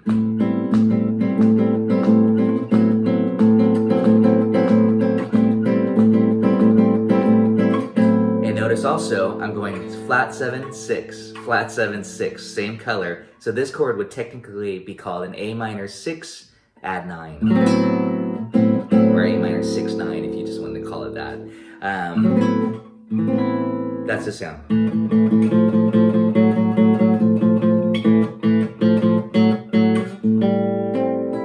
But we're going to, for me, it's just how that I'm feeling it now, more in cut time. I call it in 2, 1, 3, 1, 3, versus feeling each pulse, and that's what gives it that faster feel.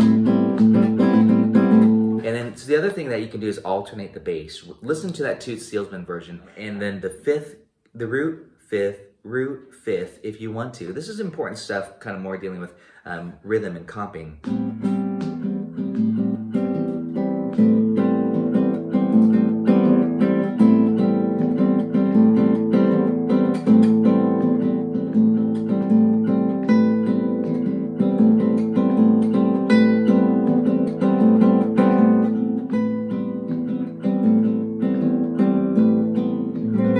This chord. So you actually have B open and then B octave higher, really bringing out that lushness of that 9. So get used to that chord too. I know it's kind of a big stretch, and also it's tricky that you have to keep that open B ringing and then get that B doubled. But with that same concept in mind, I like to hit the A on top.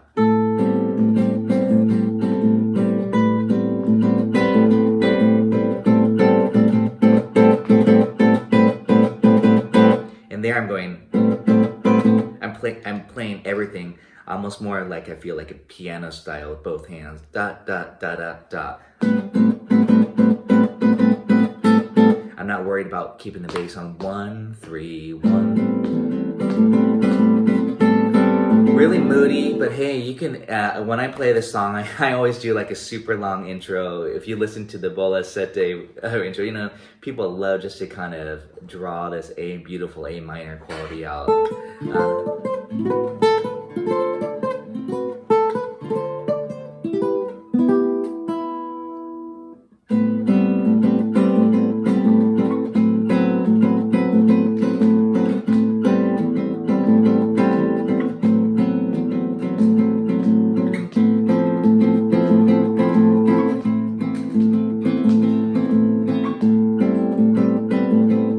Have a lot of fun. It's so beautiful. Just that alone.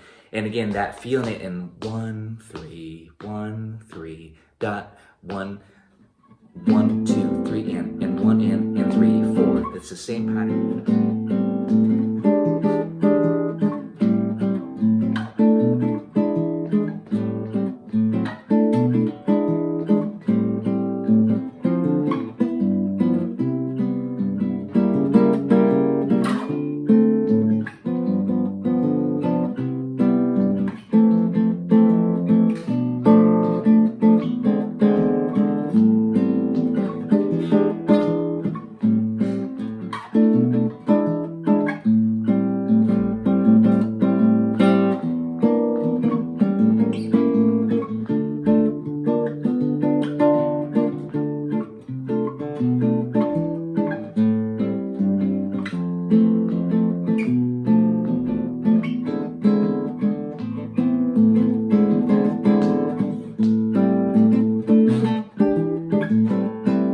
Here's a quick trick.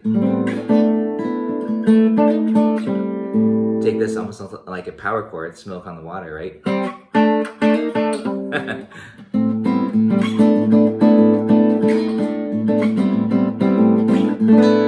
Again, I'm just adding that, now moving it up to get some other colors, the 9 and the 11 there. Because of the melodies, I like to play the 11. So instead of B minor 7 flat 5, I'm actually playing B minor 11 and then E7. There's flat 9. Okay, and let's pretend we repeated that. Now go to D minor 9, G13, G7 sharp 5. Of course, you can just call that a G7 flat 13. Your choice of the naming. That's a 2-5-1 in the key of C now. So now we're modulating, I'm analyzing it too. Now we're modulating from A minor to the relative major, C major, by doing a 2-5-1. 2, 5, and 1. And if you don't want to do just a plain old major 7, if you like the lushness of the 9, do this, C major 9. Okay, major 7, major 9. If you don't know C major 9, start off with C dominant 9. And then from C dominant 9, raise that flat 7 to the major 7. Okay, and that's major 9. Major 9, dominant 9, minor 9, flat your 3. It's important to know those 9 colors. And of course, there's sharp 9, flat 9. Okay, so that 2-5.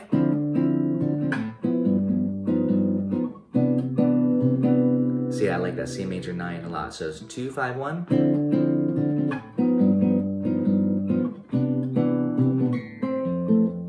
And I just went to plain old F major 7 down here. But notice this little voice leading on the second string.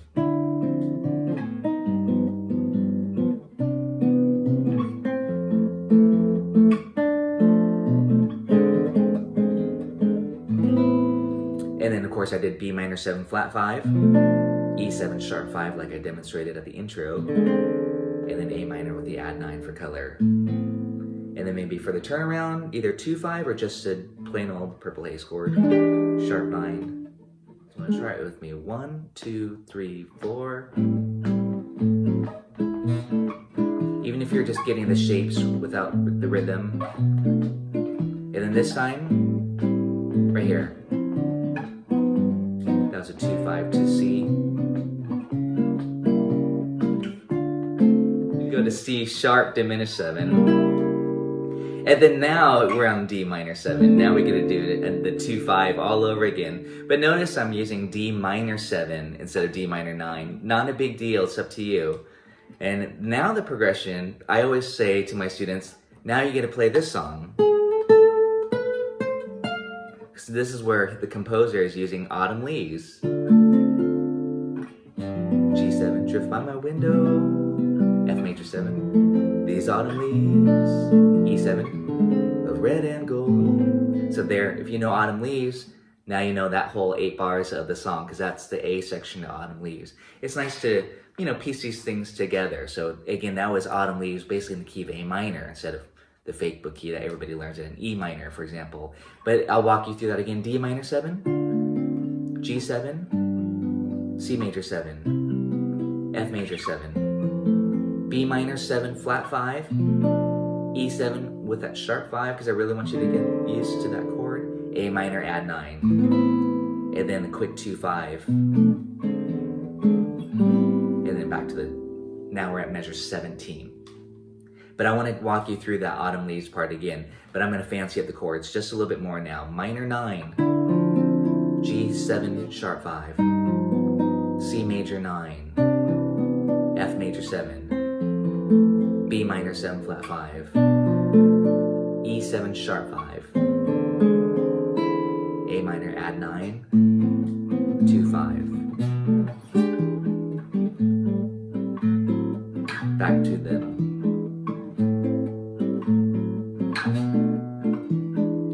Now the melody.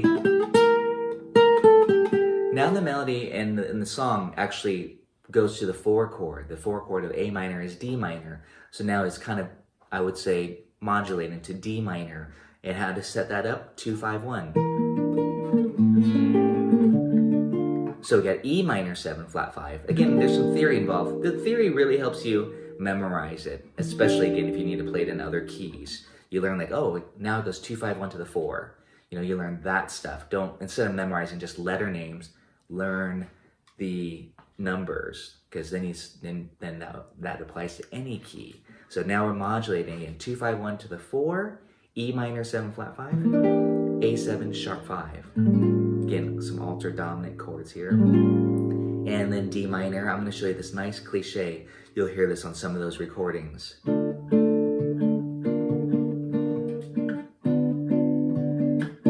And yeah, that's kind of tricky to play, as you can see. Maybe you can give it a try, but don't hurt yourself if you're limited on your stretch. That was a D minor. And we're going to move the 5th chromatically up.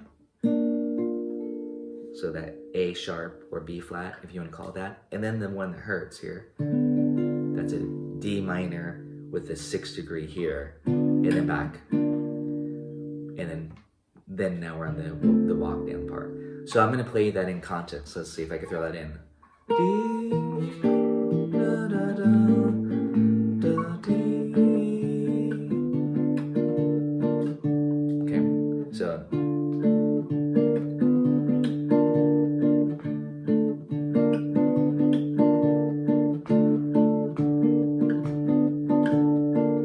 Notice the thumb is thumping out 1 and 3.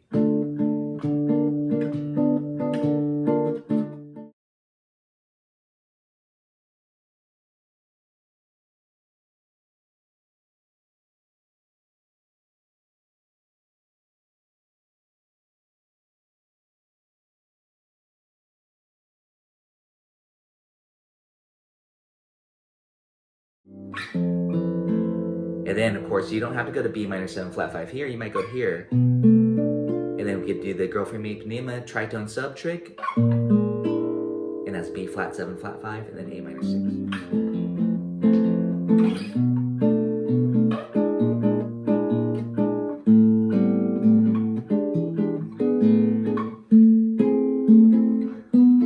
And of course, now we want to go off into improvisation land with all those beautiful chord inversions.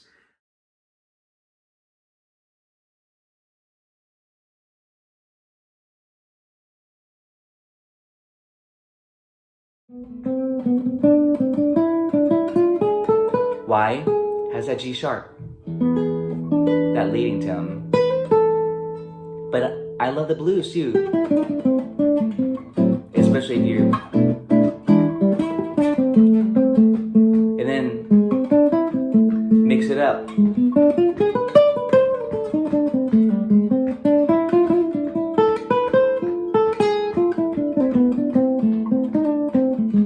And I keep going to that G sharp. That's the note that really tells the listener 5 chord.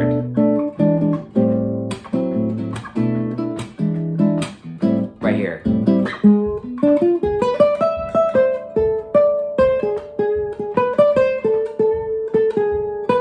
That's a new scale. That's A Phrygian sharp 3. Kind of connecting the dots, giving it some momentum. I'll do that again. D minor 7, F major 7, G7, B minor 7 flat 5, C major 7, E minor 7, F major 7, A minor 7, B minor 7 flat 5, D minor 6, E7, and then G sharp dim to that A minor.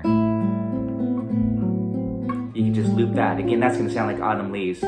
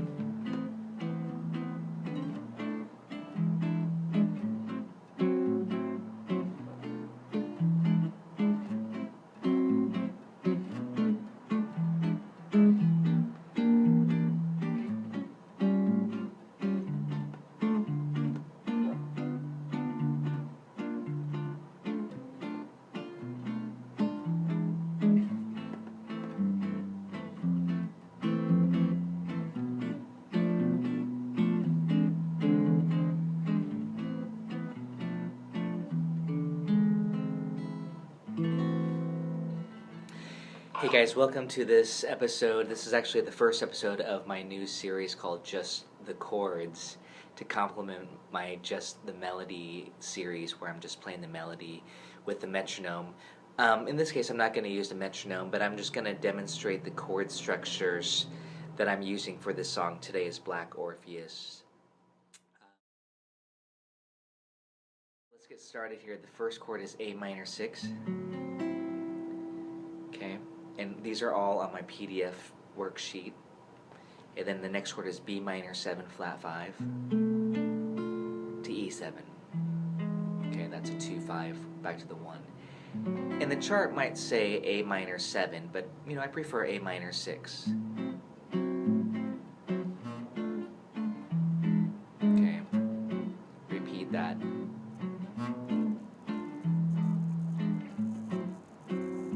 And then this time it says D minor 7. I'm going to do D minor 9, G 13 to C major 7. There I am alternating the bass with the 5th in the bass. And then I'm going to go to C sharp, diminished 7. Okay. And then I'm going to go to D minor 7. That's definitely what I would just call a grip shape there. And then G 13 or G 7. If I'm going to G13, I often like to do this little movement to G7 flat 13, or also known as sharp 5, to the C major 7. And yes, that was a 2-5-1 in the key of C major. So we have D minor, G13, G13, or flat 13 there, C major 7, F major 7, B minor 7 flat 5. This time I'm going to do it down here. Shape. Then I'm going to use this nice open chord, E7 sharp 5, or flat 13 if you want to call it again, and then A minor add 9, B minor 7 flat 5, E7 sharp 5 again. Sometimes I call it sharp 5, sometimes I call it a flat 13, and then back to A minor 6. And just a moment about this A minor add 9. It's really nice and moody chord. I love it for bossa nova. And it's just created by doing this A minor triad as a plain old cowboy chord, and then taking that 8, the octave, and going up a whole step to the 9. So you get this sound.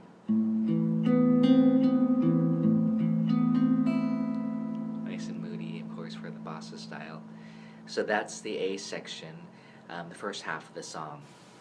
Now it starts on the second half. I'm going to go to this A minor 6 again, B minor 7 flat 5, E7, A minor 6, B minor 7 flat 5, E7, and now this is where it differs. It goes to E minor 7 flat 5, which is the 2 of D minor, so we need the 5, A7 sharp 5 to D minor.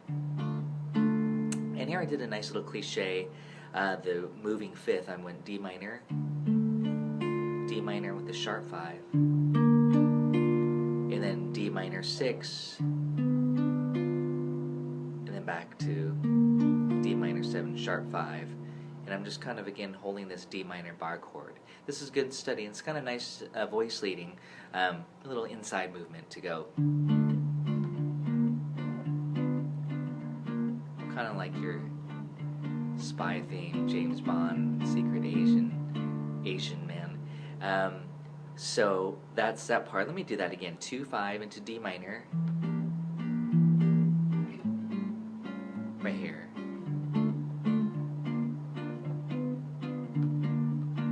And then now this is the part that confuses a lot of people. D minor with the C in the bass, or D minor 7. Okay, and I'm just holding that D minor. Then I go to this shape, which I'm just thinking kind of like an A minor chord here, but I'm playing up here. And I put the flat 7 in the bass, which is C. And another way of doing this, if that's too much movement for you, is just do D minor 7, and then get a C in the bass like this. Okay, either or is fine.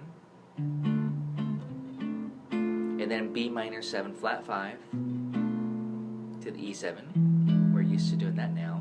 And then I just went and did the same idea down here, A minor, just a bar or open chord, and then A minor with G in the bass, and and then F major 7. Okay, and then we're almost done. B minor 7 flat 5, E7 sharp 5, or if you prefer E7 sharp 9, little purple haze, then A minor 6. Do that purple haze chord again. And there we go, and then back to the top.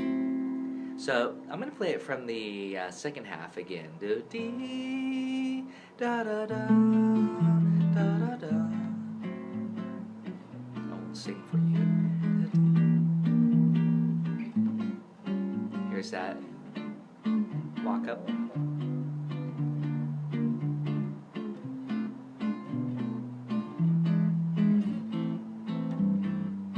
F major 7. We're almost done.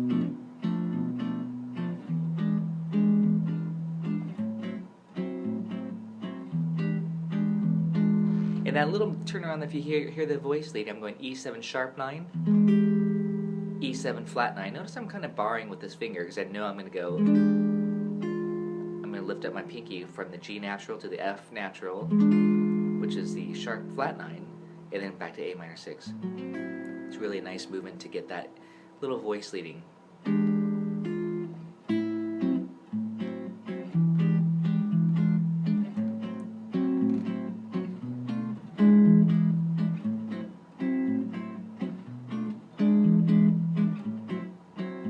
D minor,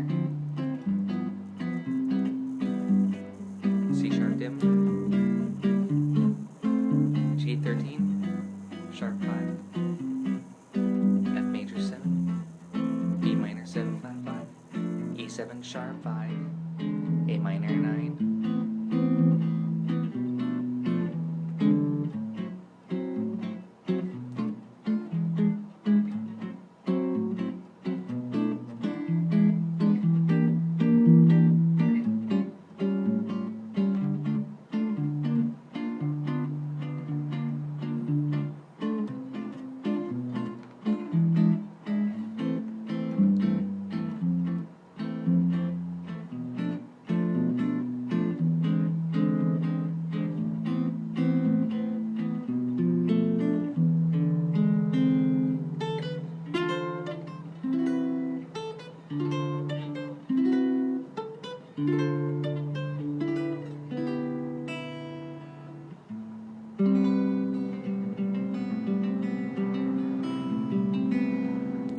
So there are the chords, just the chords for Black Orpheus.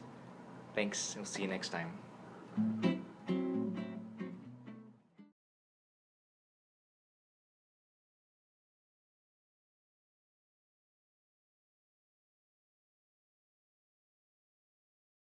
A minor 7, A minor 6.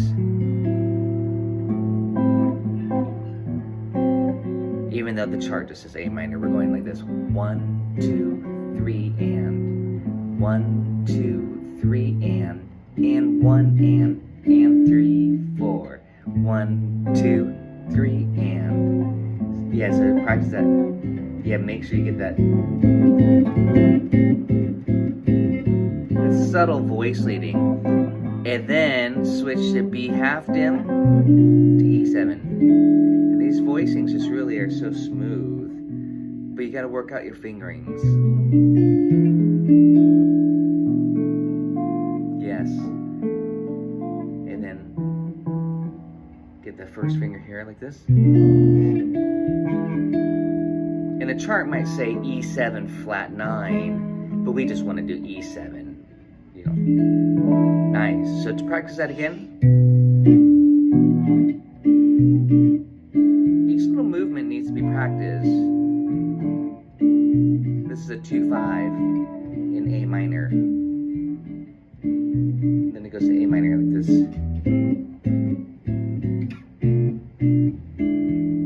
Nice and smooth. Here we go. Practice that. Put a little backbeat. Make it funky. Again.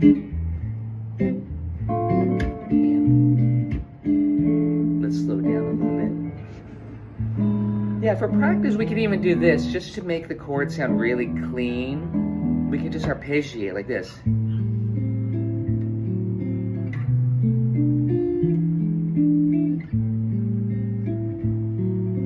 No syncopation, but it's pretty, and it's really going to expose every note of the chord. So your chords have to be spot on. A day in the life of a fool. Frank Sinatra sings this one, the English lyrics. Yes, keep arpeggiating it. Yeah, you see it really helps get those chords. Keep it flowing. Keep it flowing. 1 and 2 and switch. This is a good way to practice getting it smooth. Yeah, that's the part. Well, I actually go back. Yeah, the half dim, dominant. Look, the pinky stays down. That's important. I just have to.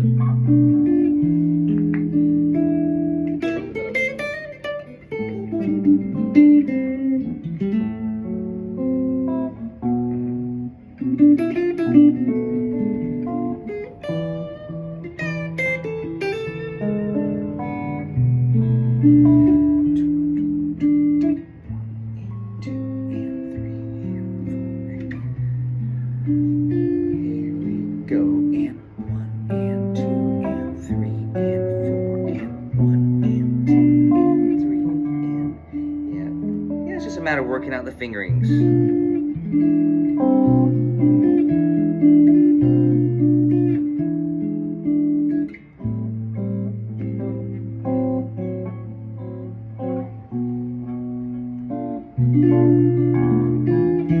can do a lot of finger picking patterns, you know.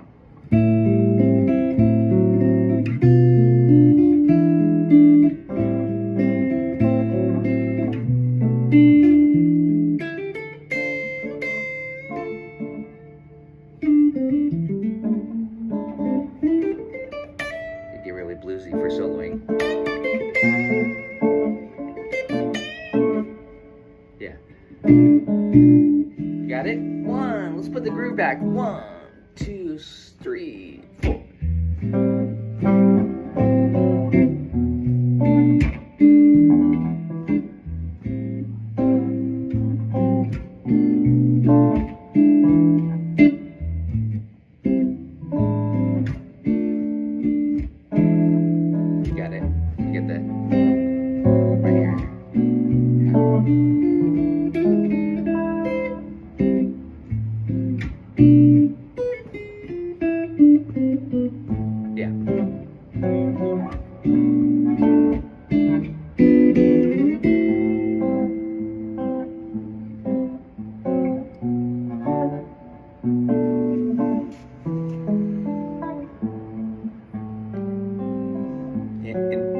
Beautiful. Nice, keep doing that, yeah. That's just the vamp. We can just groove on that.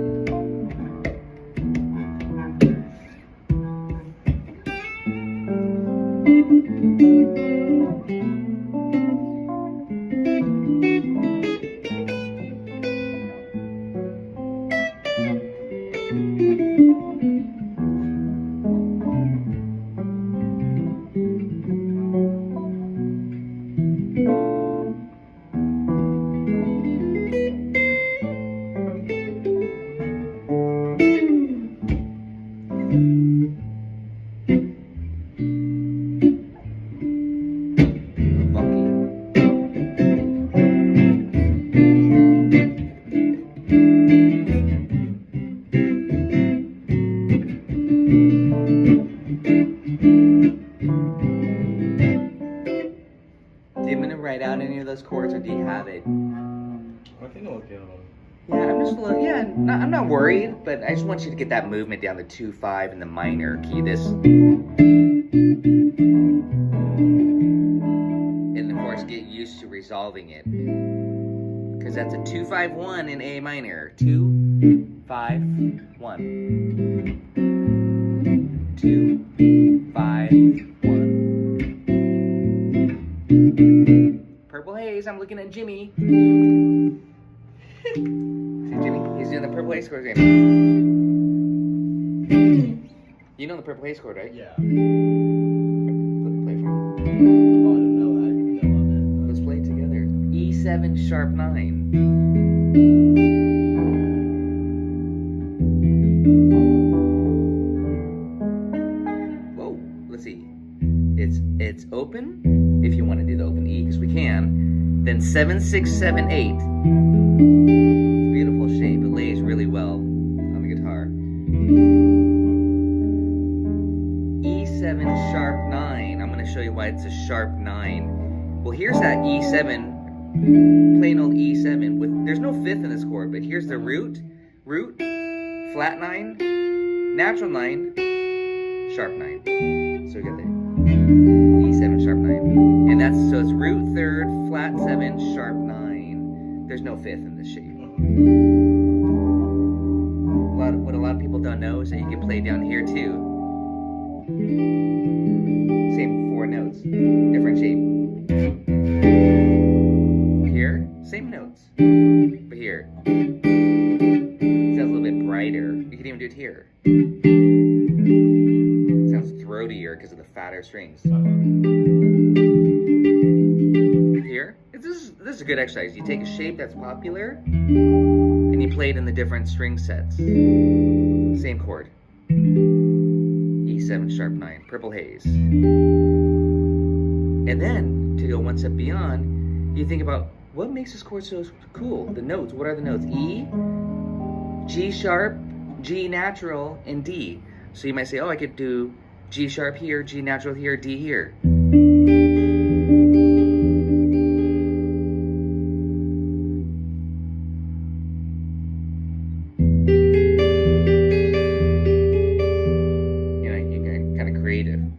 Same notes, I'm just taking a different, listen to this. How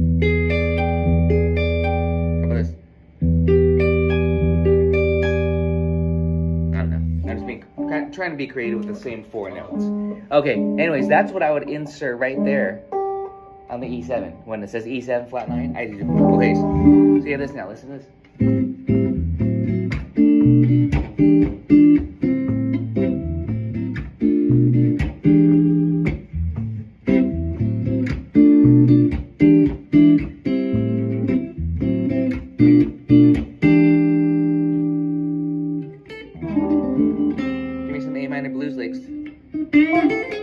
Yeah, give me some A minor. Oh, do this.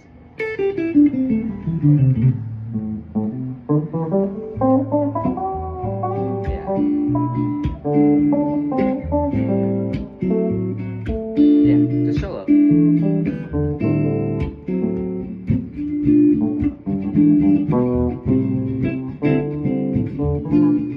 Yeah.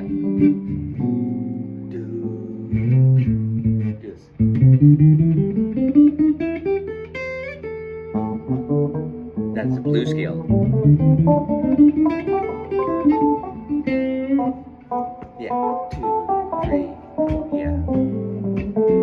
Nice. Yeah.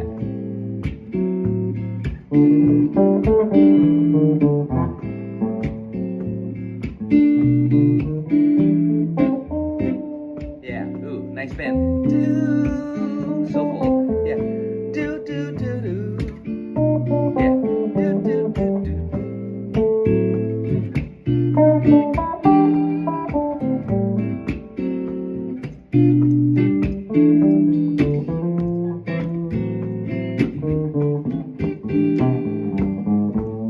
Nice. Jam on this for hours. Yeah, nice. I like that. Do do do do do.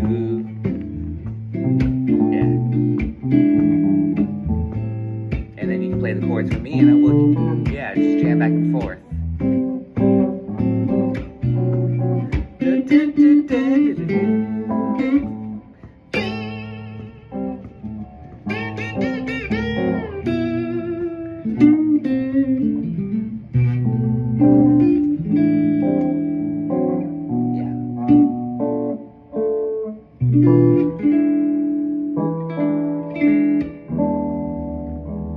Okay, good. So you got the first 8 bars.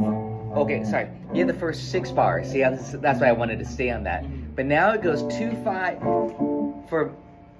Now it goes 2-5-1 in the key of C, like this: D minor 7, G7, C major 7. But I don't particularly care for G7; it's a little bit plain. I like G13. So I do D minor 7, G13, C major 7. Give that a try. D minor 7, G13, C major 7. I don't think I really learned many bar chords, Well, this is part of that routine. The routine being this. You remember 5th string routine? D major 7, D dominant 7, D minor 7. Yeah, so let's do it again. Major 7,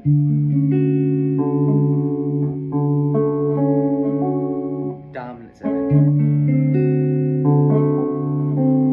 minor 7, minor 7 flat 5.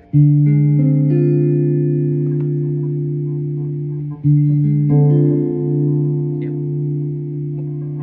And then fully diminished 7. This is what I call the grip chord routine, starting on the 5th string root. This is fully dim 7. It would, on the chart it would say D dim 7 or D circle 7. So here's minor 7 flat 5. Here's D dim 7. Only one note changes, but your fingering has to change. There you go. Good. So that's the routine on the 5th string root. D major 7. D dom. Do this with me. D major 7. I'm just doing four strings, by the way. I'm not worried about the first string. Yeah, so you don't have to bar, is what I'm saying. D7, you do have to bar. D minor 7, you do have to bar. D minor 7 flat 5, and D fully dim. That's the routine. Yeah, now you can do any song with chords on the 5th string root. D minor 7.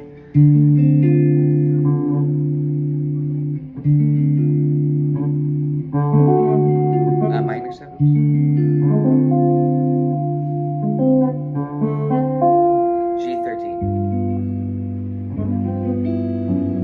Or you could just do plain G7 if you want. I like the 13. It's a little bit more colorful. Yeah, it's a little bit more.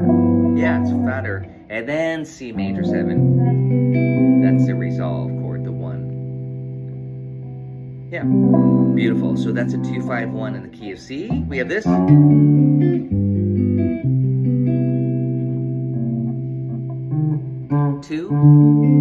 5, 1. And then it goes to C sharp dim 7. Yeah, 2, G13. The chart just says G7, but we want G13 because it's a little bit more colorful. You could even do G7 sharp 5. That gives it a little bit darker flavor. But you gotta be careful so it doesn't collide with the melody.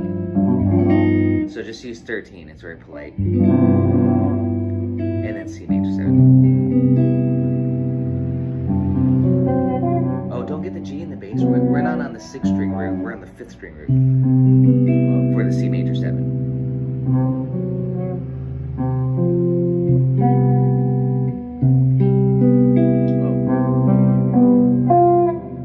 There you go.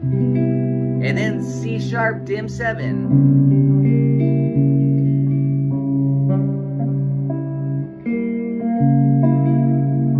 Beautiful. Back to D minor 7.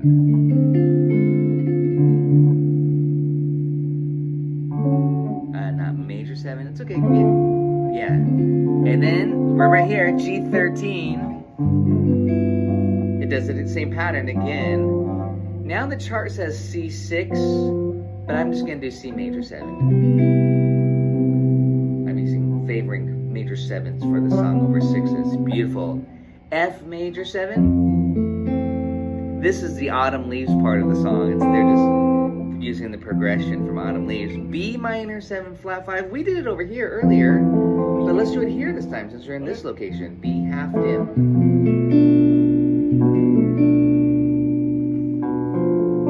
Now let's do the E7 or Purple Haze E7 sharp 9 for fun. this.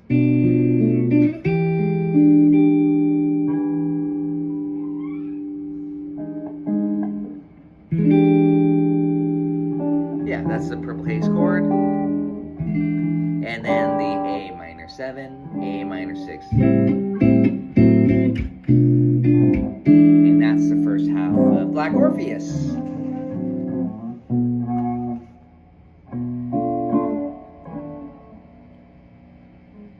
Yeah.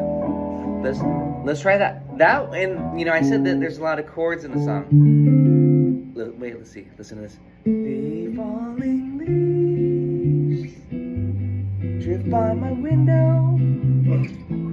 The autumn leaves, red and gold. That was the autumn leaves part. Yeah. So it's D minor 7, G13, C major 7, F major 7, B minor 7 flat 5, E7, but I'm going to play sharp 9. A minor 7. That's the autumn leaves.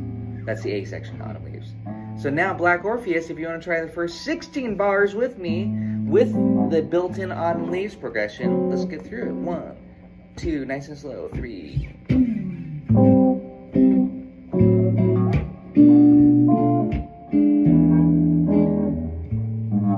Same thing. A minor 7. D minor 7. G13. That's a quick change. C major 7. C sharp dim 7. And then here's autumn leaves. C major 7. The chart says C6, but most people just play major 7. F major 7. B half dim. That means B minor 7 flat 5. E7. I'll just do plain old E7. Okay, got it in purple place. Thanks to Jimmy. And then Jimmy. That's a feel.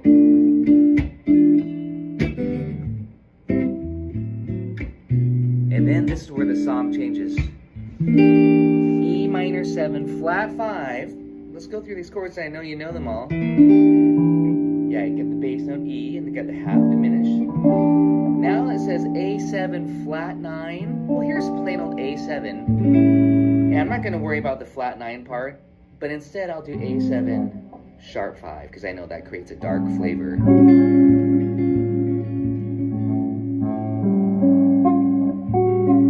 Not 13. Yeah, let's make darken it. Yeah, that's a good sub for the A7 flat 9. It's A7 sharp 5. And then D minor.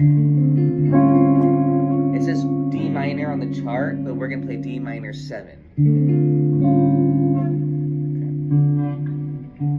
Okay. Yeah, same old D minor 7 we did earlier.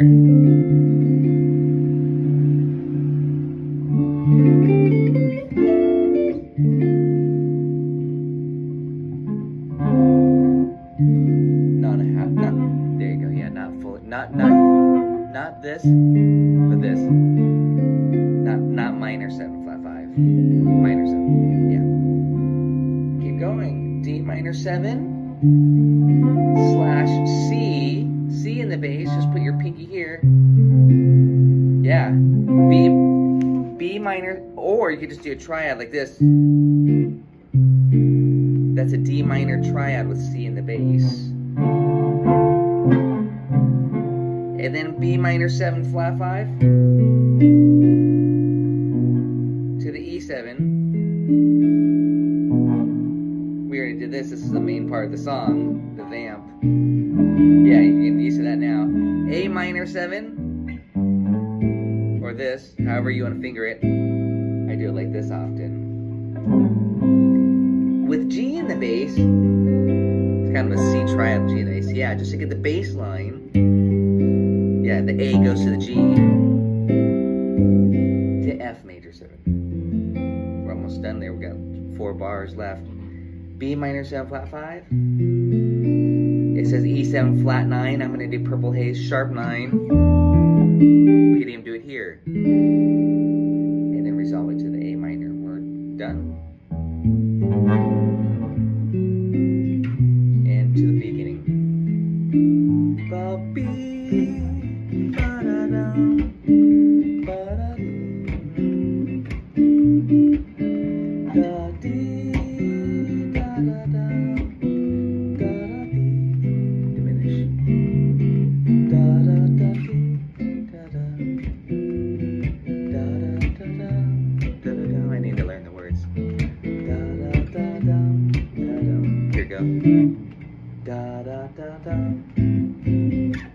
Da dee da da da da da. Yeah. E half dim. Da da da da. Sharp 5. D minor 7. Da da da. And here comes all that beautiful walking down bass. Da da da da da da da da da. We're almost done the last 4. Da da da da da da da. Melody. Da dee da da da da da da da da. A lot of space. Da da da dee da da da da da dee da da da da da da da da da da da.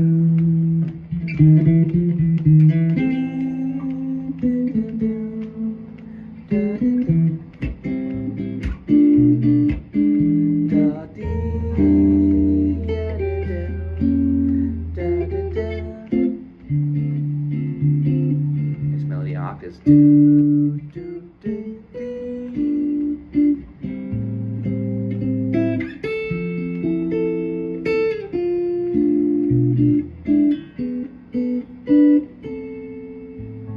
And here's that outro.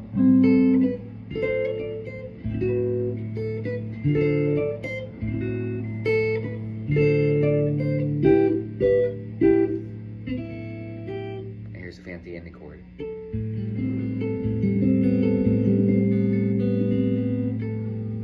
Any harmonics with it? Do you know how to do that? I'm creating, harmonics can be created like this. Yeah. It's always 12 frets. But what happens when you have fretted notes like this? I'm just going to bar 5, 5, 5, 5, 5. Right? Well, here, let's do this together. Let's just bar 5. Let's bar all 5s like this. Yes, yes. You create a false bridge up here. 17th fret. You just pluck on the 17 like this. And you have to pluck with your thumb like this. So I'm actually touching the string on the 17th fret. Yeah. You get this very beautiful chimey sound.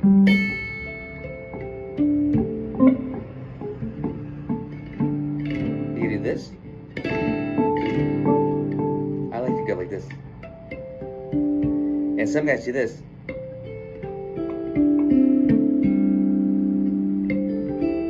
You get this beautiful harp-like effect.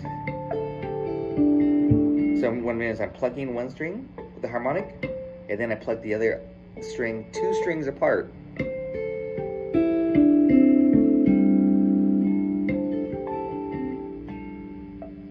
Yeah, but just get used to getting a good harmonic flourish like this. That's the first step.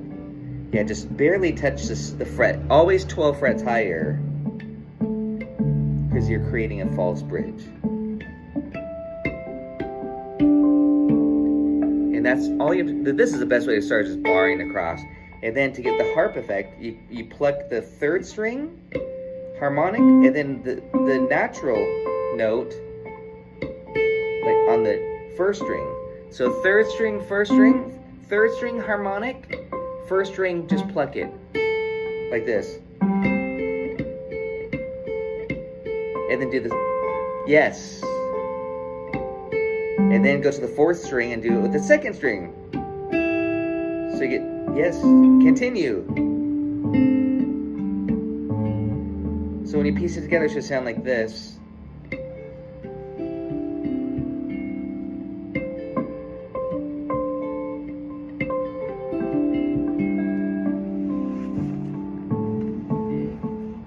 Yeah, that's called the harp technique.